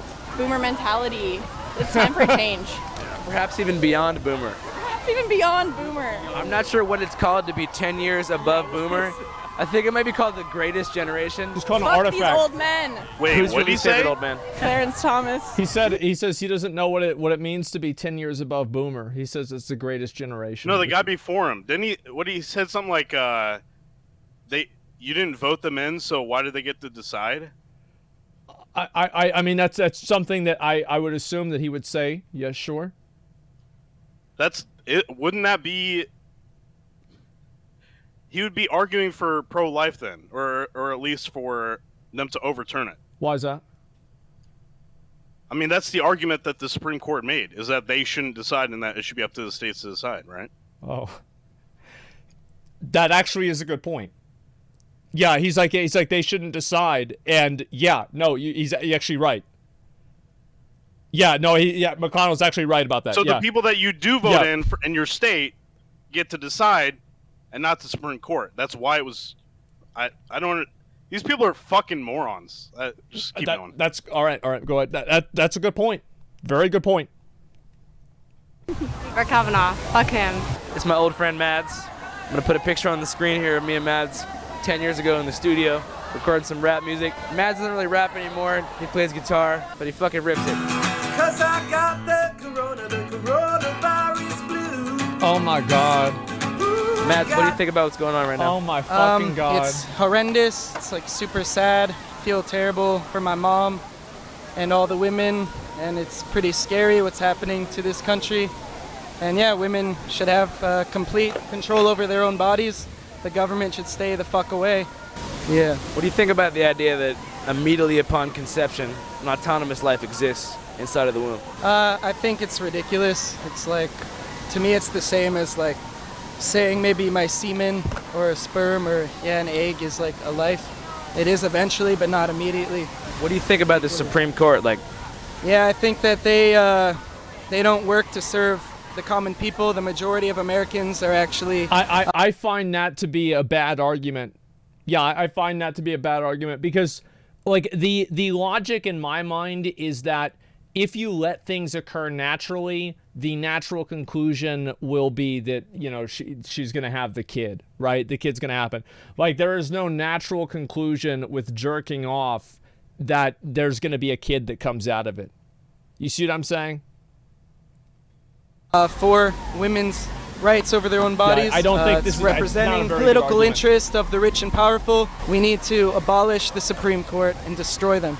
Destroy the institution. Jesus. Destroy capitalism. This entire U.S. government is built on genocide and slavery and lies. They don't care about immigrants or helping poor people. or orphans. So it's just. It's like, yeah, here we go. Here's too deep. Yeah, he's going all the way in there. Oh my God, he went off the rails. Yeah, it's just, it's just dumb, man. Destroy everything. Yeah, sure. It's a really convenient way to look like they care about people when they don't give a fuck about other people. Thank you, bro. I appreciate it. Anything else you want to say, my guy? Actually, I am a rapper still. You still rap? I still rap, yeah. No fucking Uh-oh. way. Yo, I believe that Are we gonna get an abortion rap? No shot. We're about to hit an abortion rap. Gotta give the choice back to the women, cause you know they got a voice strapped. That's how we gotta be, armed, ready to fight the government and the capitalists. We could do it in one night, make a new system that overthrows, make a revolution, let the people all know, no foes. You know I do this for my bros. Oh my God. We do this for everybody from coast to coast. So put your fist up, I'm one of the illest to kill it, representing all of the children unborn. I represent for them, cause women, they're the ones who decide. Yeah, peace and love to everybody, let's ride. Damn, Maz, you still rap, my guy. That's pretty good. Like, to be fair, like, even if you don't agree with him, that was pretty good. It's better than what I could do, I'll tell you that. I thought you retired the hip-hop career. No, I'm getting really into it. All right, you getting back into it? Getting really into it. Back in the day, me and Mads had a song called Crucial Polarity. I'm going to play it over this song because I believe nobody owns the rights to it. Crucial Polarity, bring in the clarity. Solidarity. Change coming through Seattle solidarity. Oh my God. My name is Maz. Yeah, Guy was in the yeah, he was shot. You say what the I wrote fuck? a song and my destiny occurred to me. That's insane you remember that. I remember every one of your bars, man. So what brought you guys out here today specifically? So we actually are invited to a church group in Kent area. Okay. We're going there to These preach must be more of the abortion enjoyers. there tomorrow, and we wanted to come experience Seattle tonight. Well, you guys are at the location of the Roe v. Wade protest right across the street. How do you guys feel about what happened? I think it's good that they, outlawed it for sure. We're glad for anything that would save lives. I definitely think abortion is murder for sure. In what way? Well, you're ending the life of a human. Once conception takes place, the Bible teaches us that, that God says, before I knew thee, I formed thee in the womb. And at that point, life begins. Biologically, it's true that life begins there. Yeah. I think the bottom line is this, is that people are trying to find a way to get around the consequences of their actions. And if you're having sexual intercourse, you should expect to potentially have a child. I'm not a Democrat, I'm not a Republican. Can I ask you what you think about abortion? I mean, there's no life. There's no life yet. There's no life. Like there's a beating little thing where it's a cell growing. It's not had a life. It doesn't have a life. It doesn't know what a life is. It has no clue what a life is. You think, oh, it moves around, or it blinks its eyes, or it sucks its thumb, something like that, right? That proves that. Okay, but are you going to give more rights to that baby? That's that fetus. You're going to give more rights to that fetus than Oh you are my to women, God. right?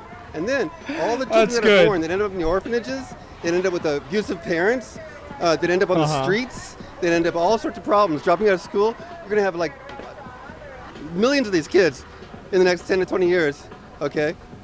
What are they going to do about that? Nothing. Nobody knows. Nothing. They think that that's okay, but that's not okay, right? So I don't understand why they're just being so pig-headed and stupid. I think it's an agenda. It's just a coup. It's a coup. Supreme Court's in the middle of a coup. It shouldn't have the powers it has. You can't pass laws like that without asking the other two branches of government for, do you think this is cool? It's a balance of power that's not been used forever because it's been usurped. It's a coup. It's been going on since, well, I don't know, my boyfriend knows. Yes. Oh my God, bro. Like, it's a coup. It's a person's insane. It's so nuts to me that, like, I don't No, even, go ahead. Like, it's so dumb because, number one, them saying it's not covered in the Constitution, like, this doesn't mean that they made it illegal. Like, how is it that so many people just don't understand anything? It's fucking nuts, man. Like, why is it like nobody, like, I watch this shit and, like, nobody gets it? That a person has problems? Yeah, it's just, sorry, argument was kind of there. It's how dumb Americans are? I don't know. That's true. How many states Americans is it are now fucking legal? I don't know. dumb, dude. They're stupid. I think people are stupid everywhere. I'm going to be honest. I think they're dumb No. everywhere. They're right about the fact pro-lifers don't give a fuck about a fetus once it's been born if it dies from poverty. Is that true? They don't give a fuck about kids after they were born and they die from poverty. I feel like this is like more or less a talking point. I don't know really how true it is or not. I feel like it's like one of those things where like people say this because it sounds good. But here's the thing, is I feel like there's a lot of bad abortion arguments on both sides. I do. I think that the idea that life begins at conception, I think you can make a very strong argument for that. And the only argument that I really think matters is what's best. You know, like it's like I'm not a moral person. I don't think like that. I think about like, is this good for society to have a bunch of fucking kids that nobody wants around? No, it's not. Well, then let them fucking get rid of them. That's the way I see it.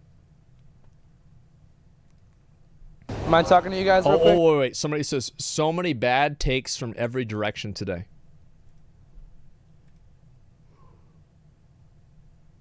What do you mean today? I thought you were going to say so far. Yeah, so far. We're not done. Yeah, we're not done with the video yet. You got to keep that in mind. Listen, I don't, like, I think I'm right. I do. And I don't think that people really have a, I think that this is fundamentally a moral issue. So arguing it rationally is irrelevant. Because I think there are rational conclusions that you can come to from both sides. And it is fundamentally a moral issue. So how do you guys feel about the whole Roe v. Wade thing being overturned? Good. God created all humans, and I believe we should leave it up to him and not take any rights away of the human to live. So what would you do if you got pregnant in an unwanted situation? Like, even if I would feel like this is not a good situation, I would like to make the situation as good as possible for the child. Right. That it can be good in the end. So at what point after conception do you believe that a sperm cell becomes sentient? Immediately. Right away. I believe the human is started at conception. I believe once it's conceived, the baby has started. For sure. But I mean, just imagine like something horrible happened to you, you got pregnant, and like you knew you were pregnant as a result of a bad situation. Like, how would you feel about bringing a kid into the world knowing that you didn't want it to be there? I mean, well, obviously, I'm a Christian. I believe in God, and I believe that God designed it for the woman to have a baby. And in this circumstance, we're talking about a like rape or something. Woman that wasn't ready for it or didn't want it. But yeah. I still firmly believe that we should not kill the baby. Even if it was you? Yes, sir. I mean, that's the thing is, like, I always hear this shit. People always talk about, like, oh, I would do X or I would do Y.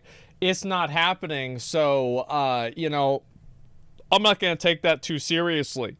Right? It's like, yeah, this is God's plan. Yeah, exactly. Keep gambling on stake. Here's why I see it, right? Is that, like, yes, I think this is kind of true. I mean, like, to an extent, like, yeah, well, not really true, but, like, I feel like this is something that is something that she believes in. Does that make sense?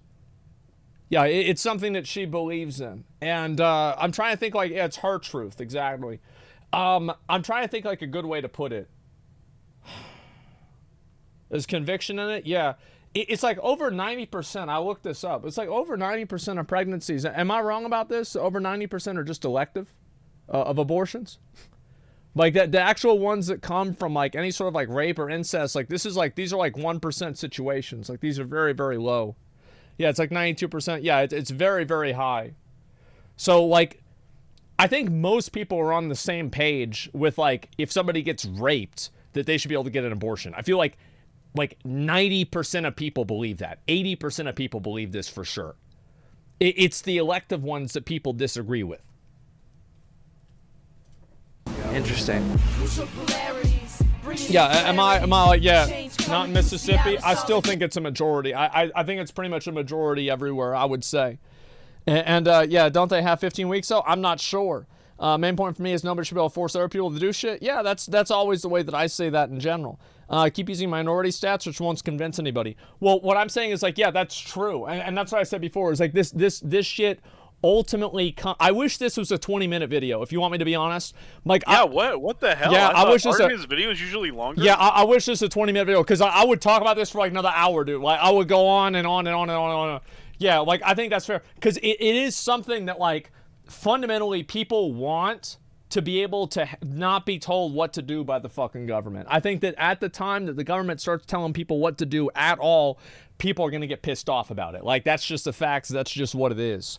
So I think that it's literally that simple, number one. And number two, I think that, again, like, you can make an argument that life begins at conception. Absolutely. If you want to say the baby can't survive without the fucking mother, that's true after birth as well. And I think nobody would agree that you should kill the baby after birth. So I don't think it's as cut and dried as people might believe. So in my opinion, I think this is fundamentally a moral issue. It is fundamentally a moral issue that you cannot use logic or any sort of rationality to arrive at a conclusion at, because this is something that is very complex. It's very personal.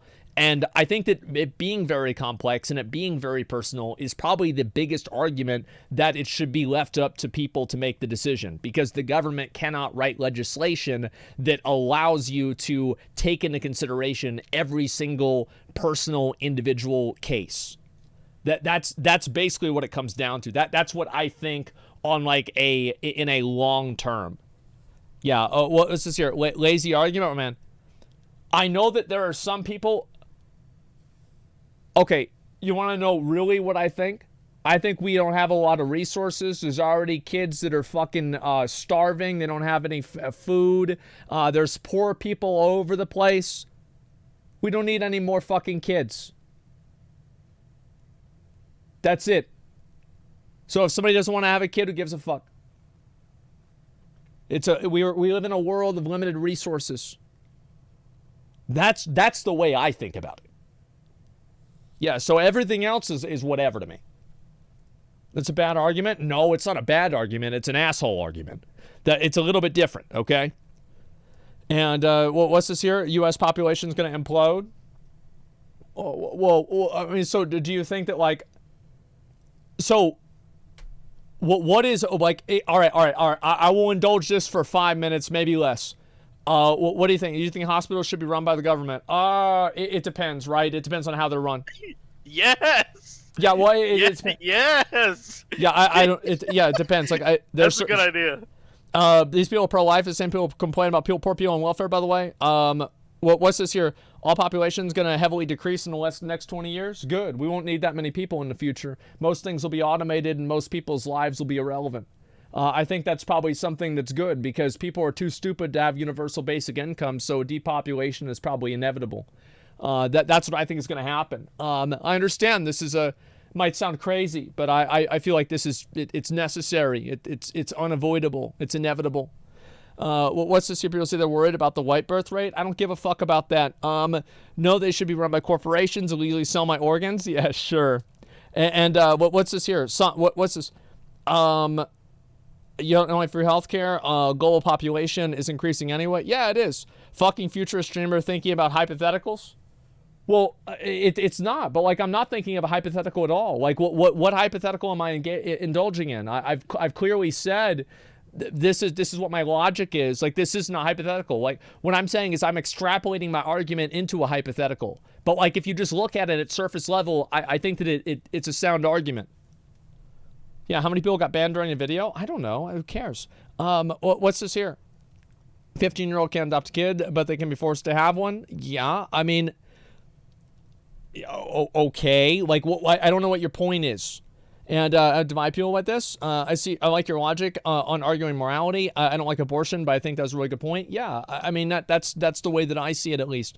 Why abortion bans then? I imagine they ban abortion for the exact opposite reason, to avoid us dying out. If you want, like, a more long-term point of view, is that I think that they should have more different credits and better child support, because I do think that it's a huge problem that people that have kids, they can't afford to have the kid, and then the kid grows up. I think that it creates like a ripple effect, right? So like if you have a kid and you're fucking poor, and then the kid grows up and the kid's poor, then there's a higher chance of the kid committing crime. And then whenever the kid commits crime, then it costs the government more money to like put the kid in jail whenever the kid's not a kid anymore, or to deal with like juvenile fucking restrictions and policing him, right? It's like these things, they create a ripple effect, and it ends up costing money. And I think that's what happens. And like people only look at it in like one like sliver of view, but the fact is that it's a multifaceted issue, and like having a person and that person's effect on the world is something that will happen in many different ways. It's not just one thing.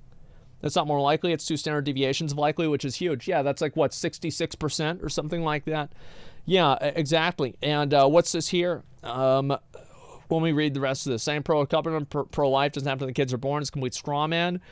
Saying everyone I talk to wants to help and do help the kids. Well, I don't think that they do. I think that there are plenty of people that say they go around with the signs talking about, oh, we'll adopt your kid instead. Shut the fuck up with those stupid ass signs. There's plenty of kids that are in need of adoption right now, and you're not doing it. You're just virtue signaling. It's stupid. It's fucking annoying. I hate it. It's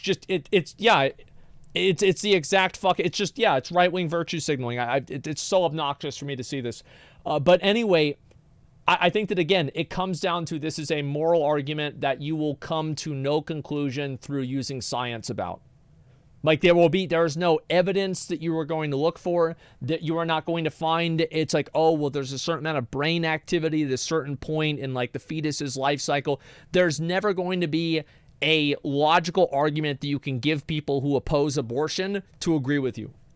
This will just simply not happen. And so that's, I mean, can you guys agree with me on this? Yeah, this is it. True, at this rate, you got more countries. What the fuck? A paragraph about nothing now? Okay, yeah, very fucking funny. Let me read like 2 more comments and then we'll go to the next video, okay, guys? They ban abortion, need more stupid people who will gamble their money away. That's right. Stake is in there. Stake is the one that bribed the justices in the Supreme Court to ban this, because they know the ripple effect of that is they're going to have dumb kids. Their parents didn't give a shit about them, and so then they start gambling on stake. Is that right? Yo. Yeah. By the way, somebody brought it up. They said Mississippi earlier, but you can go on YouTube right now and type in Supreme Court oral argument about abortion, and a 2-hour video will pop up that you can just listen to the arguments for and against abortion, at least within Mississippi, and it's very interesting to hear the. It's just very interesting to hear. I would, if you're interested in all of this debate, I would go listen to that while you're just like playing whatever game. I love how whenever you say that, there are all the people that have been like spamming in all caps lock paragraphs of like how I'm wrong or how I'm right. And they're like, no. I mean, we don't need that. I mean, who needs that? No. Look, why not? Come on. Like, come on, I got things to do, man. You can go listen to the arguments given by the Supreme I probably will Court. do that. I'll have to listen to it myself. It's a 2-hour video, though, so it's... It doesn't matter. Who gives a fuck? Yeah, it's whatever. I'll have to look at it myself. And what's this here? Personal moral values should never be made laws. Morality is subjective to each individual. I think that in most cases you're right. I mean, there are some cases where I would say you're probably not right, but I think that you're right in like 95, like functionally 95% of cases. Yeah, and the reason why is that I feel like most morals are backed by ethical functionality. It's the idea that if everybody in the culture did this, would culture function properly? Would it be bad for culture? Bad for society? There are a lot of morals, like for killing people or cannibalism, for example, right? I'm like, these are just bad things because of, like brain diseases you get and like different types of like bullshit. So there are a lot of those that you can make. Anyway, let's go back. Let's watch this. This is the video. We watched the first 2 about this, and this is about Quantic Lab. Here we go. It blows my mind if people force a woman to go through a pregnancy. What do you mean, man? What do you mean it surprises you? It surprises you that people want somebody to go through some shit that they don't have to deal with? Wow, I could have never guessed that. Oh my God. That's amazing. All right, let's see this. They don't give a fuck. They just want it. They want other people to listen to what they do. All right, let's go.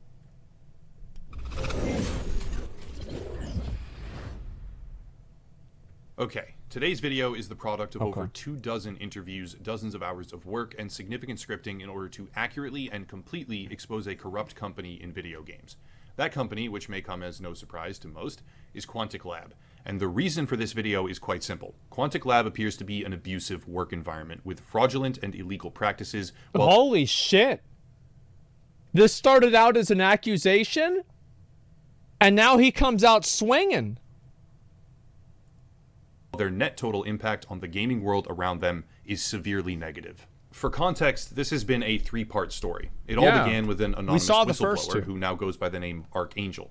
This whistleblower contacted me with extensive internal documentation to support their identity and claims, while alleging that Quantic Lab had had a detrimental impact on the development cycle of Cyberpunk 2077, but more importantly, was lying to their personal clients about project team size and implementing oppressive quotas for their workers, which would hinder productivity. That story exploded across mainstream gaming media. Yeah. The angle of Cyberpunk 2077 specifically became hyper-focused, and the narrative took shape that this was either a catch-all explanation about why that particular game failed, or an attempt at dodging blame. Various media outlets began to search. Well, the reason why that was what got pushed is very simple. It's because that is the dumbest and most surface-level analysis of it. So if somebody writes an article like that, it's very easy to get people up in arms about it because it's just something dumb, right? And like that's why you have a lot of these things. It's like what McConnell just said, right? With the fucking Supreme Court, surface level emotional arguments that are relatable are much better than an actual explanation.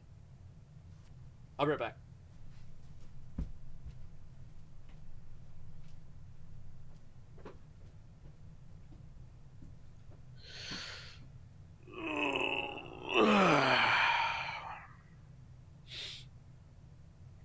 Man. Oh, man.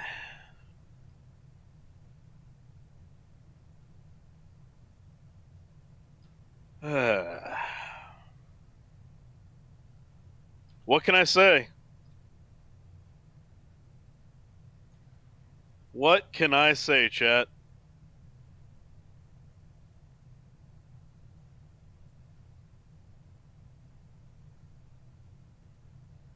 What a day.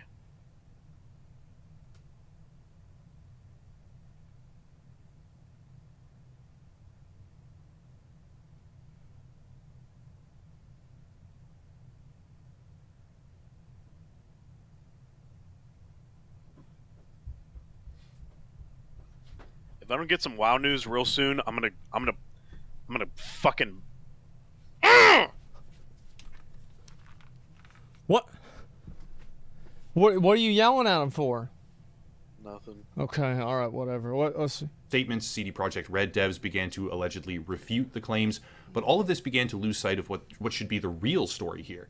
I don't care if Cyberpunk developers want to scoff at the initial claims. I don't care what they have to say for themselves with regards to how a product as embarrassingly pathetic and broken as Cyberpunk actually gets released onto the mainstream market. They're basically saying, ha lol, that's so wrong. We definitely knew how broken it was, but released it anyway. Great job, guys. Do you want a cookie for that?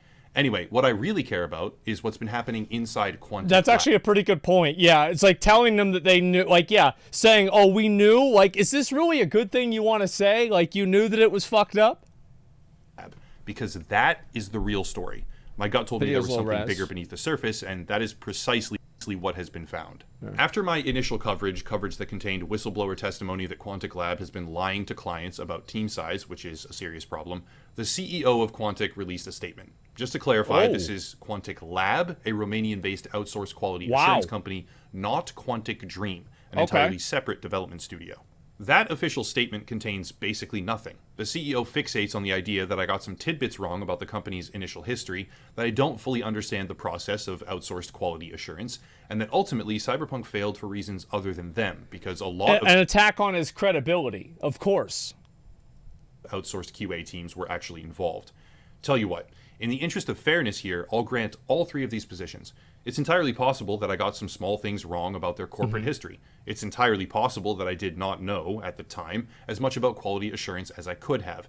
And it's also probably true that Quantic is not the primary reason why Cyberpunk 2077 failed, though it did unequivocally and undeniably contribute to that. That statement, if we award them all areas of accuracy in their rebuttal, says nothing to deny allegations about workplace abuse. It says nothing to deny allegations of fraudulent or illegal practices. And today, starting with Quantic Lab, I want to look at the industry of outsourced quality assurance because it's an area that mistreats workers, produces inferior results than it could, and damages the potential of mainstream gaming itself. Wow. Let's begin with further coverage. My initial video was based on one primary whistleblower. That whistleblower has said that they will now forward documents to other sources in order to prove their identity if requested, but is not going to have an active role with them or take interviews.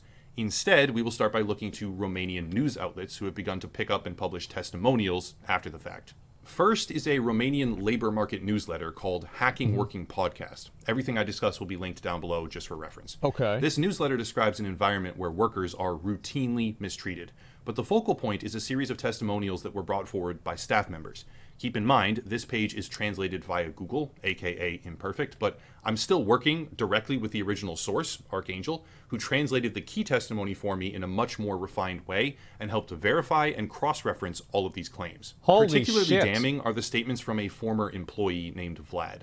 Vlad details how Quantic Lab decided to implement a new system called Rocket Chat, but Rocket Chat was a strictly monitored messaging system where the company itself would have full vision and authority over everything. That's right. So they can tell and they can know exactly what you're saying. Yeah, that way you can't have private conversations. Of course. He changed his avatar to the Korean flag, the North Korean flag, and started calling his friends comrade as a protest of this authoritarian surveillance. Okay. Over the next week, Vlad was bounced between meetings and effectively bullied by management into resigning. His coworkers went on to verify that he was forced into resignation, and all because he had made slight disagreements about the total surveillance protocol of worker communications. For our purposes today, try to remember specific key themes. The first of which is employees being forced to resign. Next is a source who claims, quote, "Personally, I was made to lie in reports to clients that there were X testers per project, when in fact there were a much smaller number. Some even worked on 3 to 4 projects, and on some days as a team lead, I was alone on the project and logged bugs with multiple database accounts." Oh my God. The second specific theme here, as a result of that quote, is understaffed but lying to clients about team size. Yet another ex-employee of Quantic Lab came forward. So they're just straight up lying. Yeah, this isn't some kind of like, oh, well, you know, this is like a misunderstanding. They're just saying A and it's B. This time discussing localization. All of these have further corroboration from my own sources, so keep that in mind. And from their testimony, there are even more problems. This is where we find issue number 3, which is false representations of capability and security issues.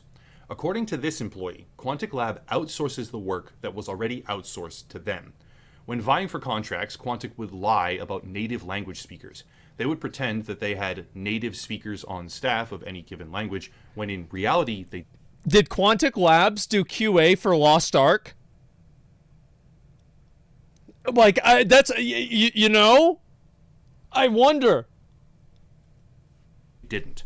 After securing the contract, they would then outsource the work from their own company to yet another company, and this source also corroborated the idea that they would often have less than 1/3 of the actual workers for a given project that was advertised, after lying to their clients about team size. This particular source also went on to say how lead testers were often completely inexperienced, which would create a whole new set of problems, and outlined that security was an issue because third parties or freelancers were being advertised as in-house workers, which meant leaks became a considerably more likely prospect. Yet another testimonial corroborated the idea that the company lies about native language speakers, and for more uncommon languages, they will yet again send full video content, dialogue... So they just fucking... They're like, yeah, we've got it, and then they don't have it. House of Cards? I mean, there's not that many cards. This is... Welcome to corporate business. This is crazy. worked myself at a company like that. Yeah, it's like I'm reading chat. There's like people like, yeah, I worked at a company like this. Yeah, I know. Yeah, this happens at my company too. Like, holy shit. And other material to This third is not parties, uncommon. not in-house, which All means those that the risk bugs of start to make a lot more sense non-disclosure now. being violated rises dramatically. This particular source went on to describe toxic and sexist working conditions with an emphasis on hiring those with little experience, plus an outline of how oppressive... Now, why do you hire people with not a lot of experience, guys? Why is it that you want to put an emphasis on hiring people without a lot of experience? It's because you can pay them less money. That's right. Worker-signed non-disclosure had become, as the company tried to insulate itself from liability. The Of testimony course. continues, containing allegations that night shift workers were promised meal vouchers but never got them. Salaries were often just late, unexplained, while the company shifted blame to their clients, saying that they themselves had not been paid, so it's normal. And it became clear that the non-disclosure policies that workers were being given routinely were a way to protect the company from its own employees, not a way to protect employees or clients. Next up is Vice Romania, who published... It's like they don't even give them food? I mean, you're not even going to give them any fucking food? Come on. Scathing article in follow-up, which cited comments from my own video, but underlines precisely how bad the internal working environment has become. This relied less on specific sources and more on general news up to this point, but the trend is becoming clear. Quantic Lab has made every effort to suppress the potential for criticism. They lock their workers inside an iron box of information secrecy Absolutely. and then abuse them. But when the box 100%. begins to break, all bets are off. This brings us to my own information, and again, dozens of interviews ranging from 30 minutes to 4+ hours in length with both current and former Quantic Lab employees, plus others in the field, which leads me to making this video. Nearly all of the sources I spoke with asked specifically for anonymity, some because their non-disclosure has not yet expired, others because they still work there, and even more because... I think that's bullshit. You shouldn't be able to force somebody into a non-disclosure whenever the working environment and the working condition is bad. Like, I think that's bullshit. Yeah, fuck NDAs, they be sued into oblivion. Well, the thing is, like, yeah, it's criminal. Yeah, it's unenforceable, but they'll get sued. Exactly. Well, what they do is that, like, so a lot of times they expect that they will lose, but they will bury this person in legal fees in the process of doing so. And it's like, do you have the time to win? That's basically it. Because they work in a somewhat related field now and do not wish to be ostracized from their own current job for whistleblowing against corporate malpractice. First up is a source that I will simply call Alex. Alex was a worker at Quantic Lab almost a decade ago. Okay. When joining, he was chosen specifically because he spoke English. After about 1 week of training, he was dropped into an active project, and that is when he realized how truly dysfunctional the company was. That's what happened to me whenever I worked at Sam's Club. Is that we had to go through this whole fucking thing where, like, you learn how to take care of food and shit. And, like, so I went through my orientation, and it was like, the orientation was talking about, like, how bad unions were, how good Walmart is, the history of Walmart, the things that Sam Walton had done to donate to poor people, and, you know, how much he cares about us, right? And then also, again, about how bad unions were. And so then they took me downstairs, and I was at the cafe. And they were like, yeah, so basically, so we just threw the pizza here, and they had me working the second day. I never did any training. I never looked on how to, like, handle food. They were like, yeah, just don't fucking, you know, like, if you take a piss, change your gloves. Yeah, that's about it. Described to me in great detail how, as far back as 2012 and 2013, there was an oppressive atmosphere of quantity over quality. Quantic Lab would, in his own words, prefer 10 bugs that are visual and useless, easy might be a better word there, as opposed to 1 bug that is complex and game-breaking. There was a sense of disappointment if a tester uncovered something major, and the prevailing atmosphere was that when discovering key or large issues, testers were wasting everyone's time. And should, instead, be pumping up the numbers. Alex? Oh, I get it, right? Yeah. And this is what happens, is because, so basically you create a list of criteria. It's like, yeah, you are, whenever you turn a job into a game, people stop doing their job and they play the game. That makes sense. It does. Like, yeah, the same thing happened. Like I told you guys this with the IRS, right? It's like the process to identify a fraudulent actor was way longer than just processing it. So many people would just process it because they wanted to meet the requirements. They didn't want to get fired.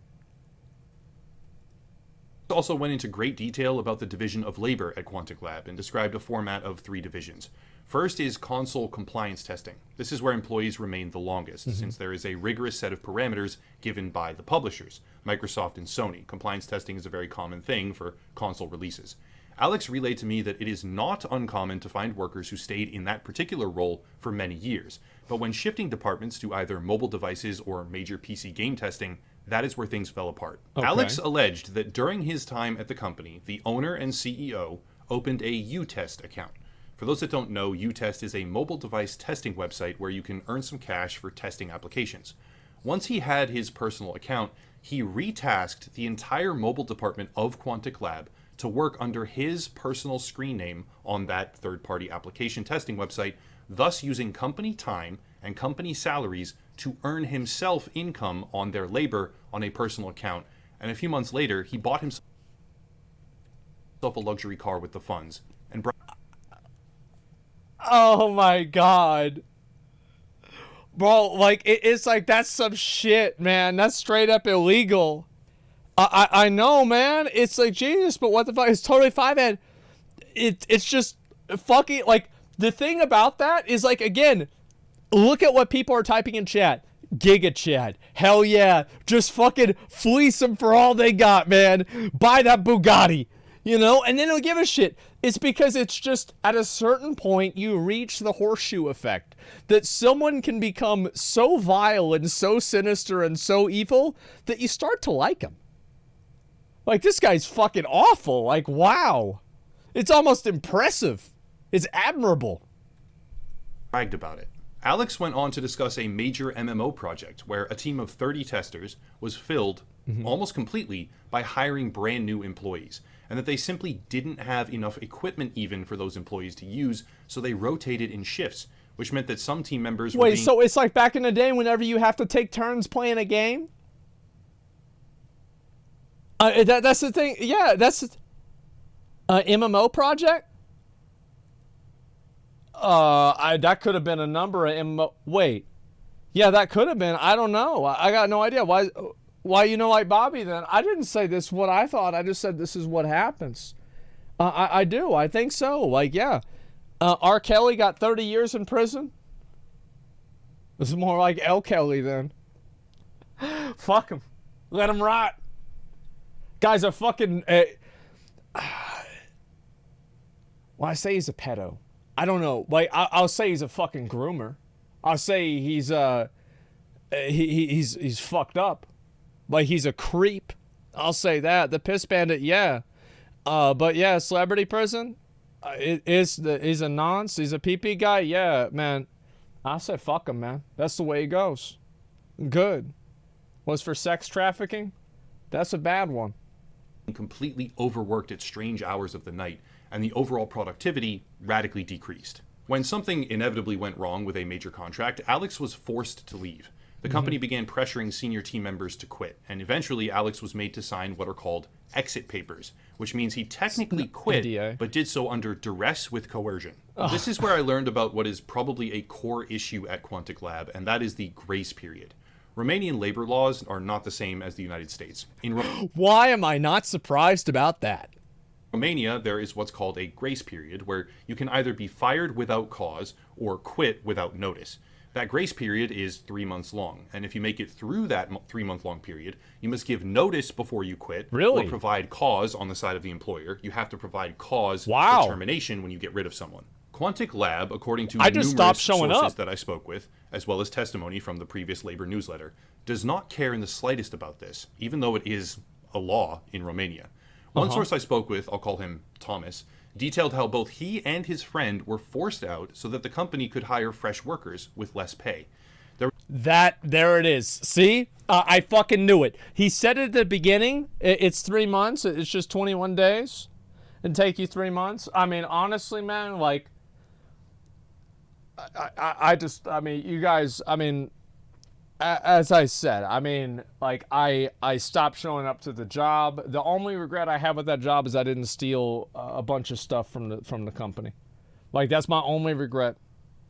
Quit on the spot, yeah, I should have done that.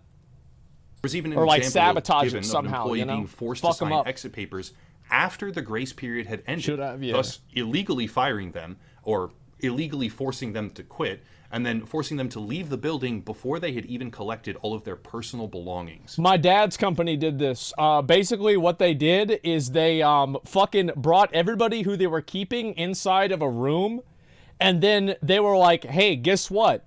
Everybody who's not in this room is being escorted out of the building right now by the police and the security, and they're gone.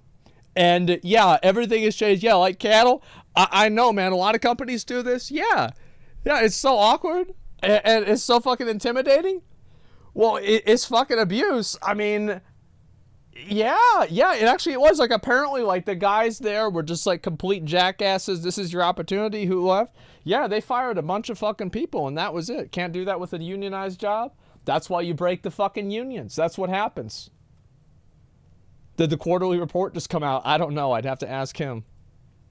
According to Thomas, who gave me lengthy testimony on the subject, a specific example of lying to clients was within a project called Wreckfest, where Quantic Lab did not have even remotely close to the number of workers that they promised, and instead decided to outsource a portion of the work to India. What's worse, he then describes a new issue. Quantic Lab allegedly asked employees... They're pulling the old Microsoft. Hey, they doing the old Microsoft. Yeah, you guys know that. employees to give them money back after being paid. We know all about that. Why on earth would they do this? It sounds bizarre, I know, but let me explain. Romanian labor laws, if I have the percentages wrong, please let me know in the comments down below. Okay. But Romanian labor laws require that workers be given between 50% and 75% additional pay during overtime work. On holidays, that requirement increases to 100%. But at Quantic Lab, according to my source, they were demanding money back from employees after they worked their overtime. That's smart. Get the money back, right? Keep it in the system. Without negotiating the policy with them first. Yeah. Furthermore, discussing your salary would be cause for termination. Smart. The system relied on workers having no idea what each other were making, because the primary goal was to force senior employees out. I used to do this. So I did this myself back whenever I would do carries for different runs. So there was one time that this was like a magnum opus of mine for scamming. This was really it. So one time I sold a run for Gory of the Oldawar Raider 10-man. And I sold the run, and I told every person in the run that they were the only buyer in the run, and that everybody else was helping me sell it. But I told them that everybody else was not a buyer. And so actually what I did is I just took 9 buyers in, and I told them also, the thing is, like, you play onto somebody's intelligence. So what I said is I was like, I didn't tell them and let this be our little secret, right? Because that makes them feel smart. That makes them feel in the know. And now they're on my side. So I did that to 9 other people, and I made so much fucking money that day. Holy shit. Actual 800% value? It was 900% value, actually, if you do the math. Yes. And so it's not a surprise, because you keep people separated, because the more that people talk, it's like the more people talk, the more people do shit, that's whenever they start going against you. They scam me in Mythic Plus and Legion the same way. It was good. It was a good time. Hire How'd brand they new not tell workers. each other? Because I told them not to. I told them not to, and I told them that you're smart and we're going to trick them. So I told them not to say it because I said that, yeah, I got them in on it. It was a good time, man. So you stole their gold? Yes. I got all, well, not really though, like, because we finished it. We got it done. Yeah, well, we got it done. Like, I scammed him a little bit, but, like, I mean, not really. Hey, testosterone with 9 noobs that are boosted? Because it's fucking Oldwar. It's easy. fraction of the cost and continue to do this knowing that younger workers have little to no knowledge of labor rights, so they can be sat down later, coerced into signing exit papers, which because they don't know technically anything. quit, Exactly. even though they're being forced out. That's like the double positive. Is like not only do you pay them less money, but you can take advantage of them and they're too stupid to realize it. And the It's a cycle double can start win. all over again. I spoke with multiple additional sources corroborating the issue of localization. For those unaware, localization is when you translate and modify a game to be shipped and played in a different region with a different language. This is what they did wrong with Lost Ark. But having talked with people in that particular department, past and current, Quantic Lab would make frequent and inaccurate statements to clients about the number of native language speakers on staff, or even fluent language speakers that they had on staff. When a Chinese project came along, Quantic would say, we have 4 native Chinese speakers, which is a big deal. But in reality, they had 1 or 2. And if they had 2, only one of them was actually native. The other simply knew some Chinese. Right, and that's what you do. You don't lie. You don't say A is B. You say A is capital A. Keep in mind, when you're translating or localizing a video game, it's very, very important to have a comprehensive understanding of the native language. Like, you really need this level of detail to make it a good game. Advertising that you have that while you don't have that is probably a big deal. What's worse, on multiple localization contracts, testers were forced to take this is what they were devolved into doing. They were forced to take screenshots of the game dialogue and go to outside third-party translation websites just to know what they were doing on the quest, what they should do for the objective. That's impressive. That is fucking impressive. Wow. Holy fucking shit. They had to Google Translate for their own job. They had zero knowledge of the language. Wow. And yet Quantic Lab was translating and localizing the game while forcing them to effectively do their work and testing through shit-tier translation algorithms on third-party websites because they just didn't have the experience or qualifications. Of course. According to another worker, I'll call them Duke, there were constantly 5, 10, even 15 brand new hires on any project because many of the employees that they picked up would quit within the span of just a couple of weeks. Smart. Totally inexperienced workers were being given crucial company tasks. And even internal conversations would acknowledge, on the topic of Cyberpunk 2077 specifically, yeah, we really fucked this one up. Not because they had a choice, not because they wanted to, but because the corporate governance at Quantic Lab is allegedly so bad that quality work is almost completely stifled. Summarizing the testimony I was given, Quantic Lab operates a working environment where there is just too much pressure. Little to no honesty with clients on actual team size or qualifications. Incredible employee turnover and lack of experience. Lack of security by outsourcing what is already outsourced to them to other freelancers, and then providing them with video and audio and text and everything that's probably violating. Why'd they hire them? So people asking like, why did the fucking CD Projekt Red hire them? Because in cases like this, the odds are that it usually works out for them. You don't get to the position that they were in without having at least some W's. Does that make sense? So like basically what they are relying on is they're saying that we are going to do something that costs half as much that works 80% of the time. Do you see kind of what I'm saying here? Is that like, yes. So they probably had a good experience with them with Witcher 3. And then after that, then they were able to, then they got a bad experience. They did Witcher 3 well. Yes, exactly. So yeah, they tested Witcher 3. And so why would CD Projekt Red think anything of it? They already had worked with these people before and it had gone well. Of course, that's what they're going to believe. Anyway, aggressive and possibly illegal tactics to force senior employees out, deceptive overtime pay practices, dishonest pretenses to secure contracts, such as, but not limited to, hiring brand new staff to puff up their team size beforehand and get more money before signing, or lying about native language speakers in localization, and all of this combined with aggressive non-disclosure agreements, surveillance, employee monitoring, and more, contributes to a dysfunctional workflow that is detrimental to nearly every single project that they are given. I have no doubt at all in my mind that they will look into the prospect of legal action against me personally for publishing this. I am 100%. Well, that's too bad because we already got it out there. Yep, that's too bad. We got it out there. Oops, so that's the way it goes. You know, like, fuck them. Here's the thing is that these people are going to complain about this shit and talk about it. Like, There's nothing that's going to fucking happen. Yeah, it's a big oops. You can't do shit. Yeah. Well, it pisses me off. They weren't so fucking greedy. This could have been one of the greatest games. Well, that's what happens, is that people want money, and money, like, I think that I've said this before. Like, people ask me, what is the root of all evil? In my opinion, the root of all evil is scarcity. Scarcity is what causes people to do things because they don't have enough of what they feel. It's not greed, it's scarcity, because scarcity causes greed. There would be no reason to have greed if there was no scarcity. Do you see what I'm saying? So this is just what happens. People always do this. 100% ready. I do not have any confidential documents in my possession. I was given access, but I did not hold on to nor distribute any of them. I have a healthy community behind me, and I am ready to stand up to the corporate malpractice of an abusive company. Damn. No doubt in my mind that this is one of those battles that come along every once in a while that I should and will choose. However, that's not the entire point of the video. As I explored this topic, I learned a great deal about the general outsourced QA industry, and oddly enough, it's not unilaterally similar.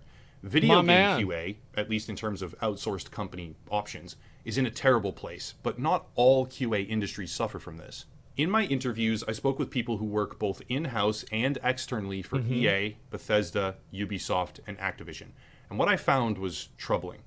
Quantic Lab is not alone. While I do believe it's one of the more severe examples in the industry, of course not. The idea of outsourced quality assurance operating like a pufferfish of sorts is widespread. When attempting to secure contracts, good metaphor. more I like workers that. equals more bargaining power and more money. So multiple companies in the space will engage in an elastic hiring process where they onboard fresh hires and then downsize later because they can maximize the contract payout. Yep. This obviously leads smart. to a lack of quality results because they simply bring these people in to jack up the contract value, but again, it is less severe than what we see with Quantic Lab. I have spoken with people... Yeah, I think that's smart. Yeah, there we go, man. Is right. People turn greed scarcity. Listen, people try to disagree with that. I know I'm right. Why would I indulge an opinion that's different of mine? Like, I know I'm right. Global Step, Doesn't make any sense. Keywords, a now defunct company called VMC, and an outsourced Indian giant called HCL. It is alleged that HCL will literally buy out smaller companies just to weasel their way back into contracts with Microsoft that they have been kicked out of. I've heard stories about a 30-man team at Global Step in particular that went through over 100 people in 2 years because no one stays long enough to even get proper experience. I have learned that the worker treatment in video game QA in particular is abysmal. And as a result... Well, why is it abysmal? One of the reasons why it's abysmal is because it's something that you probably don't like. You probably don't get a degree in QA. So it's not something that's like a highly technical barrier to entry. So because, number one, is it not highly technical, it's also something that a lot of people want to do. And so where do you see the most worker abuse? You see the most worker abuse, in my opinion, with like untrained, unskilled labor. Because those are the people that can just be discarded and thrown away like they're nothing.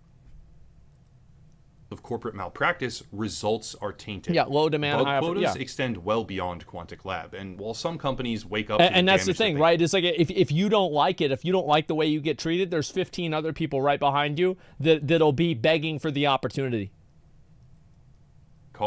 Some don't.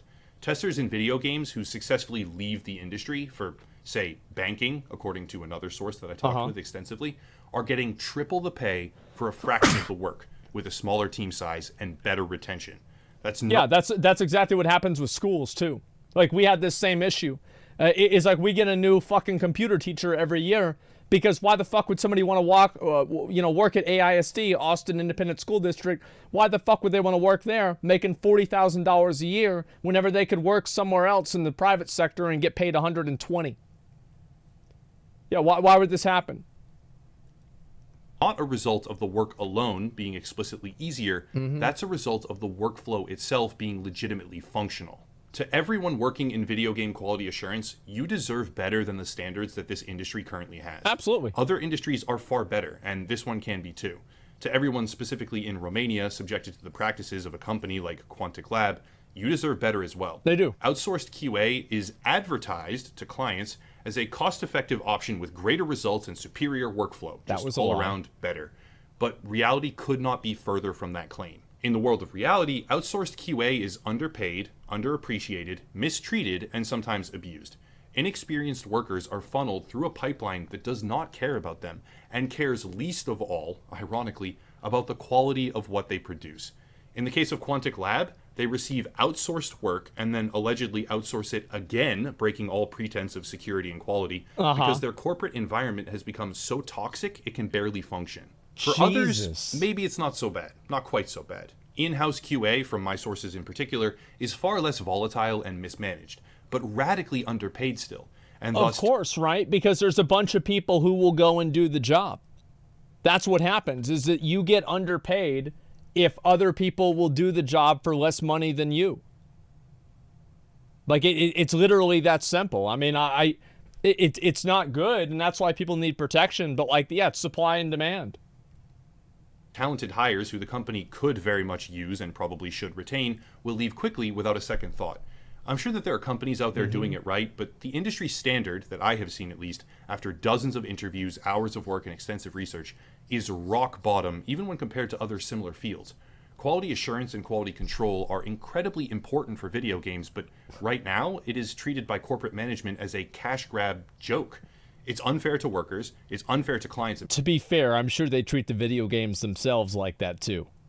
Publishers. And lastly, it's unfair to customers who ultimately buy the products. Quantic Lab in particular seems to be one of the greatest offenders in all this, and I'm sure that more information will come out. I'm sure that more articles may be written. Good. Whatever it is, more people may come forward with their experience, which I encourage.